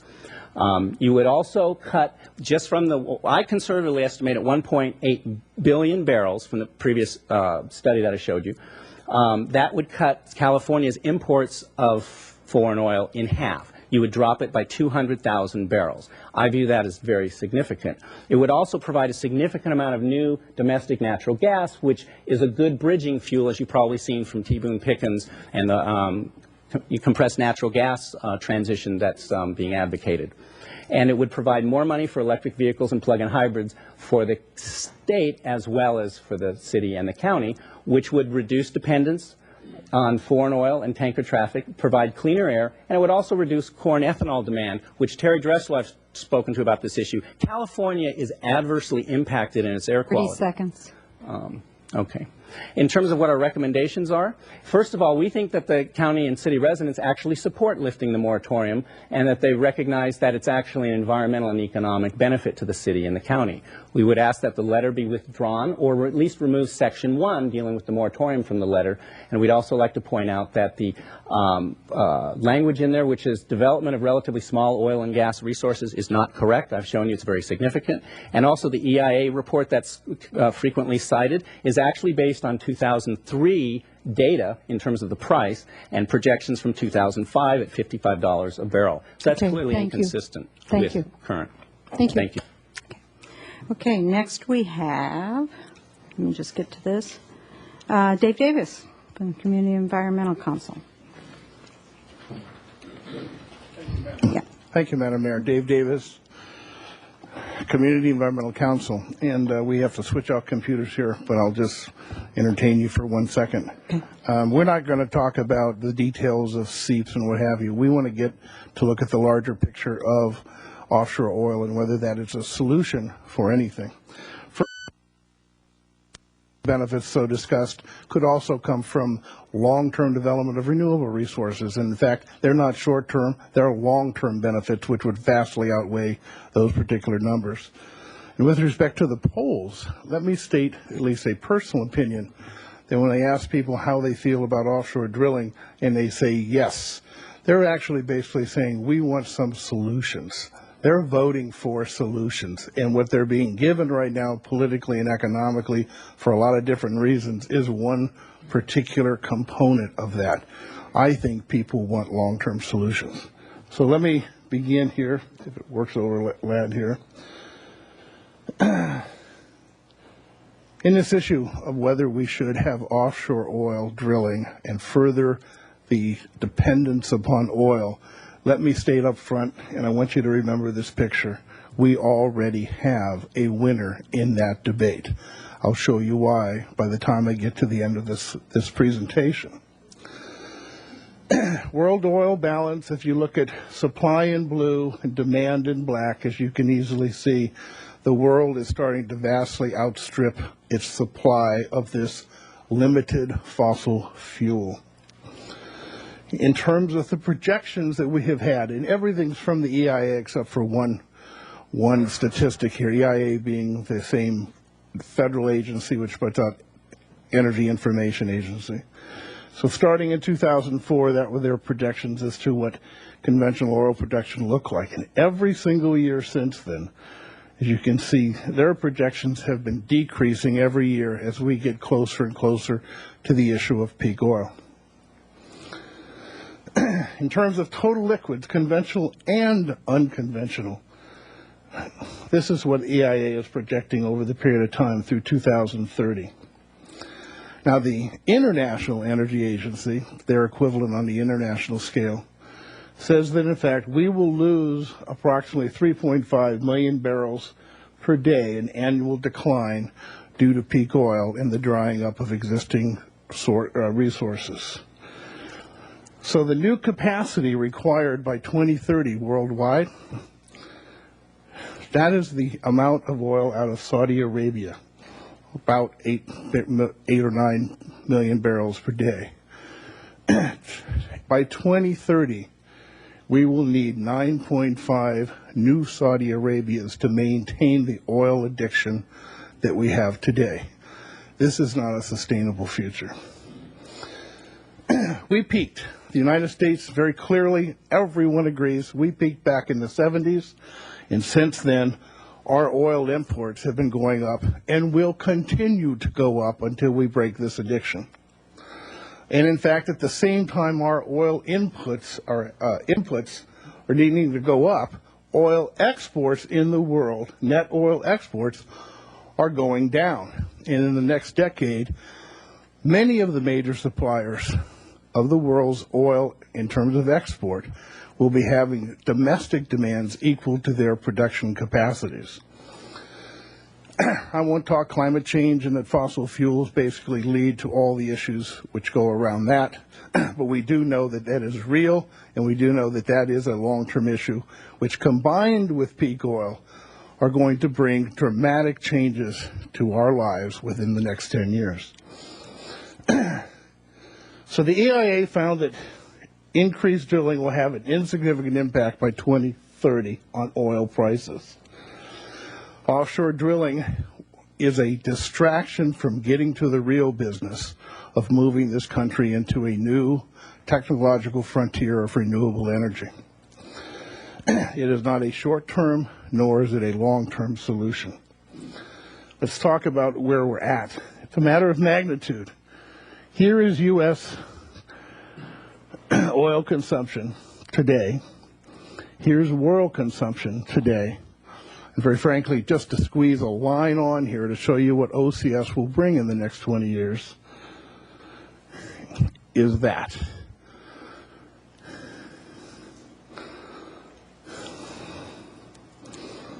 The EIA today, in their annual outlook, says that with few exceptions, the remaining domestic petroleum basins have been significantly depleted.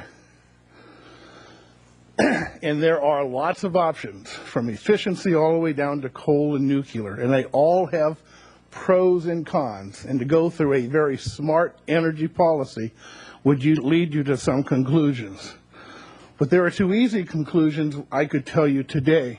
There are two real national solutions short term. You don't have to wait 10 years for drilling, 20 years for electric cars. Conservation and increased efficiency, and very frankly, reducing U.S. oil exports. Oops, I'm supposed to surprise you with that one. This is the amount of conservation in barrels per thousands of barrels per day in the first 6 months of this year, estimated by EIA. And on the right is the annual production of OCS production by 2030. Just this year, we have 6 times the amount of savings that all the OCS, this is a distraction, all the OCS production will supply. Looking again in terms of U.S. exports, and people, we don't talk about this in the national dialogue, 10% of all oil in this country is exported. And we talk about energy independence, and yet 10 times the OCS production is exported annually in this country. There's something amiss in terms of at least the dialogue of what's real and what isn't. So what should we do locally? You know our plan for fossil free basically talks about transitioning off of oil, off of petroleum, moving towards the development of renewable energy. You know that we've put out a transportation energy plan on the short term, which really focuses on those questions of conservation and efficiency, from ride sharing to mass transit to what have you.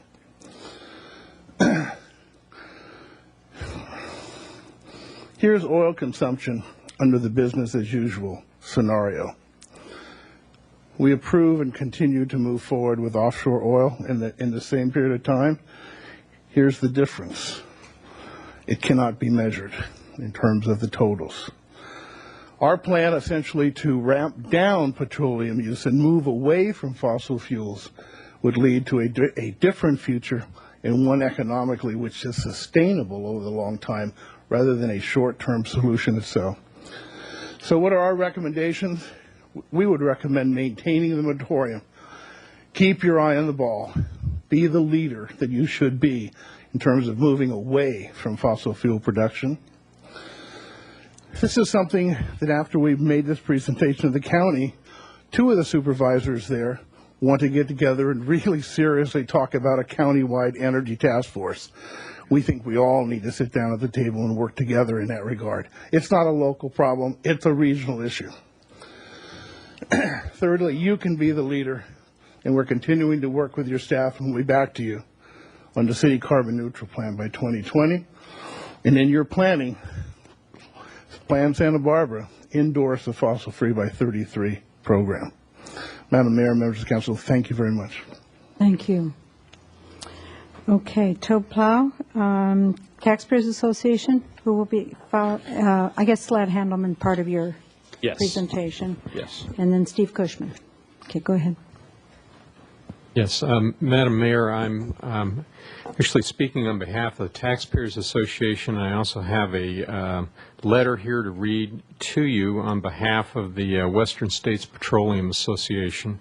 Okay. I will do that first, and then we'll have a presentation by Mr. Handelman, and I'll just sum up at the end.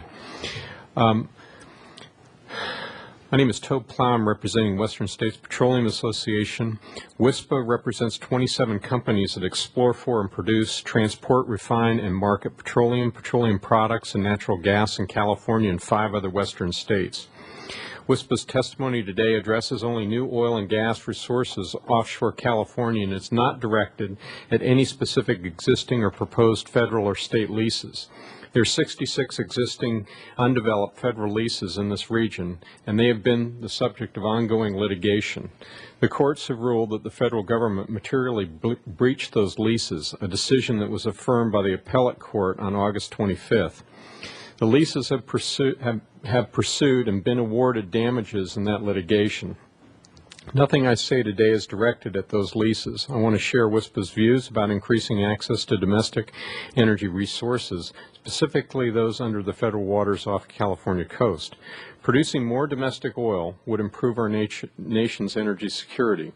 According to government experts, the U.S. has significant undiscovered technically recoverable energy resources.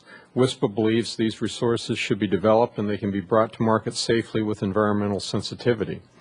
The U.S. Minerals Management Service, or MMS, reports that there are undiscovered technically recoverable resources in the off-limits area of California coast, about 10 billion barrels of crude oil and 16 trillion cubic feet of natural gas. Also, according to the California Energy Commission, 25% of the crude oil processed in California refineries, or about 800,000 barrels per day, come from foreign countries. Offshore California's estimated 10 billion barrels of oil, if produced at a rate of 800,000 barrels per day, would replace California's foreign oil imports for 35 years. We need to make full use of our natural resources. Can we do this safely without harming the environment? The answer is yes. The petroleum industry is committed to environmental protection. According to the MMS, since 1970, over 1 billion barrels of oil have been produced and brought to market from federal facilities and federal waters off California, while a total of 850 barrels of oil have been accidentally released into the marine environment. We can contrast that with those 850 barrels with 55,000 barrels of crude oil introduced from natural seeps each year into the ocean off of Santa Barbara. But even with 850 barrels of oil released, it's not acceptable. Not to any of you who live here, and not to men and women who work in the petroleum industry. Our objective every day is zero releases. Some folks argue that access to domestic energy resources should not be increased. That's unfortunate, because despite efforts by our industry and many entrepreneurs to develop and deploy renewable and alternative energy products, most credible forecasts predict fossil fuels will still meet 80% of our nation's energy demand in 2030. There's no quick fix to our current energy challenge, but we must start today to address tomorrow's energy needs. WSPA believes those needs can best be met by conservation, improving operating efficiency, development of a broad range of sustainable alternatives, and renewable energy supplied, and prudent development of domestic energy resources. Thank you. Thank you.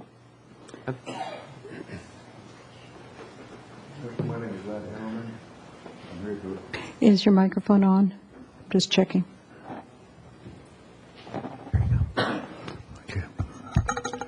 My name is Lad Handelman. Thanks. A local citizen and homeowner. And I'm here to show you actual footage of a different option on how to produce oil of Santa Barbara, should we ever have to. It's sort of a magic system. People never saw it installed, people never saw it taken out, and for 30 years it produced trillions of cubic feet of gas, which we needed, and millions of dollars of revenue at no problem and no cost to us. It was all benefits. Before going into that film, I've been listening to you folks and your read your resolutions, and you seem to be very proud of the fact the resolutions are based on your statement that we've not changed our mind in 20, 30 years. I find that incomprehensible as something to be proud of. Suppose in Columbus's day, that same rhetoric was put out, would all still be believing the world was flat. I mean, things have changed. Discoveries have been made. I think it's time we woke up and looked at the alternatives and based our decisions based on any new information we can get and common sense, and all the speculation about dropping oil prices. Maybe we'll never drop them, but at least we have some to use if we need it, at whatever price.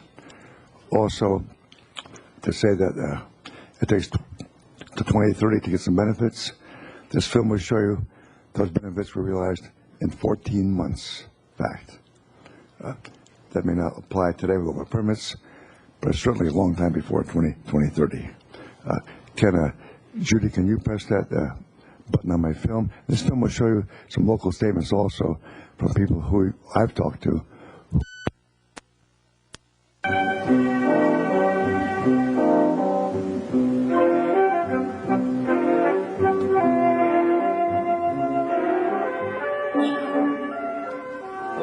The sled with the pipeline attached has to be pulled a distance of 3 to 4 miles from the beach area. The pipe is pulled from the staging area under U.S. Highway 101.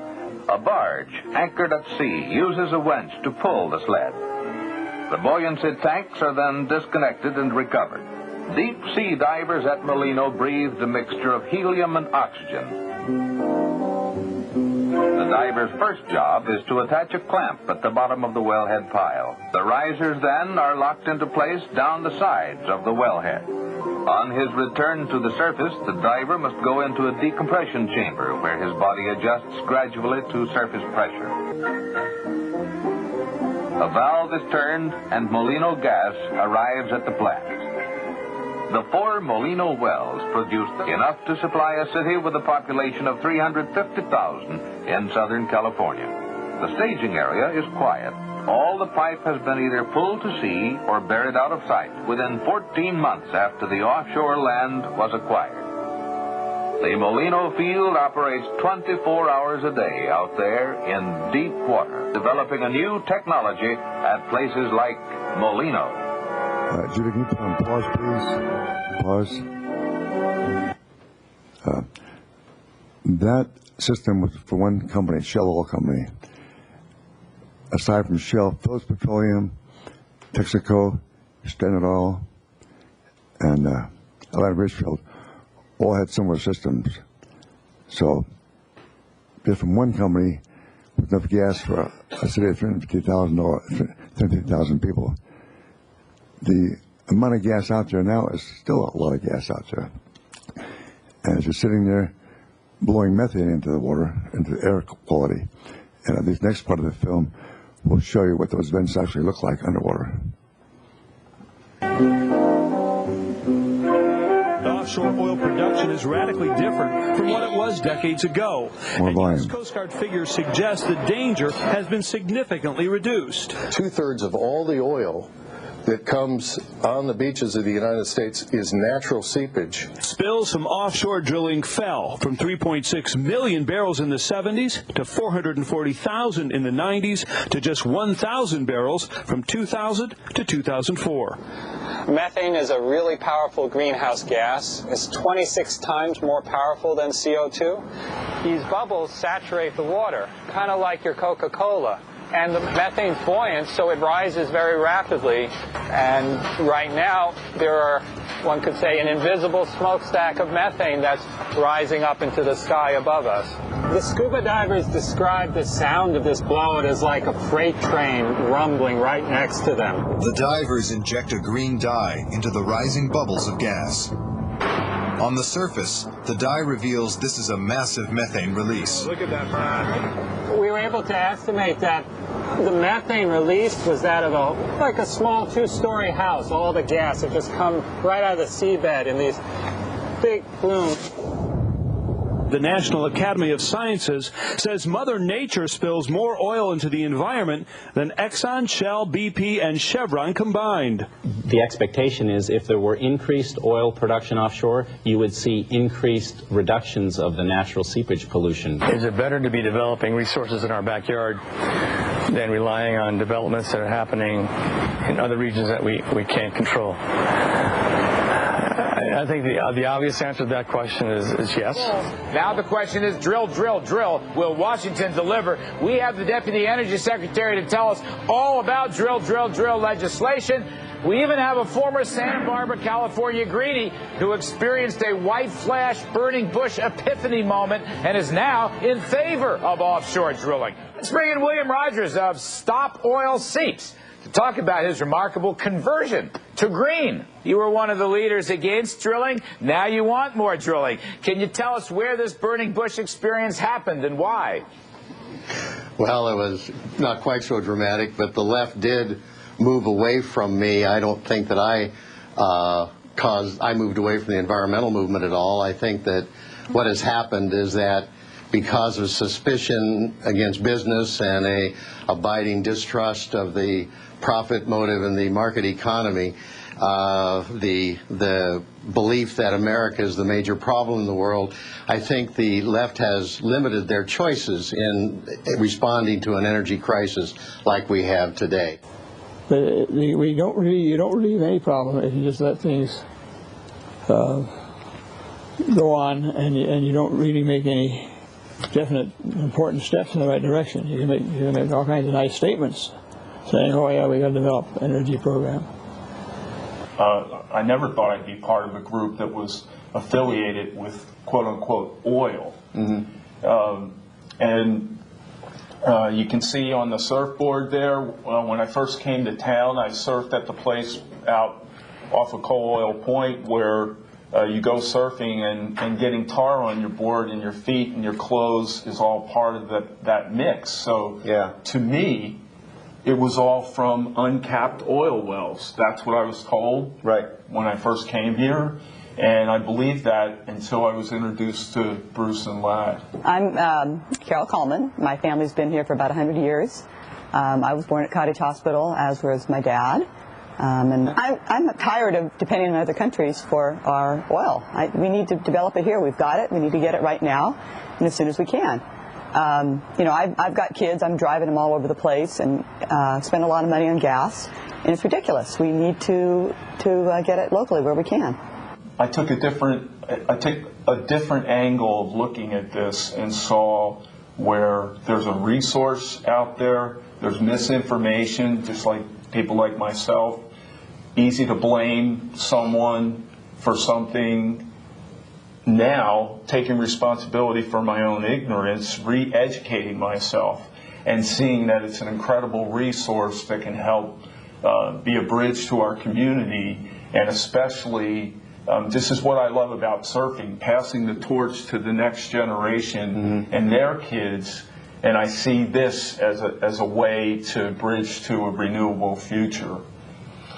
I think our county and city really need the oil and gas desperately.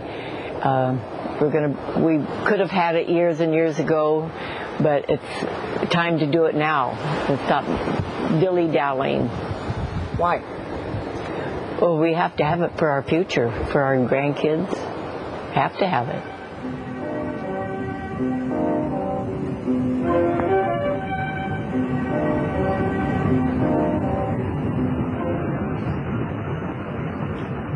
Okay, you have about a minute and a half left. I think I can sum up in that amount of time. Yeah. You're being bombarded with a lot of different information today. I don't necessarily envy the situation that you're in. It's almost like a religious argument.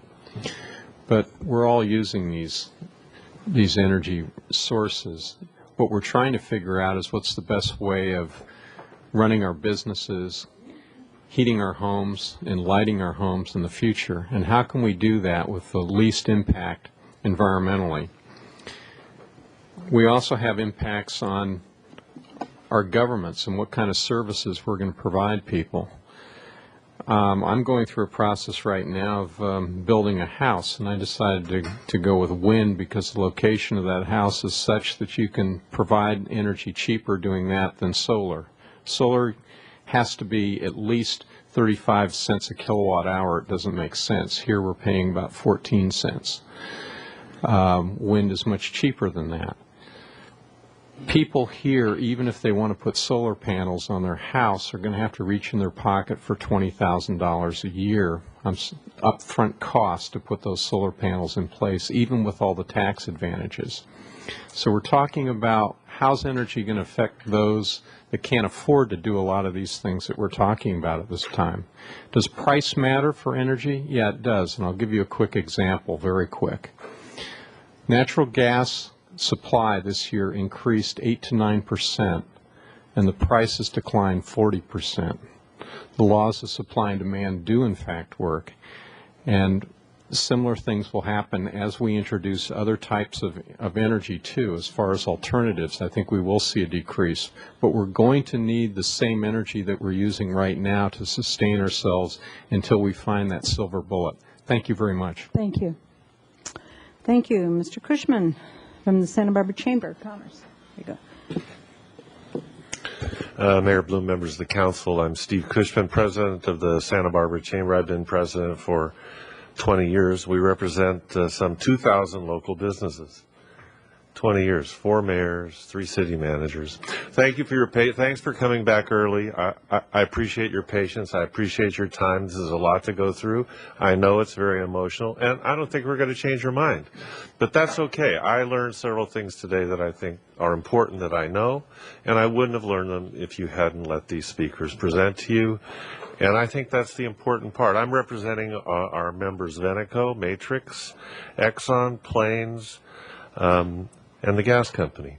And the Chamber doesn't take positions on national or state issues. We just want to make sure that you listen to their technology, you listen to their polls, and you understand what they're trying to do as a business. These companies produce the highest paying jobs we have in Santa Barbara County. They're some of the highest property taxpayers in the county, and they're very generous. I mean, look at Tim Marcus from Veneco and what he's done for Santa Barbara and what he's done for Denver. So that's our concern, that you listened to them. We're pleased that you did, and I'm pleased that I had an opportunity to listen to them. I don't think, in my experience, the issue of drilling for offshore oil is an issue of weather. I think it's just an issue of time. And that oil is precious. As Dave said, we're going to run out of oil, and we better come up with alternative sources of energy. And I think you're working toward that, and I think the energy companies are working toward that too. They know they're going to be out of business. So thanks for your patience. I'm going to introduce Jose Iguez, who's an expert on fail-safe devices from Baker Tool. Jose? Thank you.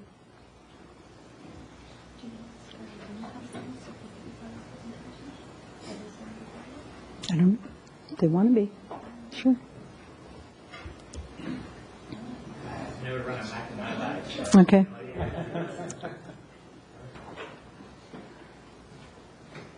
Good evening. My name is Jose Iguaz. I'm the operations manager for Baker Oil Tools, a subdivision of Baker Hughes in Ventura, California. I take care of all the coastal operations offshore and land operations for the whole Ventura Basin. And the reason why I'm here, I was asked to come up here to try to educate the general public as well as everybody else on what the new technology that is currently on the market for safety systems to prevent any type of oil spills being inland or offshore. So that's the number one objective that I've got. If you guys have any questions, please feel free to interrupt me and ask any questions that you may have. I do have a little show and tell that it takes 2 seconds. It's an actual safety valve, the smallest size that we've got, so you guys can see how it actually works downhole and how it would work in case of an emergency if it needs to be shut down. And I'll try to be as short and sweet as I can with my presentation. So just to get started, if this works. There we go. For most of you guys, the oil field is gibberish, and it was to me 12 years ago when I started, everything looked the same. So I'm not going to get into any of the specifics. I just want to go into the safety valve. This is a typical wellbore, and the safety valve is right on the upper section of the wellbore below the mat line to ensure that there is no hydrocarbons that I can actually, in case of a spill, make sure that they cannot come out of the ground. Okay, so if they have, the platform will be at 600 feet, right? And the mat line or the actual ground is 600 feet below, we'll put this safety valve 900 feet down to make sure that's 300 feet below the ground. And the main purpose of this system is a fail-safe closed system. So if anything fails within this system, it will shut down automatically. There is no human intervention needed, and it takes that human error away. It's automatic, and if there is a human error within the system, it will shut down as well. So it's designed, and the main reason for this design was the 1969 spill in Santa Barbara. Right now, it's part of the MMS regulations that every well offshore has to have that flows on its own, has to have one of these systems in the hull.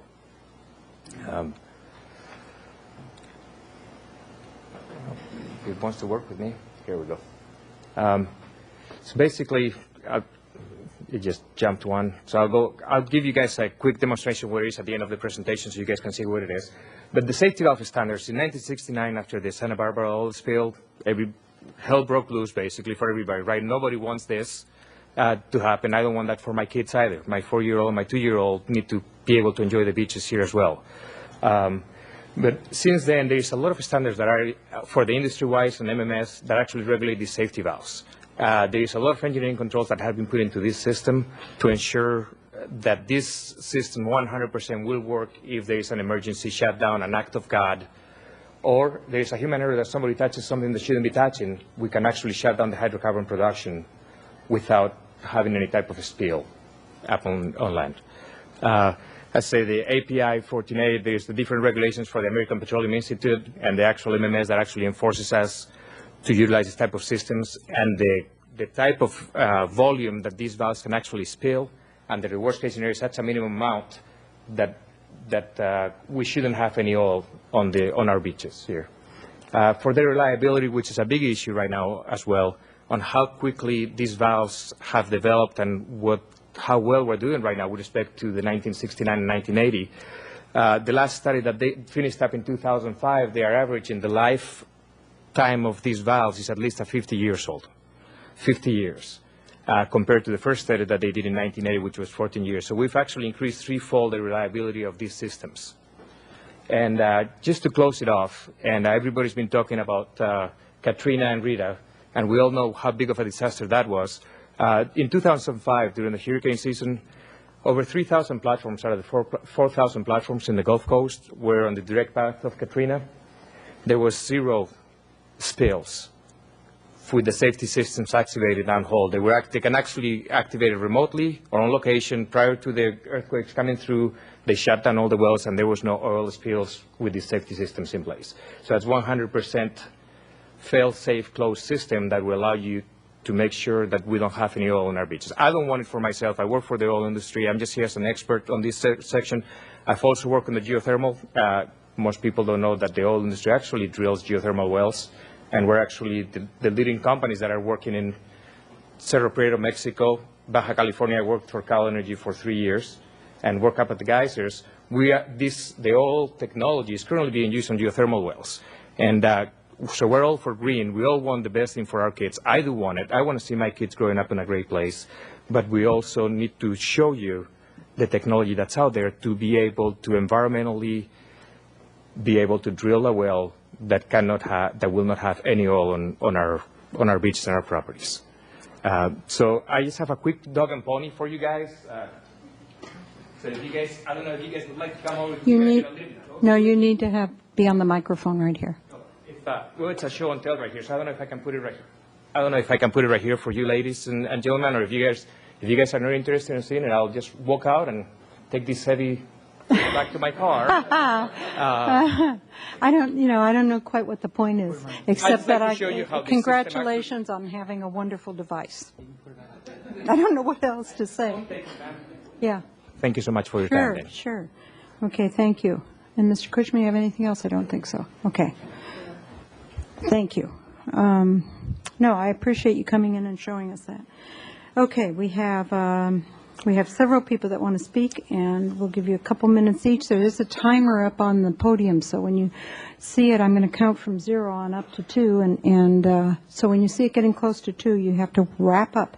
I will start with Bruce Leindyke, followed by Lee Heller. So Lee, you can come up and sit in the front row and then do that.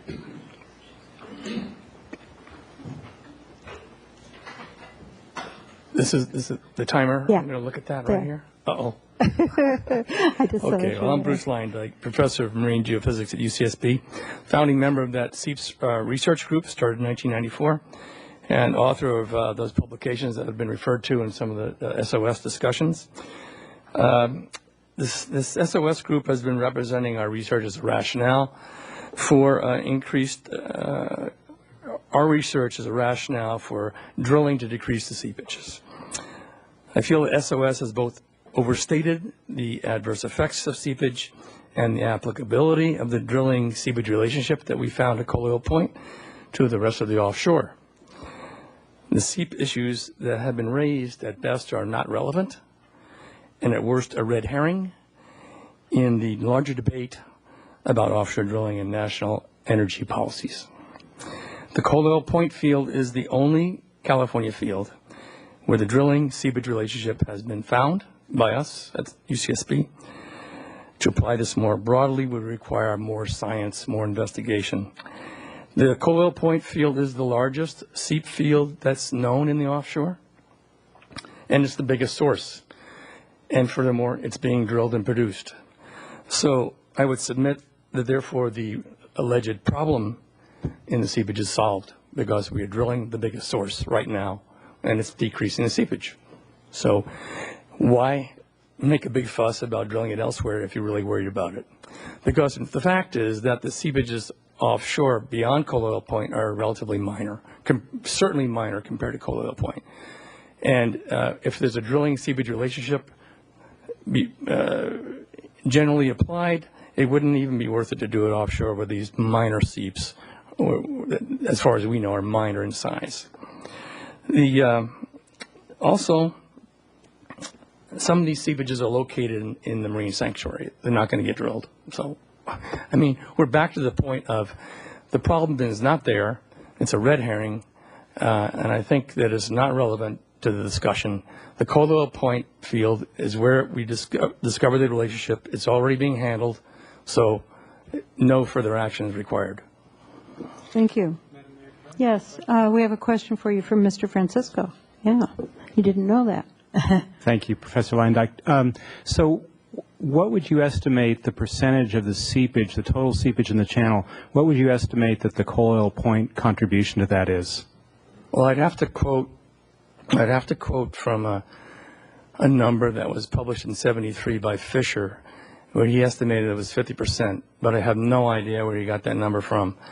I would think that it's far less than that, because the fact is the U.S. Geological Survey has found that most of the oil that's on the beaches and from Monterey down through San Diego is coming from Coal Oil Point. It's fairly amazing. This is a published study that I can provide to you if you want to take a look at it. So really the seepages, as Dr. Allen showed, there are some that have been mapped off of the Santa Maria Basin. That's true. Some of those I haven't investigated that thoroughly, but I think some of those are actually on the edge of being verifiable, and they're certainly minor compared to this Coal Oil Point. It's quite a phenomenon. That's what we've been studying it for 10, 15 years because it's such a unique occurrence. Okay, thank you. Is Veneco still working out there in putting a tent over it, or is that a long time ago? I don't know. No, the Veneco still operates the seep capture tent. Yes. That captures about 10% of the gas that's being emitted naturally. Okay. And we've been studying that for about 20-something years now. Yeah, kind of interesting. I went out there on a boat. Yeah. It wasn't a ship, it was a boat. Small Okay, part. thank you, yeah. Okay, thank you very much. Anybody else? Okay, thank you. Lee Heller, followed by Mr. Larson. Madam Mayor, members of the council, thank you so much for taking the time to think about this issue and to vote in support of a continued moratorium. When I listened to the presentations tonight and listening to Dr. Leyendijk, I am reminded that I used to teach critical thinking and writing skills in my previous life as a university professor, and I'm in despair. Because when I see people draw their information from biased sources like Fox News or Shell Oil and treat this information as if it's a legitimate basis for drawing conclusions, I start to think that the American educational system is really a disaster. The fact is, listening to these presentations tonight by people who want to return to more offshore drilling reminds me of a freshman paper arguing that life begins at conception, basing the source on the Catholic Church. We need to understand the issue in terms of independent evidence, not distortions and biased uses of scientific information, such as Dr. Leyendijk is objecting to. And I know that you will take all of this into account tonight in your vote. Thank you. Thank you. Mr. Larson, followed by Charlie Eckberg. Charlie, you can come up. Hi there. I'm a Santa Barbara citizen that used to be on the other end of this and actually worked towards that in my writing. But I've been out there and I have seen the fingers of oil spreading out. I've seen birds wrestling with it, sea life, and I had to plug my nose. The methane was so very, very powerful. And I just really think it's a shame that this has been going on for so long. I believe about every year we release as much off Coal Oil Point as the 69 spill. I don't know that that's an absolute fact, but somewhere in that range every year we do it all over again. And it's uncanny now because of the recent activity with the Board of Supervisors. The world is aware of that now, and the nation is aware of that. And I've gotten calls from many people who know that I've worked against it, and they've said, boy, everybody's kind of looking at you guys now to see if you can clean up the beaches from L.A. to Morro Bay.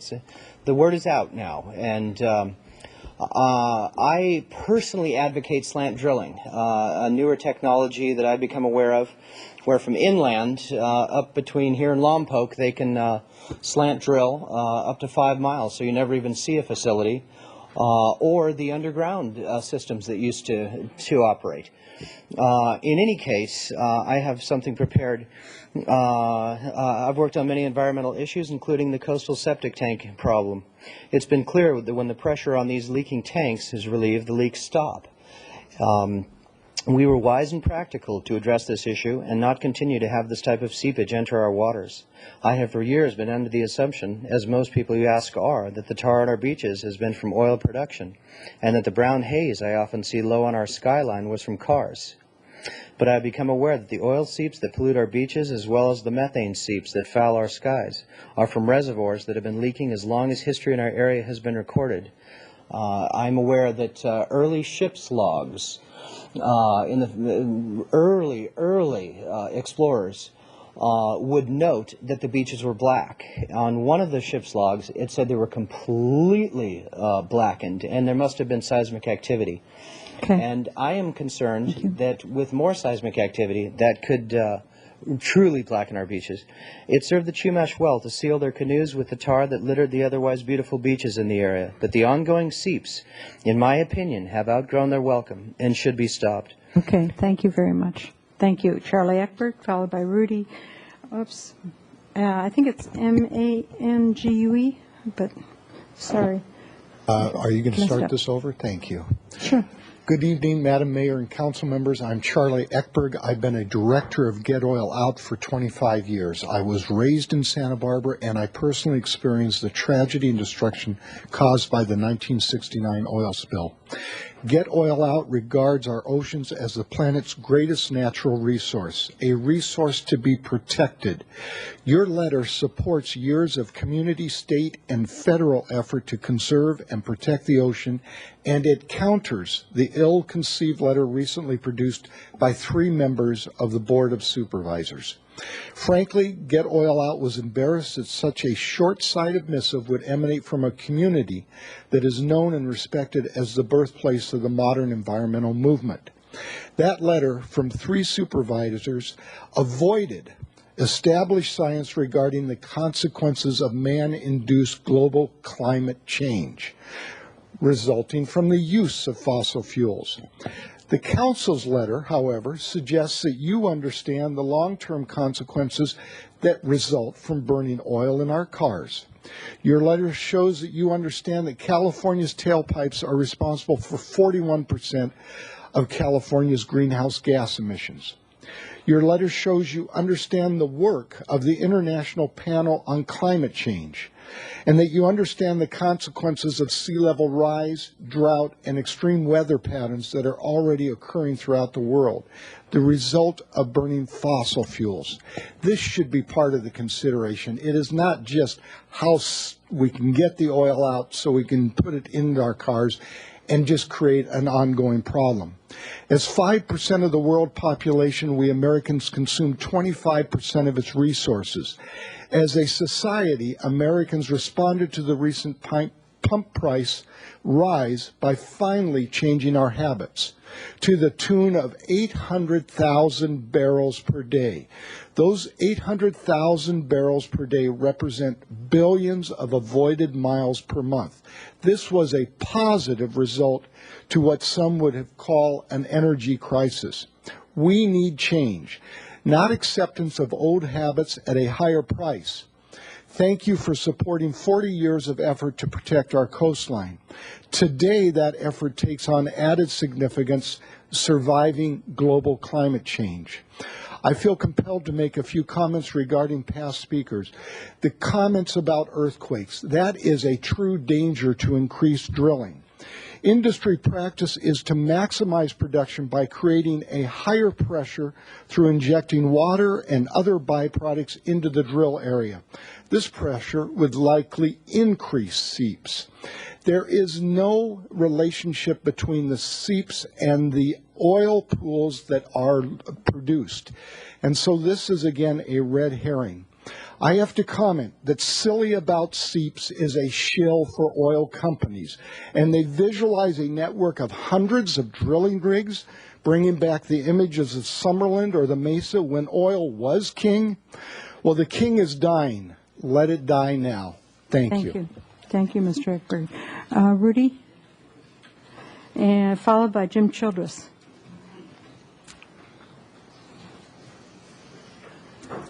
Mayor Blum and council members, thank you for the opportunity to speak on this issue. Could you pronounce your last name? I'm sorry. Mang. Mang. Mang. Okay, Yeah, thank you. Forget the U. Sorry. Yeah, thanks. My name is Rudy Mang. My wife Diane and I are homeowners and residents in the city of Santa Barbara.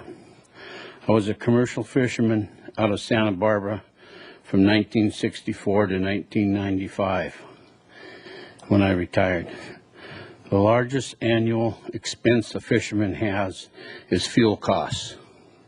So anything that lowers fuel prices, such as drilling for new supplies, is a welcome event. Fishing vessels cannot competitively operate on wind, solar, natural gas, or coal power. They depend on diesel or gasoline. My wife and I often enjoy the local beaches, and we believe that oil extraction from state waters would improve the quality of beaches that we all enjoy. Birds, wildlife, and intertidal communities would be saved from contamination due to oil seepage that can only be stopped by removing the oil and gas that cause the seeps. Present technology and regulations have made drilling and production safe. Last but not least is the economic windfall our city, county, and state desperately need. Thank you. Thank you. Jim Childress will be followed by Christine Ma. Mayor Bloom, council members, I'm Jim Childress, and I'm speaking as the chair of the Santa Barbara group of the Sierra Club. And I don't want to take a lot of time here. I think the group thinks your letter is outstanding, states things very well, it's very clear, and we support it as strongly as possible. I think it's a move towards the future instead of what's been proposed by the oil people, perhaps of burying their heads in the oil sands and waiting for extinction. And thank you for carrying this forward. Thank you. Christine Ma will be followed by Luke Kellums. Is Christine not here? Luke Kellums here? No. Okay, we'll keep going. Tessa Bernhardt? Yeah. And she'll be followed by Mark McGinnis. I saw Mark here earlier. Yeah, he's in back there. Good evening. Hi. Before I begin, I'd like to point out that I'm speaking on behalf of Get Oil Out, and our organization was unaware that presentations were being made this evening, so I'd like to respectfully request an additional 2 minutes to speak. Go ahead. Just do what you need to do. Okay. We're listening. Thank you. Good evening, Mayor and Council members. My name is Tessa Bernhardt. I'm a master's candidate at the Bren School of Environmental Science and Management and a member of the Board of Directors of Get Oil Out. Thank you for the opportunity to speak on the proposed resolution. I would like to begin by commending you. I believe this proposal truly represents your genuine commitment to the interests of the residents of this city and the entire Central Coast. More drilling is not the solution to high gas prices, this region's economic issues, or the nation's energy future. And as you heard, the assertion that drilling will reduce seepage is a gross overgeneralization of a single study. In fact, as Charlie pointed out, drilling practices may increase seepage. In terms of air pollution, the Santa Barbara Air Pollution Control District estimates from 2002 indicate that seeps contribute only 11% of ozone precursor pollutants, while vegetation contributes 29%, and anthropogenic sources contribute a whopping 59%. And peer-reviewed studies have suggested that only 1% of the methane released by seeps actually enters the atmosphere. The rest is transported below the surface. Furthermore, most of the hydrocarbons released by seeps dissolve or are biodegraded in the water column without detectable impacts on water quality or marine ecosystems. Unlike the gradual release of hydrocarbons by natural seeps along our coast, production-related oil spills immediately decimate water quality in a concentrated area and are acutely toxic to marine life and habitat. What's more, the pollution caused by these spills can impact commercial fishing, tourism, and recreation industries for years. At the August 26th Board of Supervisors meeting on this same subject, a representative of the Minerals Management Service stated that more than 80% of spills can be attributed to human error. No amount of new technology can eliminate human error. A tragic reminder of this was last December's Cosco Busan oil spill, which occurred in my hometown, San Francisco, California. The ship's captain crashed into the Bay Bridge, releasing over 50,000 gallons of oil, which killed marine life, halted commercial fishing operations for weeks, and marred the very beaches I grew up on. In the wake of the Board of Supervisors' 3-2 decision on August 26th, many residents of this region demonstrated their unwavering resistance to offshore drilling. The 2 dissenting supervisors refused to sign the majority letter to the governor and instead issued their own letter in opposition to lifting the moratoria on offshore drilling. Similarly, over 50 local environmental and community organizations, including Get Oil Out, endorsed their own letter to the governor in opposition of removing the moratoria. To me, this signifies an unacceptable failure of leadership at the county level. I applaud the City Council for stepping up and taking action to sincerely represent the principles of the residents of this city. Please, tell the county, the state, and the nation that drilling is not a viable solution. Please, call for increased efficiency and development of renewable energy sources. Please, pass this resolution. Thank you. Mark McGinnis will be followed by Dick Flax. Good evening. I'm speaking on behalf of the January 28th committee. This was a coalition that's formed after the Santa Barbara oil spill of January 28, 1969. And we included GOO, but the message of GOO, Get Oil Out, was rather reactionary to many of us. And we wanted to, not that it's bad, there was a reaction, and it was full of anger, and it was because of the pin-up rage of Santa Barbara citizens who were denied public hearings, the very basics of democracy before this decision was made. But we said, look, we're in this for the long, long term. We have an opportunity here to start an environmental movement. And so we did. The January 28th committee, the good men and women of it, not many surviving, but some of us are, today, went on to found the Community Environmental Council, the Environmental Defense Center, the Environmental Studies Program at the University of California. We have been working to get over oil, get off oil, all this time. And during that time, I've seen many of you come and go, and in the main, I think you have been flexible. These people have been flexibly responding. In relation to the timing of this action by the Board of Supervisors that we are responding to, not merely reacting to, but responding to,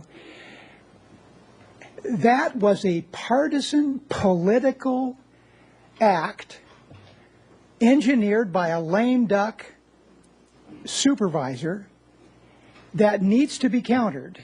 The damage has been done. You can't fully undo what was done intentionally, but you can at least do the sensible thing, which would, in my view, include making this information that's been presented to you by the representatives of the oil industry, take that into consideration in your work with the Energy Task Force.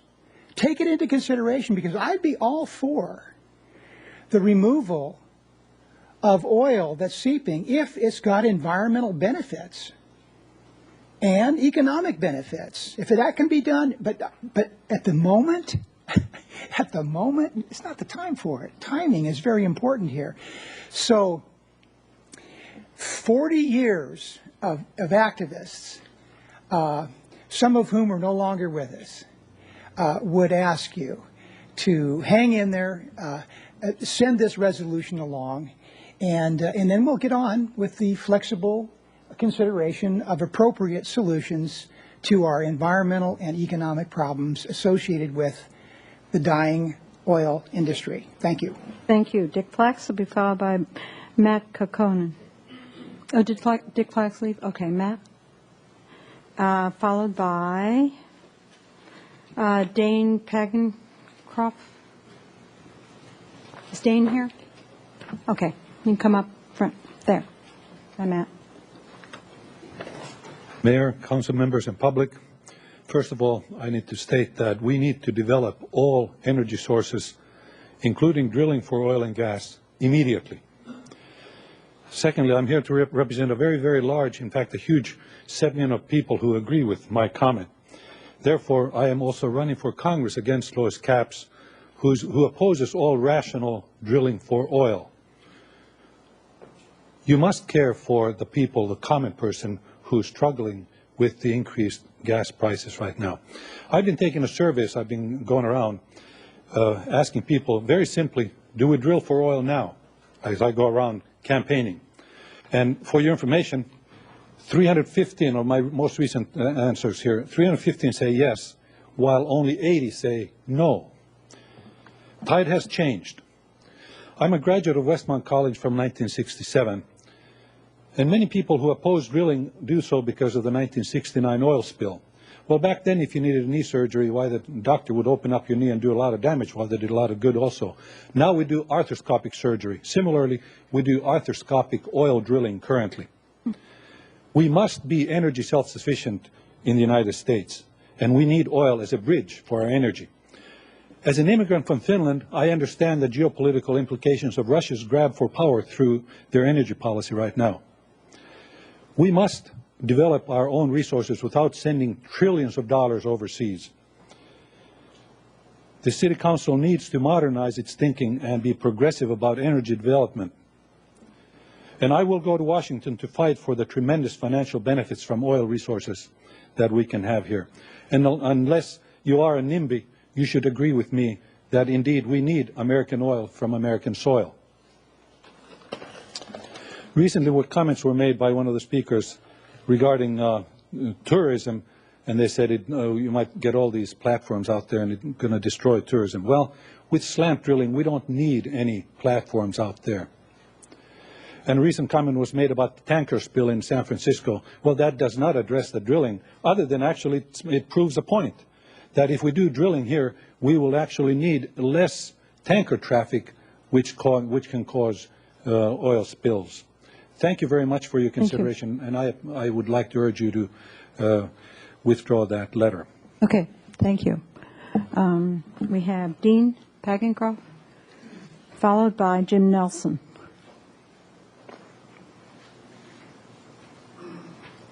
Luke Kellums had to leave on an urgent matter. He asked me if I could ask you guys a couple of things, if I could get a slight extension. Madam Mayor, council members, it's an honor to speak to you today. My name is Dan Pagencroft. I'm a disabled Gulf War veteran, a single parent, and an electrical engineering materials science student with a focus in alternate energies. One of the best classes that I ever took in school was a philosophy class on critical thinking. This class teaches you how to lose bias, open your mind, and do accurate research that filters propaganda and other tools that may cloud sound judgment. I learned how to make an informed, educated decision based on facts and scientific evidence. I too had an energy epiphany. I used to share your opinion on this issue, but after doing a lot of research, I've changed my position.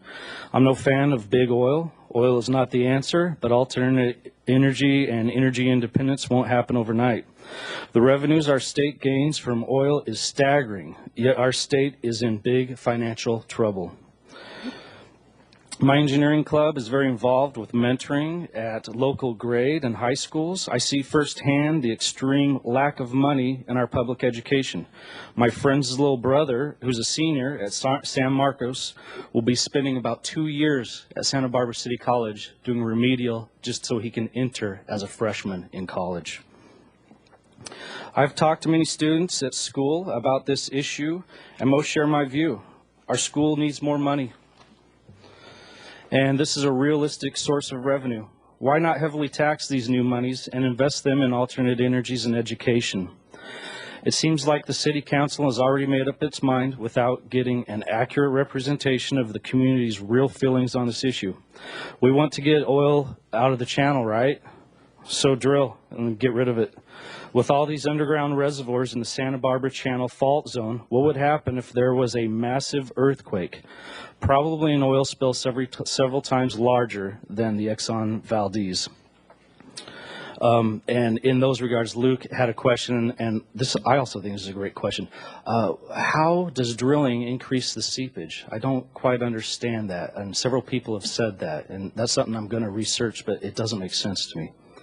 And you need to wind up, please. Okay, finally, if there's a chance that increasing our offshore drilling may help bring our soldiers home by relieving our dependence on foreign oil, then it is our responsibility to explore this option.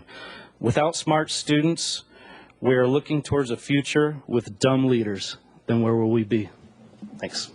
I guess I'll say thank you, but I'm not quite sure. Okay. Jim Nelson, to be followed by Judy Rossiter.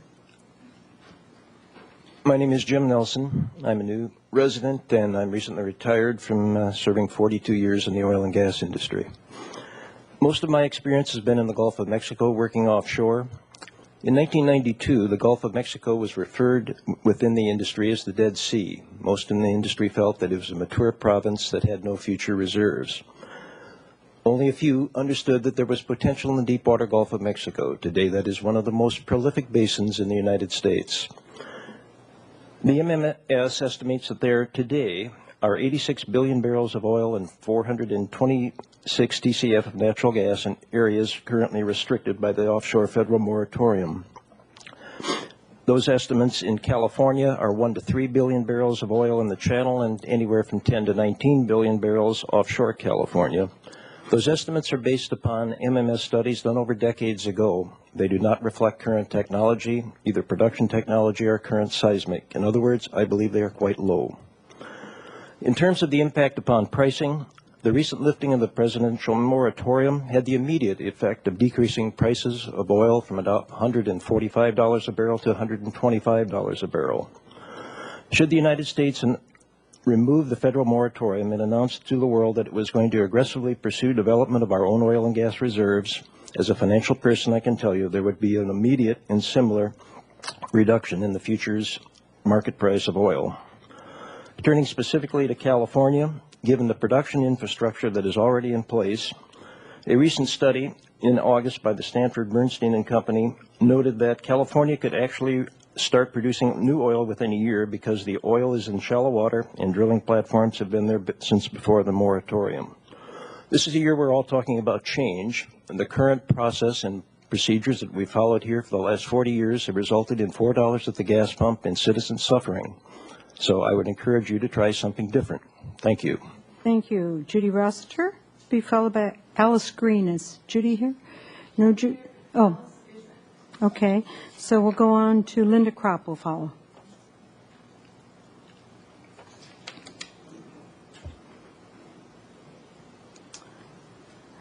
I'm Judy Rossiter, and I've come to you as an educator and wildlife advocate, and I live here in Santa Barbara.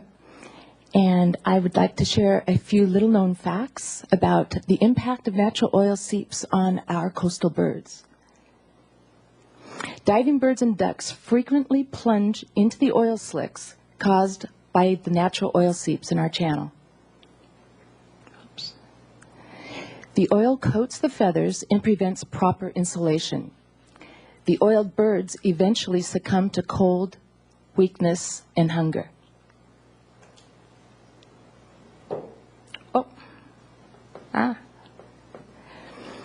The birds struggle to clean the oil off their feathers, but the oil hardens and sticks to their plumage, making it virtually impossible. Unless captured and washed, the toxicity from ingesting the oil often results in death. Now, this is a report from a single natural seep incident just this last January 31st, 2008. Birds collected alive were 60. Birds that died or were euthanized, 21. Birds in-house, still there, 39. Birds collected dead, 4.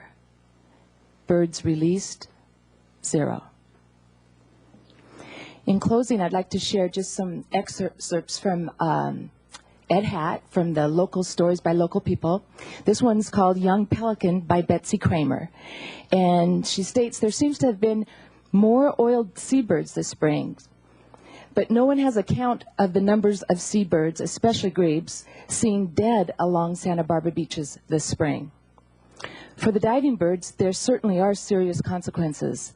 The now hard coating from head to feet, so thick it has burned through some of the feathers on this one's back, probably came from natural seepage. There have been no reports of oil spills. I am opposing the letter. Thank you. Linda Kropp will be followed by Jean Holmes.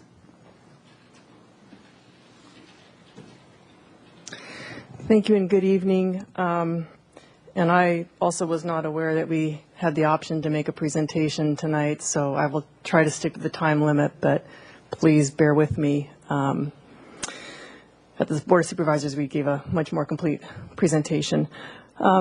I'm the Chief Counsel of the Environmental Defense Center, and we were formed after the 1969 oil spill to protect our region and our environment through public education, advocacy, and legal action. We have supported the federal oil moratorium since its inception in 1982, and we continue to represent dozens of community groups on various offshore oil and gas development issues through the present. So why are we here? We've had a federal oil moratorium since 1982. We've had a state moratorium since 1994. We have 68 million acres of leased lands onshore and offshore under federal jurisdiction that can still be developed, that haven't even been developed yet. That's in addition to what we see off of our coast and other parts of the country that are being developed. So why are we here today talking about lifting the moratorium when we have so much development going on now and so much more development that can still occur over the next 30, 40, 50 years? We have two things. We have an outgoing federal administration that wants to provide a favor to the oil industry and put areas of our country on the table for leasing and development that have been deemed off limits heretofore because the areas are pristine, because we don't need the oil, for whatever reason, because we have competing industries like tourism and commercial fishing that are more important. That's what this is about, opening up new areas of our country that have been off limits to this date.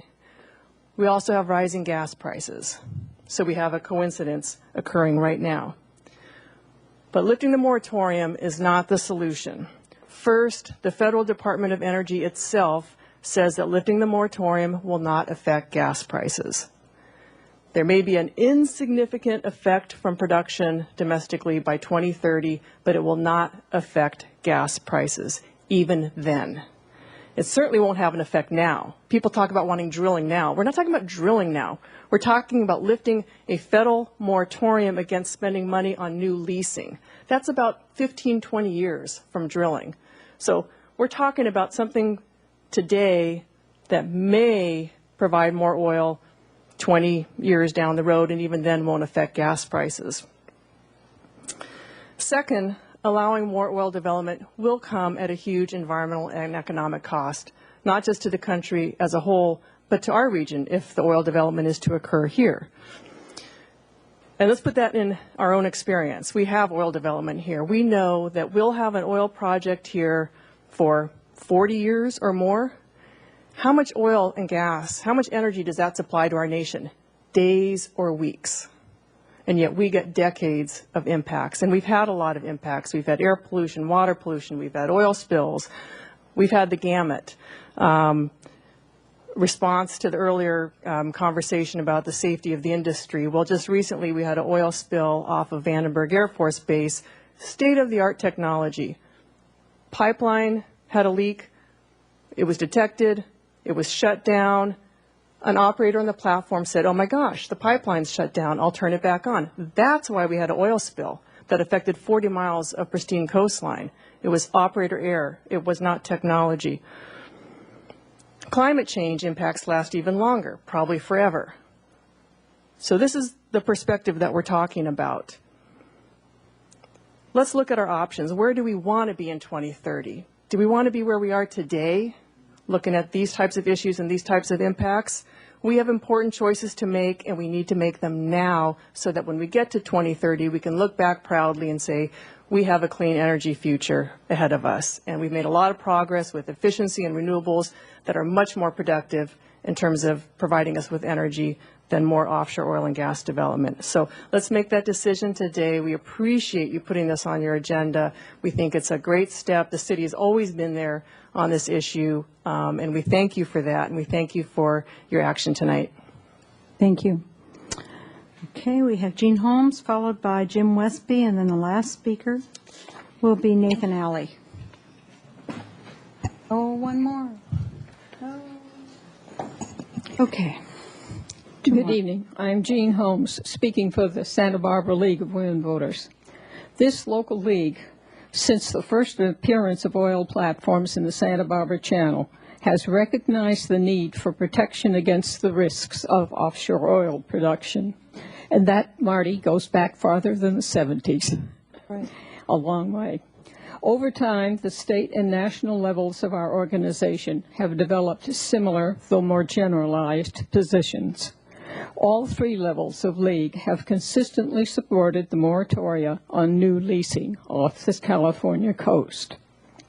Additionally, we now have an awareness of the dangers of climate change and the urgent need to move away from the use of fossil fuels. As noted in the resolution under consideration, it is time instead for renewable energy and increased efficiency and conservation. The League supports the resolution. Thank you. Jim Westby, followed by Nathan Alley.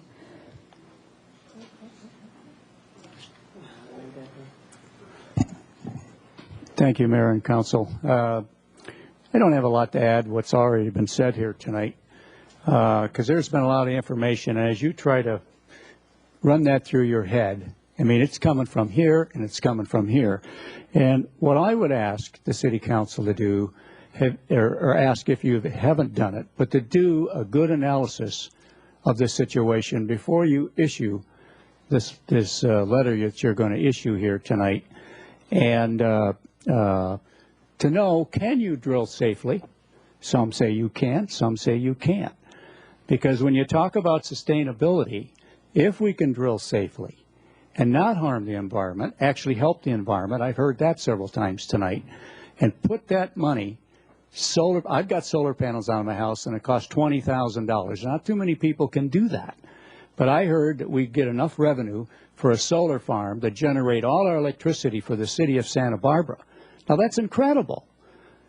Now I can also tell you, coming from the auto industry, that electric cars are going to be here within 2 years, not 20.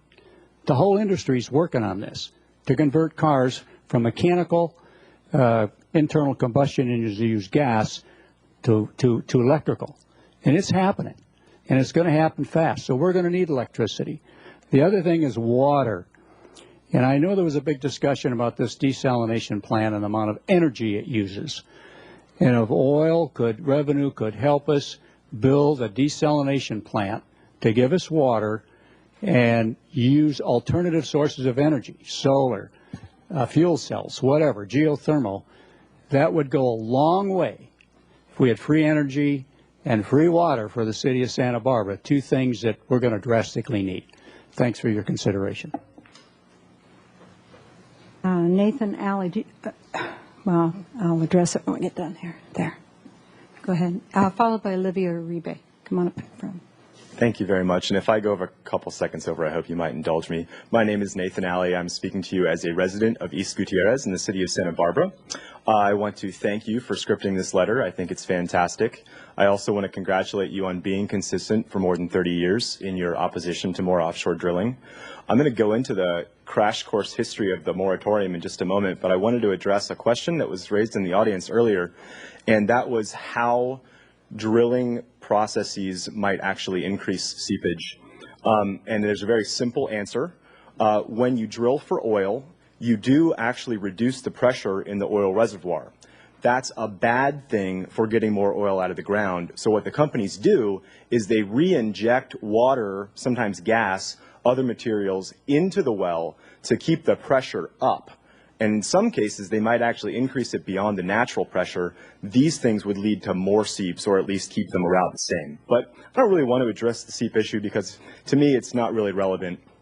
I'm going to give you a very quick crash course in the oil moratorium at the federal level and explain how Santa Barbara was, in a large way, responsible for it. We had our 1969 oil spill. You may have heard of it. I was not around for it. Actually, I feel lucky for that. But this caused movement on the federal level and ultimately manifested itself in a requirement to prepare these 5-year Outer Continental Shelf leasing plans. And the original leasing plan was proposed under the Carter administration in 1980.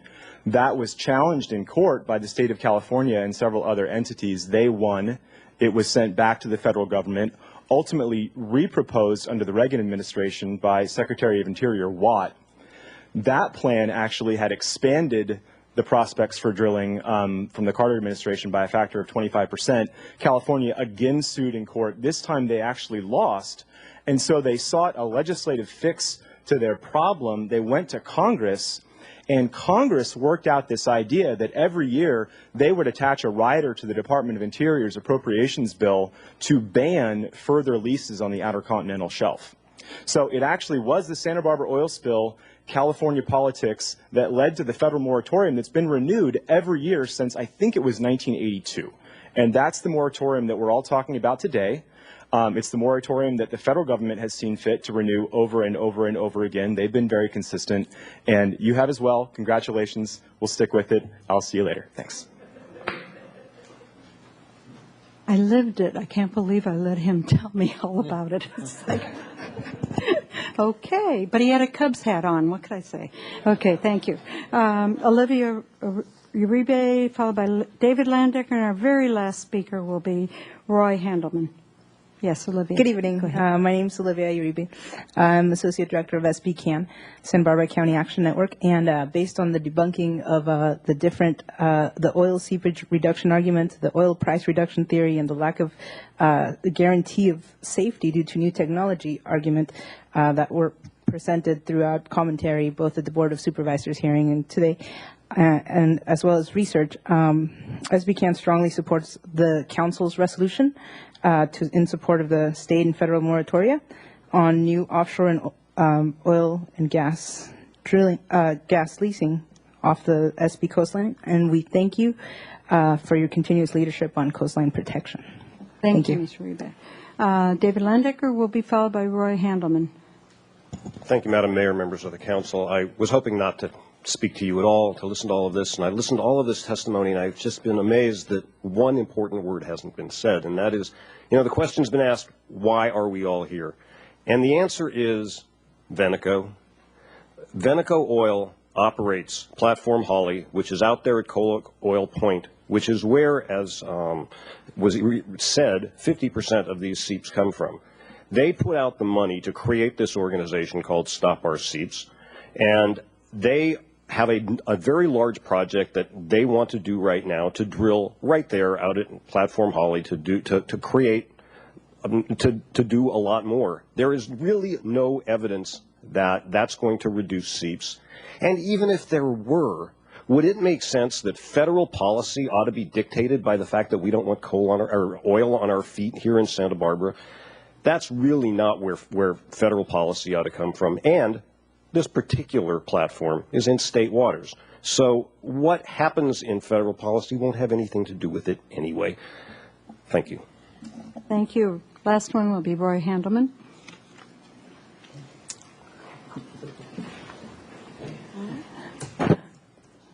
Hello, I'm Roy Handelman. I'm a citizen of Santa Barbara. And I've been sitting here listening to all the different opposing opinions about drilling in our channel. And I recall Linda Kropp saying she has 50 people that support the moratorium on drilling. Then I heard Matt Kokkonen say he has 315 people that... I don't think so. I don't think so, but that's really not...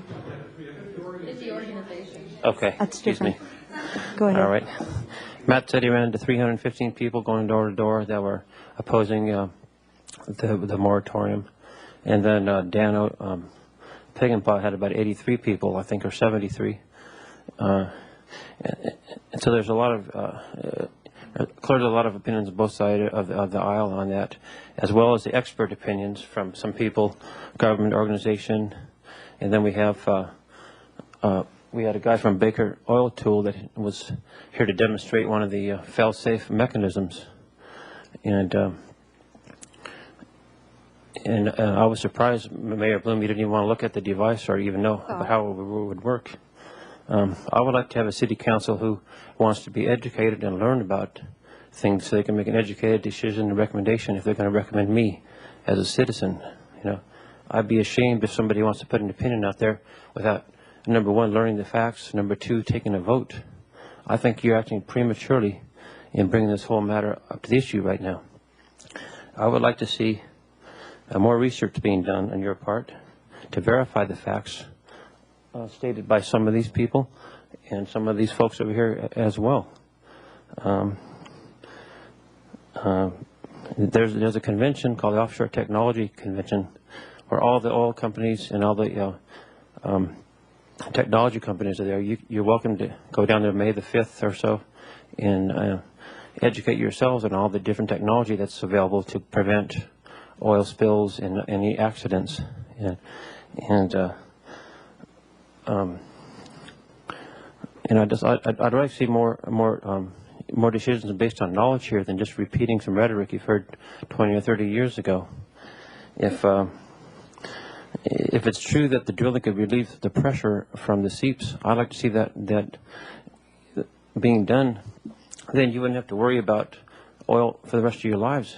Okay, thank you. If you take all the oil out, there would be nothing more to worry about. Thank you. Thank you. We have a note here from Roger Horton, and we don't usually do this. I don't have any more speaker slips, by the way. But he had to go home, and he just wanted to say he supports keeping the moratorium. He supports our letter. He said the county action sends the wrong message to our citizens. I also wanted to point out a couple things before we go to comments, although we're ready for comments. The Santa Barbara City Council, the Santa Barbara City gets no money from oil drilling, so I don't know why you people think that we can have solar panels on every roof and all that sort of thing. We just don't, we don't get. True. No, Bruce, you had your time. You had 15 minutes. I don't even have a minute yet, so give me time, okay? No, city doesn't get money from oil drilling, and the city itself, the city government does not get money from oil drilling, and the oil that is drilled offshore does not come directly to our gas tanks here. That just doesn't work like that. I've been studying this oil issue for more than 40 years because I have, having moved here and being president of the League of Women Voters for 4 years and working very hard on this issue. And I remember going down with Ruth Sadi to a Coastal Commission meeting down in L.A., in which we stood up to 7 oil companies, I think it was. They were all men in suits. And Ruth in her tennis shoes, and myself, I probably had on tennis shoes too. We stood up to them, and the Coastal Commission agreed with us that we had to use not use oil tankers in the channel, although they do use them for other things. But instead, we needed a pipeline. So I have really been invested in this issue, whether I wanted to or not, but for a long, long time here. So for someone to come up here and say that we're not listening or that we're not hearing or something like that is kind of disingenuous. We are very listening. We're listening well, and we're hearing what you have to say. And I wanted to point out that the statement that I agree with the most here is the one from the Western State Petroleum Association. Believe it or not, you can take this back to them if you want to, because you talked about a complete energy plan, talking about geothermal and talking about wind and all the other kinds of energy. And I really believe that's what we have to look into right now, and that's what we have to do, and that's not happening at the federal level, although it should be. We need more of an energy plan, a complete energy plan that includes all kinds of energy, including alternative energies. And I think the oil companies see that. And that's what they should be working on, and that's what a lot of them are working on. So, and also to say that we're completely against any oil drilling. If you sit at almost any house in Santa Barbara and look at the ocean, you see oil drilling out there. So, and a lot of people in Santa Barbara make their living doing that. So I just don't, I don't quite understand why there is this push right now to lift a moratorium out in the federal waters when there are already some leases, and we have an oil processing plant on the coast that's not even being used. I just think that the reason has to do with the presidential election coming up.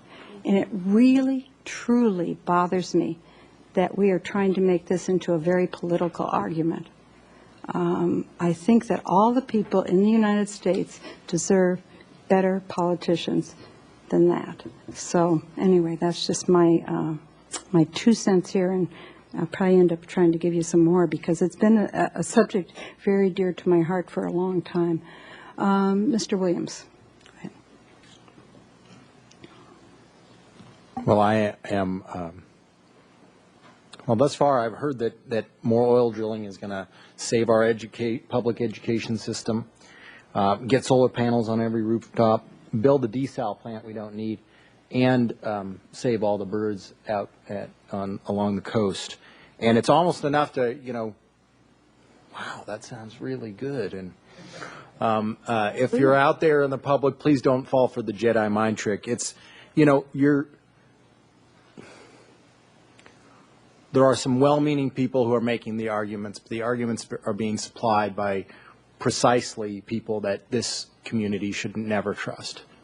I mean, this community has been burned by the oil industry so many times, and how you could expect us to believe you after all of that is mind-boggling to me.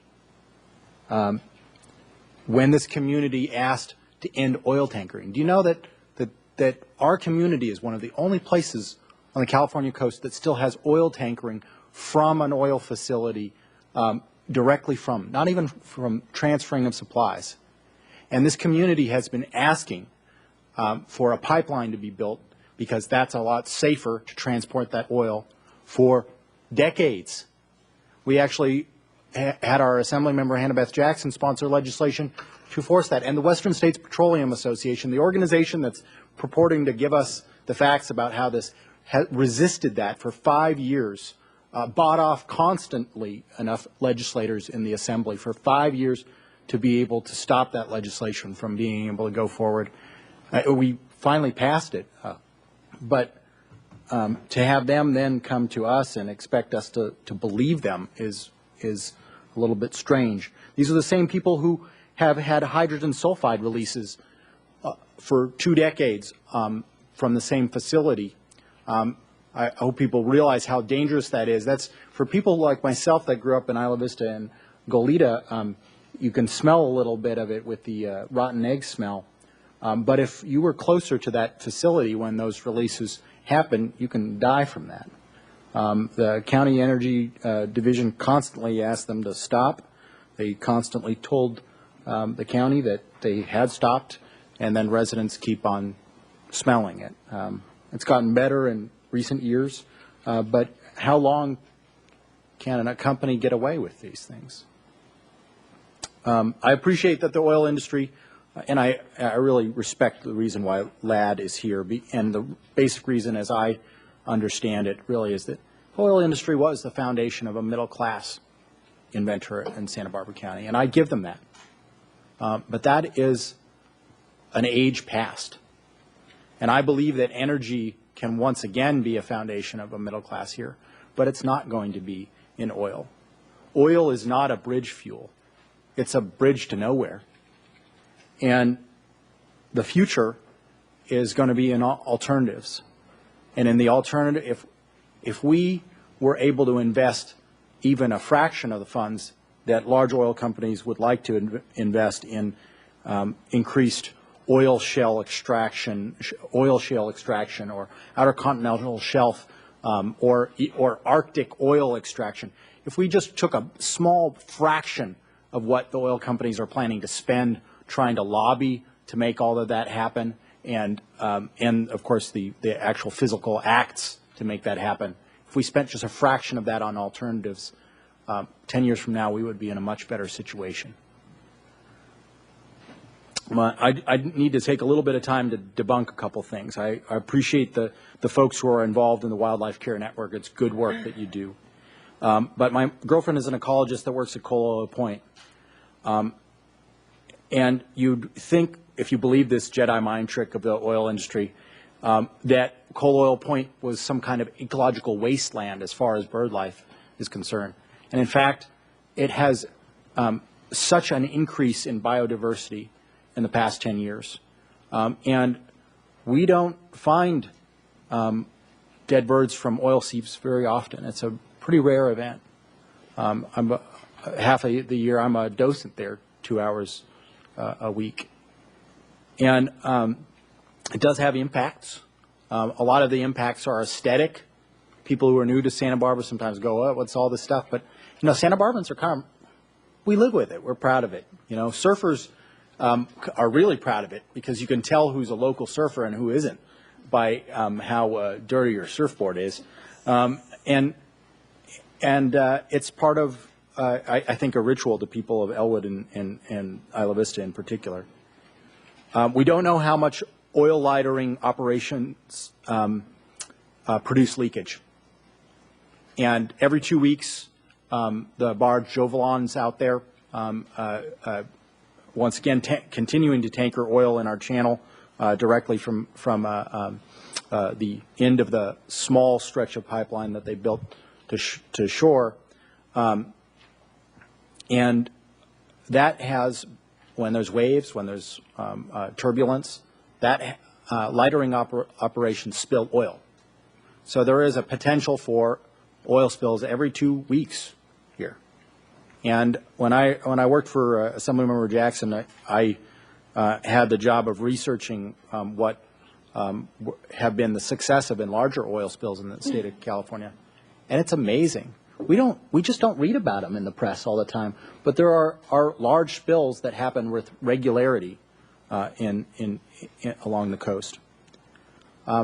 And to just debunk the idea of, oil revenue has not facilitated a move towards renewables in Alaska or Texas, where the states actually do extract a decent amount of money from the oil industry in terms of royalties and so forth. Fox News and the Western States Petroleum Association is not the people that we can rely on to be an unbiased source for information on this. I think that if the oil industry wanted to have a say and wanted to be believable by this community, they would have built that pipeline and stopped tankering off our coast a long time ago. They haven't done that. Thank you, Mr. Francisco. Thank you, Madam Mayor. I'd like to try to get clear on what exactly it is that we're talking about here. Since I didn't see the staff report on this, so I just have a few questions which presumably some of the people who've put this forth can answer for me. In the summary here on the first page, it says, this is a proposal to adopt a resolution of the Council of the City of Santa Barbara that supports the state and federal moratoria on new offshore oil and gas leasing off the Santa Barbara coastline. Please refer to the attached resolution language for details. Okay. So I guess that is on page 2, section 1. The City of Santa Barbara continues its strong support of the state and federal moratoria on new offshore oil and gas leasing off the Santa Barbara coastline. So, at my understanding, There are a lot of whereases, though. there's a lot of whereases, but most of the whereases are things like, whereas the County Board of Supervisors sent their letter, whereas the City of Santa Barbara was the first city to pass the Architecture 2030 Challenge, et cetera. I don't really see the detail that I was looking for about the moratoria. And so my question is, now I've been forced to do some catch-up research here in the few days since this project was announced, and my understanding is that the federal moratorium on new offshore leases applies to the Atlantic coast, parts of the Gulf of Mexico, the Pacific coast from the Mexican border to the Canadian border, and Alaska. So is the idea here that we are saying that entire lease area, approximately 230 miles out into the ocean, completely surrounding North America, that we are reaffirming is that what we're supporting, or are we supporting it off the Santa Barbara coastline as the resolution says? Well, the resolution says off our coast. Okay. If you'd, I think so if you'd like to expand it for the rest of the country, we'd be happy to. Well, that's what I want to understand, because those are two very different things. Well, and I will, as part of the research from that was put together for us of all the different items this year, we all voted on, actually in our legislative platform in 2008, under environmental quality coastal issues, to support extension of the Federal Coastal Protection Act prohibition of additional offshore development based in part on concern about impacts to onshore support facility and services by offshore development activities. So I guess technically, if we want to be more consistent with the legislative platform, we could amend the language here to address that if that's your favor. Well, I guess I'm just trying to understand this. This is a sincere question. I mean, the federal moratorium is a big deal. It's a very big deal. I mean, it's all of North America, 230 miles out to sea. Is that what we're talking about, or are we talking about off Santa Barbara's coast? Well, what Helena has written here, and I'm sorry?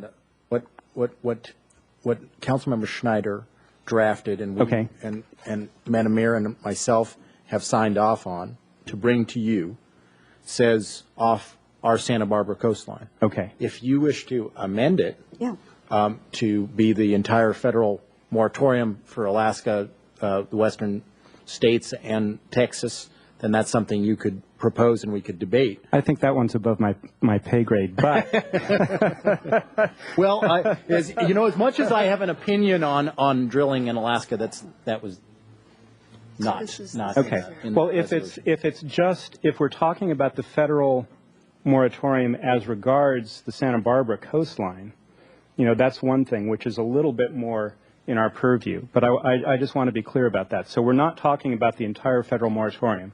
We're talking about its local aspect. That's what it says here. Okay, fair enough. I think that, unfortunately, as we've seen from presentations from all different points of view this evening, this is an extraordinarily complex topic. And it's one over which there are some deeply entrenched opinions on both sides. And also one in which I think there's a lot of research still to be done. I mean, I think, for instance, it was interesting, Professor Leyendijk's statement that he's been working on this for 20 years, and he's basically been focused on one relatively small group, an important group, but one relatively small group of oil seeps. And that, I'd say that could apply to this whole area. There's lots to understand here. And unfortunately, well, I guess in a way this is a purely symbolic action on our part. I don't think that Nancy Pelosi is going to wake up tomorrow morning and see the news. Santa Barbara City Council votes against it, and that's going to change her mind. But, excuse me, please. Even though it's a symbolic action, I would like it to be a well-considered action. And I don't think that putting something on the agenda with 1 week's notice, something that is this complex and this important to everybody in Santa Barbara, I really don't think that does justice to this topic. I like to think of Santa Barbara City Council as a deliberative body, and maybe even as one of the better deliberative bodies in the area. And I think that a topic like this should have been put on the agenda with at least a month's notice, so that everyone, including all the different organizations with all their different points of view, and all the citizens in Santa Barbara had a chance to think about this, maybe to do some of their own research, and come to City Council and give us their input. And instead, and unfortunately, I think what we're going to have here is the opinions of us sitting on this at this dais without a lot of input from you. So I just think it's unfortunate that we've rushed into this. I agree with the mayor that what really needs to happen here is a comprehensive look at energy. And I don't think that anyone is saying that any one of the solutions out there, not including oil, which is obviously a finite resource, which we won't be able to depend on forever, not wind, not solar, not nuclear, not any of these things by themselves are a solution. So I think what we really do need is a comprehensive plan, and I would like to stay away from this sort of emotional stuff. I think that if we really care about the long-term future both of our city and this country, we have to be, we have to move forward slowly. We have to realize that all of these transitions have been difficult, whether it was wood to coal, or coal to oil, or oil to whatever it is, we're not quite sure that's going to come next. These transitions are not easy. They take a long time. And, well, I think maybe I've said enough. Thank you, Madam Mayor. Okay, thank you. Ms. Falcone, I think. Sorry, my new lighting system has. Yeah, Ms. Falcone. Sorry. Yeah, I moved over when you left. No. Well, let's come back a little bit here. First of all, I want to thank the three that put this on the agenda. As you know, only three can put it on the agenda, otherwise you violate the Brown Act. The last time this happened, it was actually I who brought it, and Linda remembers we were They were considering, the Coastal Commission was considering expanding 36 of the leases that exist out there, and it was time to take yet another action to sort of stand our ground.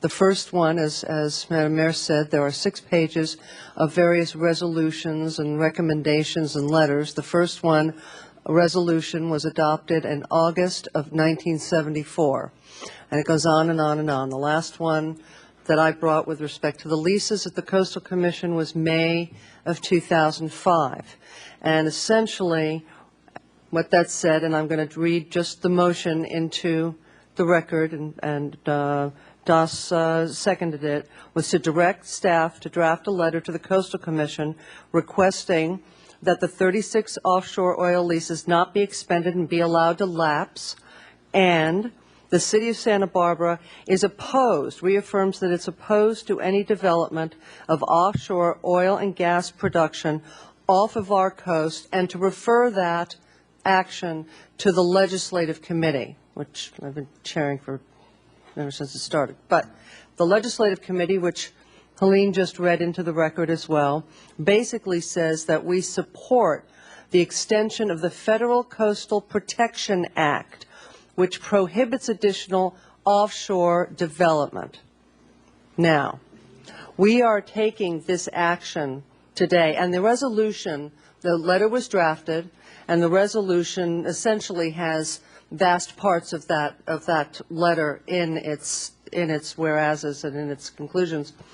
But one thing that the letter did say that the resolution reaffirms also is that the Santa Barbara City's general plan states clearly that the city should continue efforts to prohibit new oil exploration, drilling, and production in the channel, and to cause the termination of existing leases and the removal of platform structures.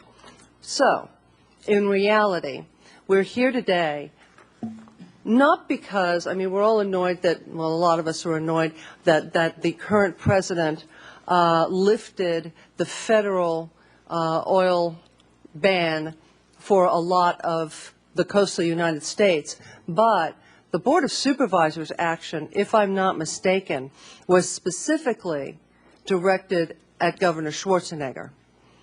That's the state piece of it, that when you filled out that speaker slip, I thought I was going to come, beat you with a stick. But what you brought up was the salient point, that what we're looking at right now is really the platforms off our coast, in our waters, in our channel. And we have, the law is replete, the record is replete here, that it doesn't really matter if it's 200 miles offshore, although I get Mr. Francisco's point.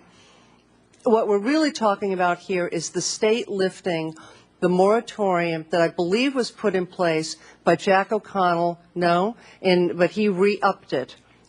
Who put it in place, Linda, in 95, 94? Just yell it out. Wasn't it?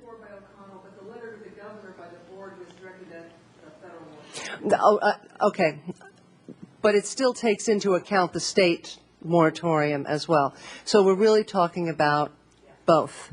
And it was O'Connell who did it in 94. Okay, all right. All right, my brain's not totally fudged at this point.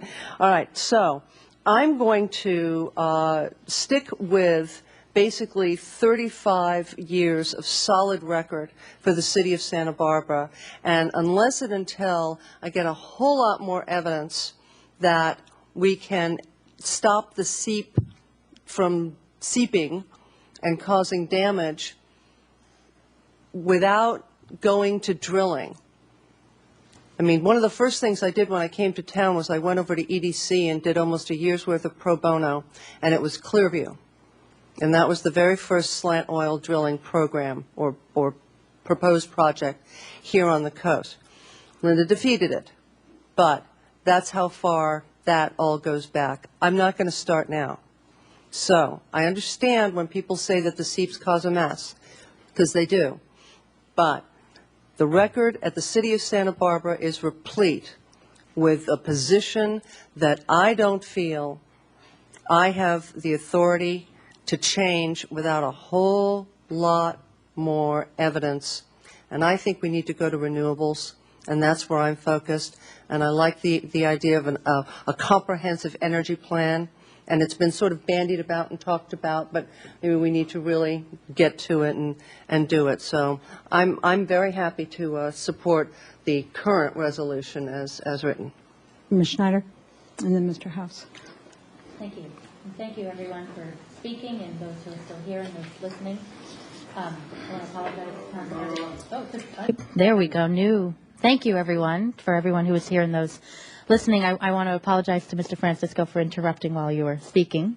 But I think you do bring up some points of why are we talking about this now, and this is really symbolic. This is symbolic. We have no authority or jurisdiction about this, but the symbolism is so, whether we like it or not, we are the eye of the storm when it comes to the energy policy of the United States. If you look at the national media and what they did when they reflected on what the Board of Supervisors what happened 2 weeks ago at the Board of Supervisors. So having to have this 35-year record, as Councilmember Falcone eloquently said, reestablished now, and the timing now, I think is crucial. Because of the way the 3-2 vote, and I want to stress it was a 3-2 vote, not a majority 5-0 vote or anything like that, what that meant in the middle of the conventions, in the middle of the big debates related to this presidential election. You mentioned about, I don't think Nancy Pelosi will really care what our vote will be. I beg to differ, and I know that because Susan Rose, former Supervisor Susan Rose, told me when she came back from the Democratic Convention, they were there during the Board of Supervisors vote.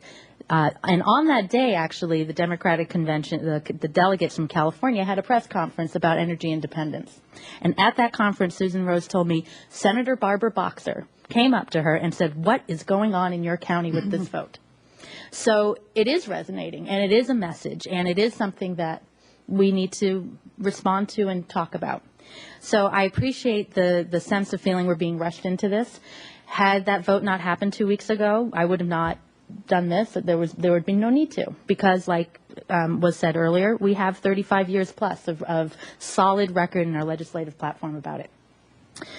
I do want to mention a couple of other things that really what this is about here. This is about supporting the federal moratorium in the state one. It is not about oil seeps. It is not about safety valves. It is not about county revenues and if the county is going to give every city resident solar panels on their roof through revenues when they're in millions and millions of dollars of deficit in their county. It's not about Hurricane Katrina and Rita. It is about whether or not we want to continue our strong support of the state and federal moratoria on new offshore oil and gas leasing. It is not even about putting a moratorium on oil. We have oil drilling going on. There are current leases. They are legal. That's not what this is about. So part of all this rhetoric and emotion and everything that's going on is I understand it because the emotions are high when it comes to energy, and I get that. But let's stick to what it is that we're trying to address here, and it's that one particular piece that I think is very important, and it's symbolic because it underscores, I think, the philosophy of public policy makers and what they want to do in terms of their energy resources, in terms of moving away from fossil fuels, in terms of what I hope we can finally get to, which is becoming a carbon neutral city by 2020. And we haven't automatically set that goal down because we said we need more study, we need more research, we need to know if that's financially feasible, and we're doing that, and we're taking our time, and we want to see if it can be done. But if we don't even think of our philosophy in a certain way and trying to look at these renewable resources as the direction we want to go, we're never going to get there. So yes, it's symbolic, but an important symbol. I also just want to put out there, and I was surprised actually one of the speakers didn't bring it up yet, but as I understand it, the oil here off the coast is predominantly for asphalt, not for your car. And in fact, as I've been learning more about this, restaurant grease in our Santa Barbara restaurants could probably more easily be converted for fuel in your vehicle than the stuff off our coast. So, as we look into this energy policy, as we look into educating ourselves, we got to be very careful to really stick with the facts and stick with where we want to be as a community and where we want to be as a country in terms of getting off foreign dependence on fossil fuels and becoming a truly energy independent nation. And yes, it's symbolic, but I think it's an important one, especially here tonight. So thank you. Okay, Mr. House, please. Great, thank you, Mayor Bloom, and thanks to the three of you for bringing this to us. I had, when I heard about what happened at the Board of Supervisors, I was really shocked, quite honestly, and I immediately went into some kind of need to do some research and think about what we should do. And I thought very quickly that I looked at our legislative agenda, which we had passed earlier this year, and which we've also done in the past, and that authorizes you, Madam Mayor, to write letters on our behalf, and began to think that we needed to get something like that out as quickly as possible so there could be no confusion. And perhaps even put it on this agenda, and then I found out three others had already beat me to it.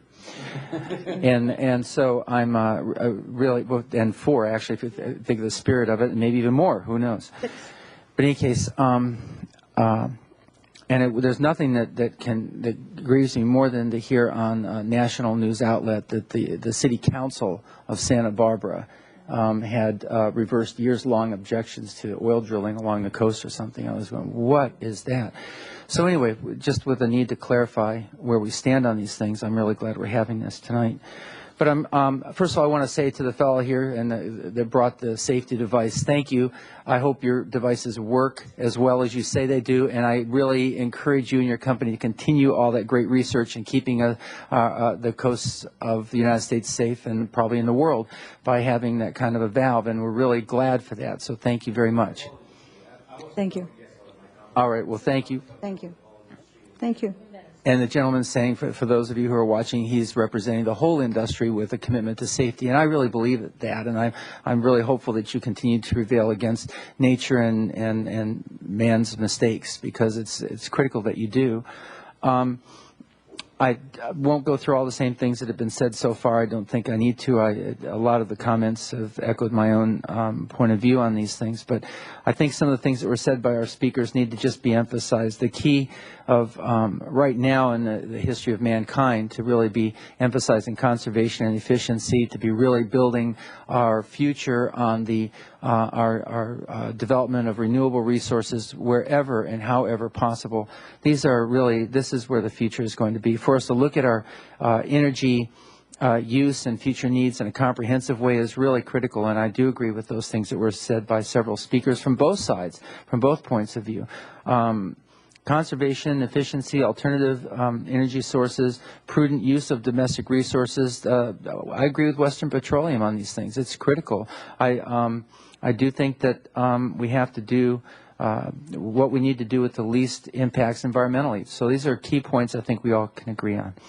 In this case, with regards to what we need to communicate here, clearly to the world, not just to our local constituents, is a reaffirmation of something that we said several times in our past, but none better, I think, than in 1995, when the Council authorized the Mayor to send letters to members of the Congressional Appropriations Committees and relevant subcommittees and our congressional representatives, supporting the continuation of a moratorium on new oil and gas leasing activity in federal water in selected coastal areas, including the Santa Barbara Channel.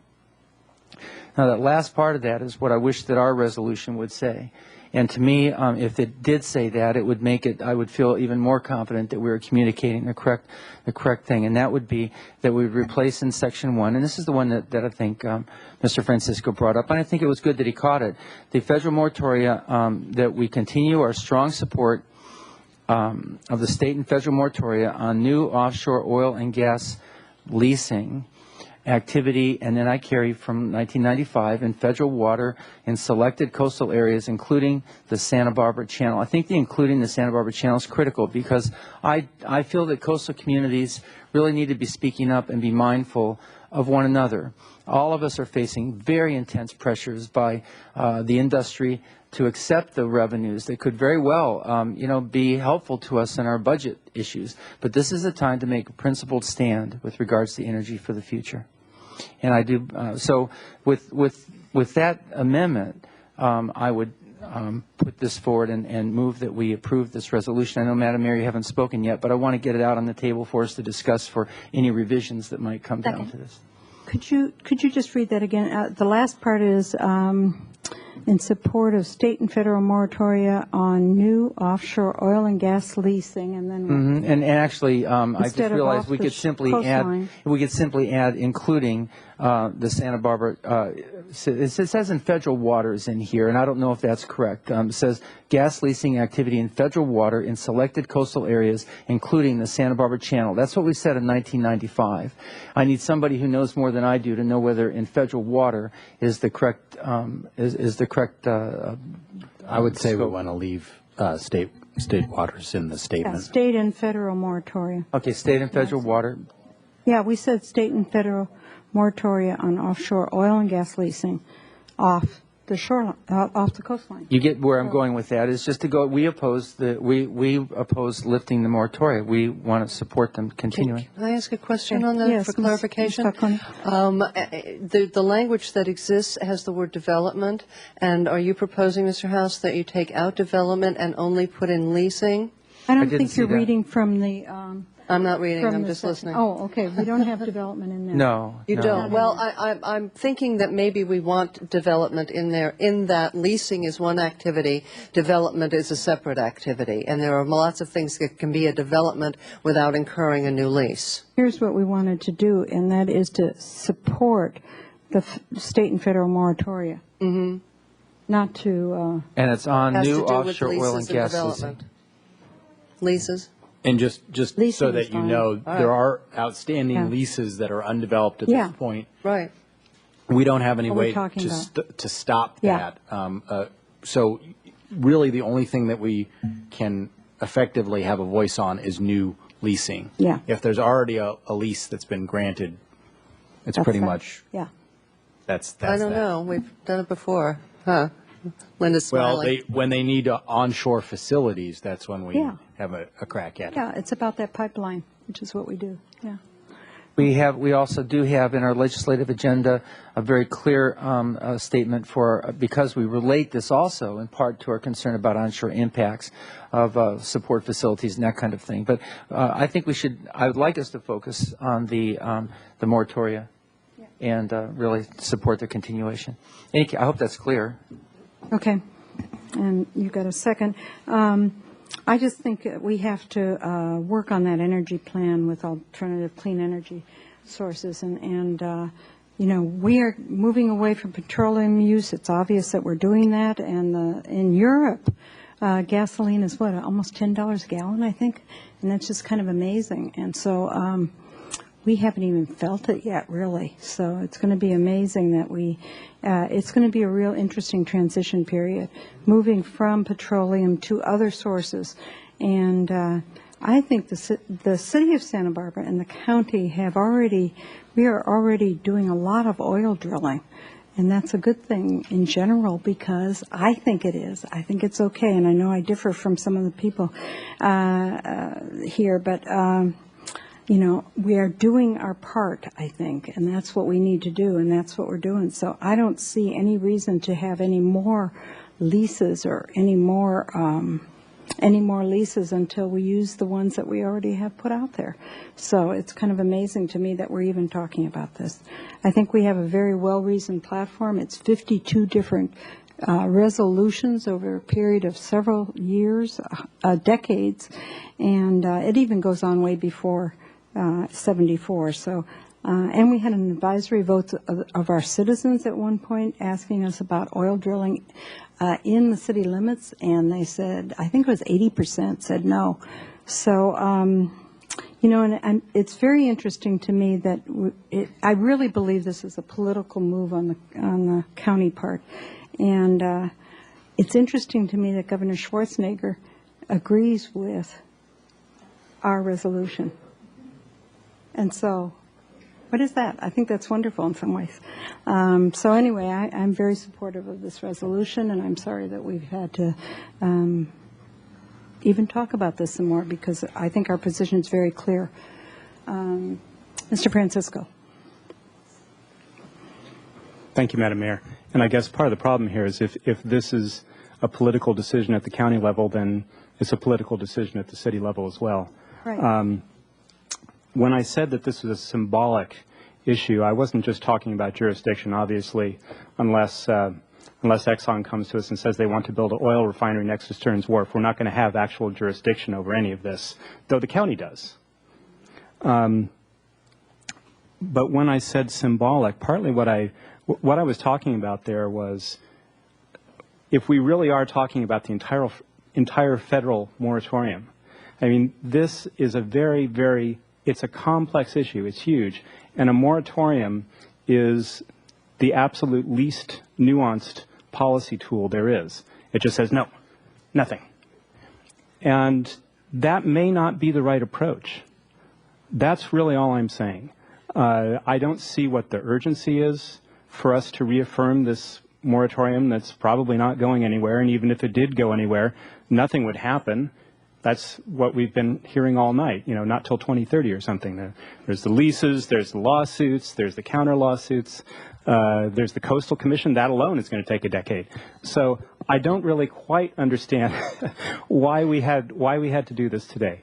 But in any case, a moratorium, I think, is the wrong approach to a problem of this complexity. We said, just absolutely no, in no circumstances whatsoever will this ever be any good. And we have to realize that we are going to be using petroleum for a long time, even if we don't use it for transportation fuel or power plants, which I hope we get away from that as soon as we can.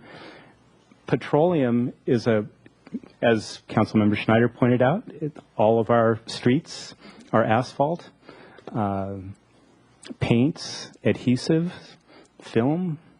I mean, you could go on and on and on. Pharmaceuticals, there's so many products in this country that are based ultimately on petrochemicals. We're not going to be out of that business for a long, long time, even if we get out of using petroleum as fuel, which I think is a good idea. So all I'm saying is this is actually a very complex topic, and a moratorium is probably the wrong solution. Okay, we have a motion. Madam Mayor? Yes? Oh, I'm sorry, in a second. Mr. Williams, go ahead. You were the Just so that seconder. people know why, again, understand why this is before us, because Councilmember Francisco has asked us the question about the timing. The answer clearly is that there is a misperception out there in, indeed, the whole country that Santa Barbara, because of this weird vote on the Board of Supervisors, including a bare majority that will evaporate, God willing, by January,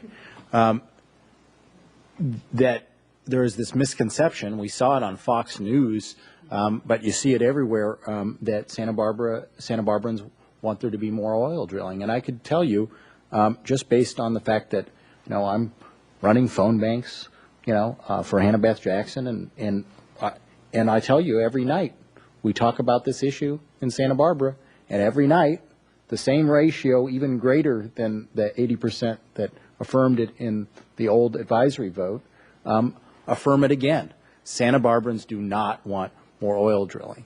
It's the ratio of folks who are against it is astronomical. And for us, we're the city council that's supposed to represent the will of the people, and for us to allow that misconception to stand would be really unconscionable. And so we agendized it as quickly as we could after the Board of Supervisors vote.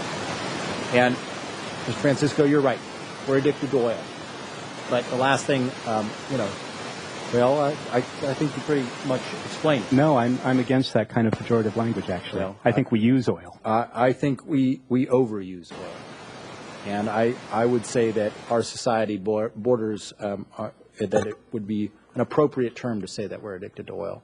And that we can get away from that addiction overnight would be a mistake to say. We can't.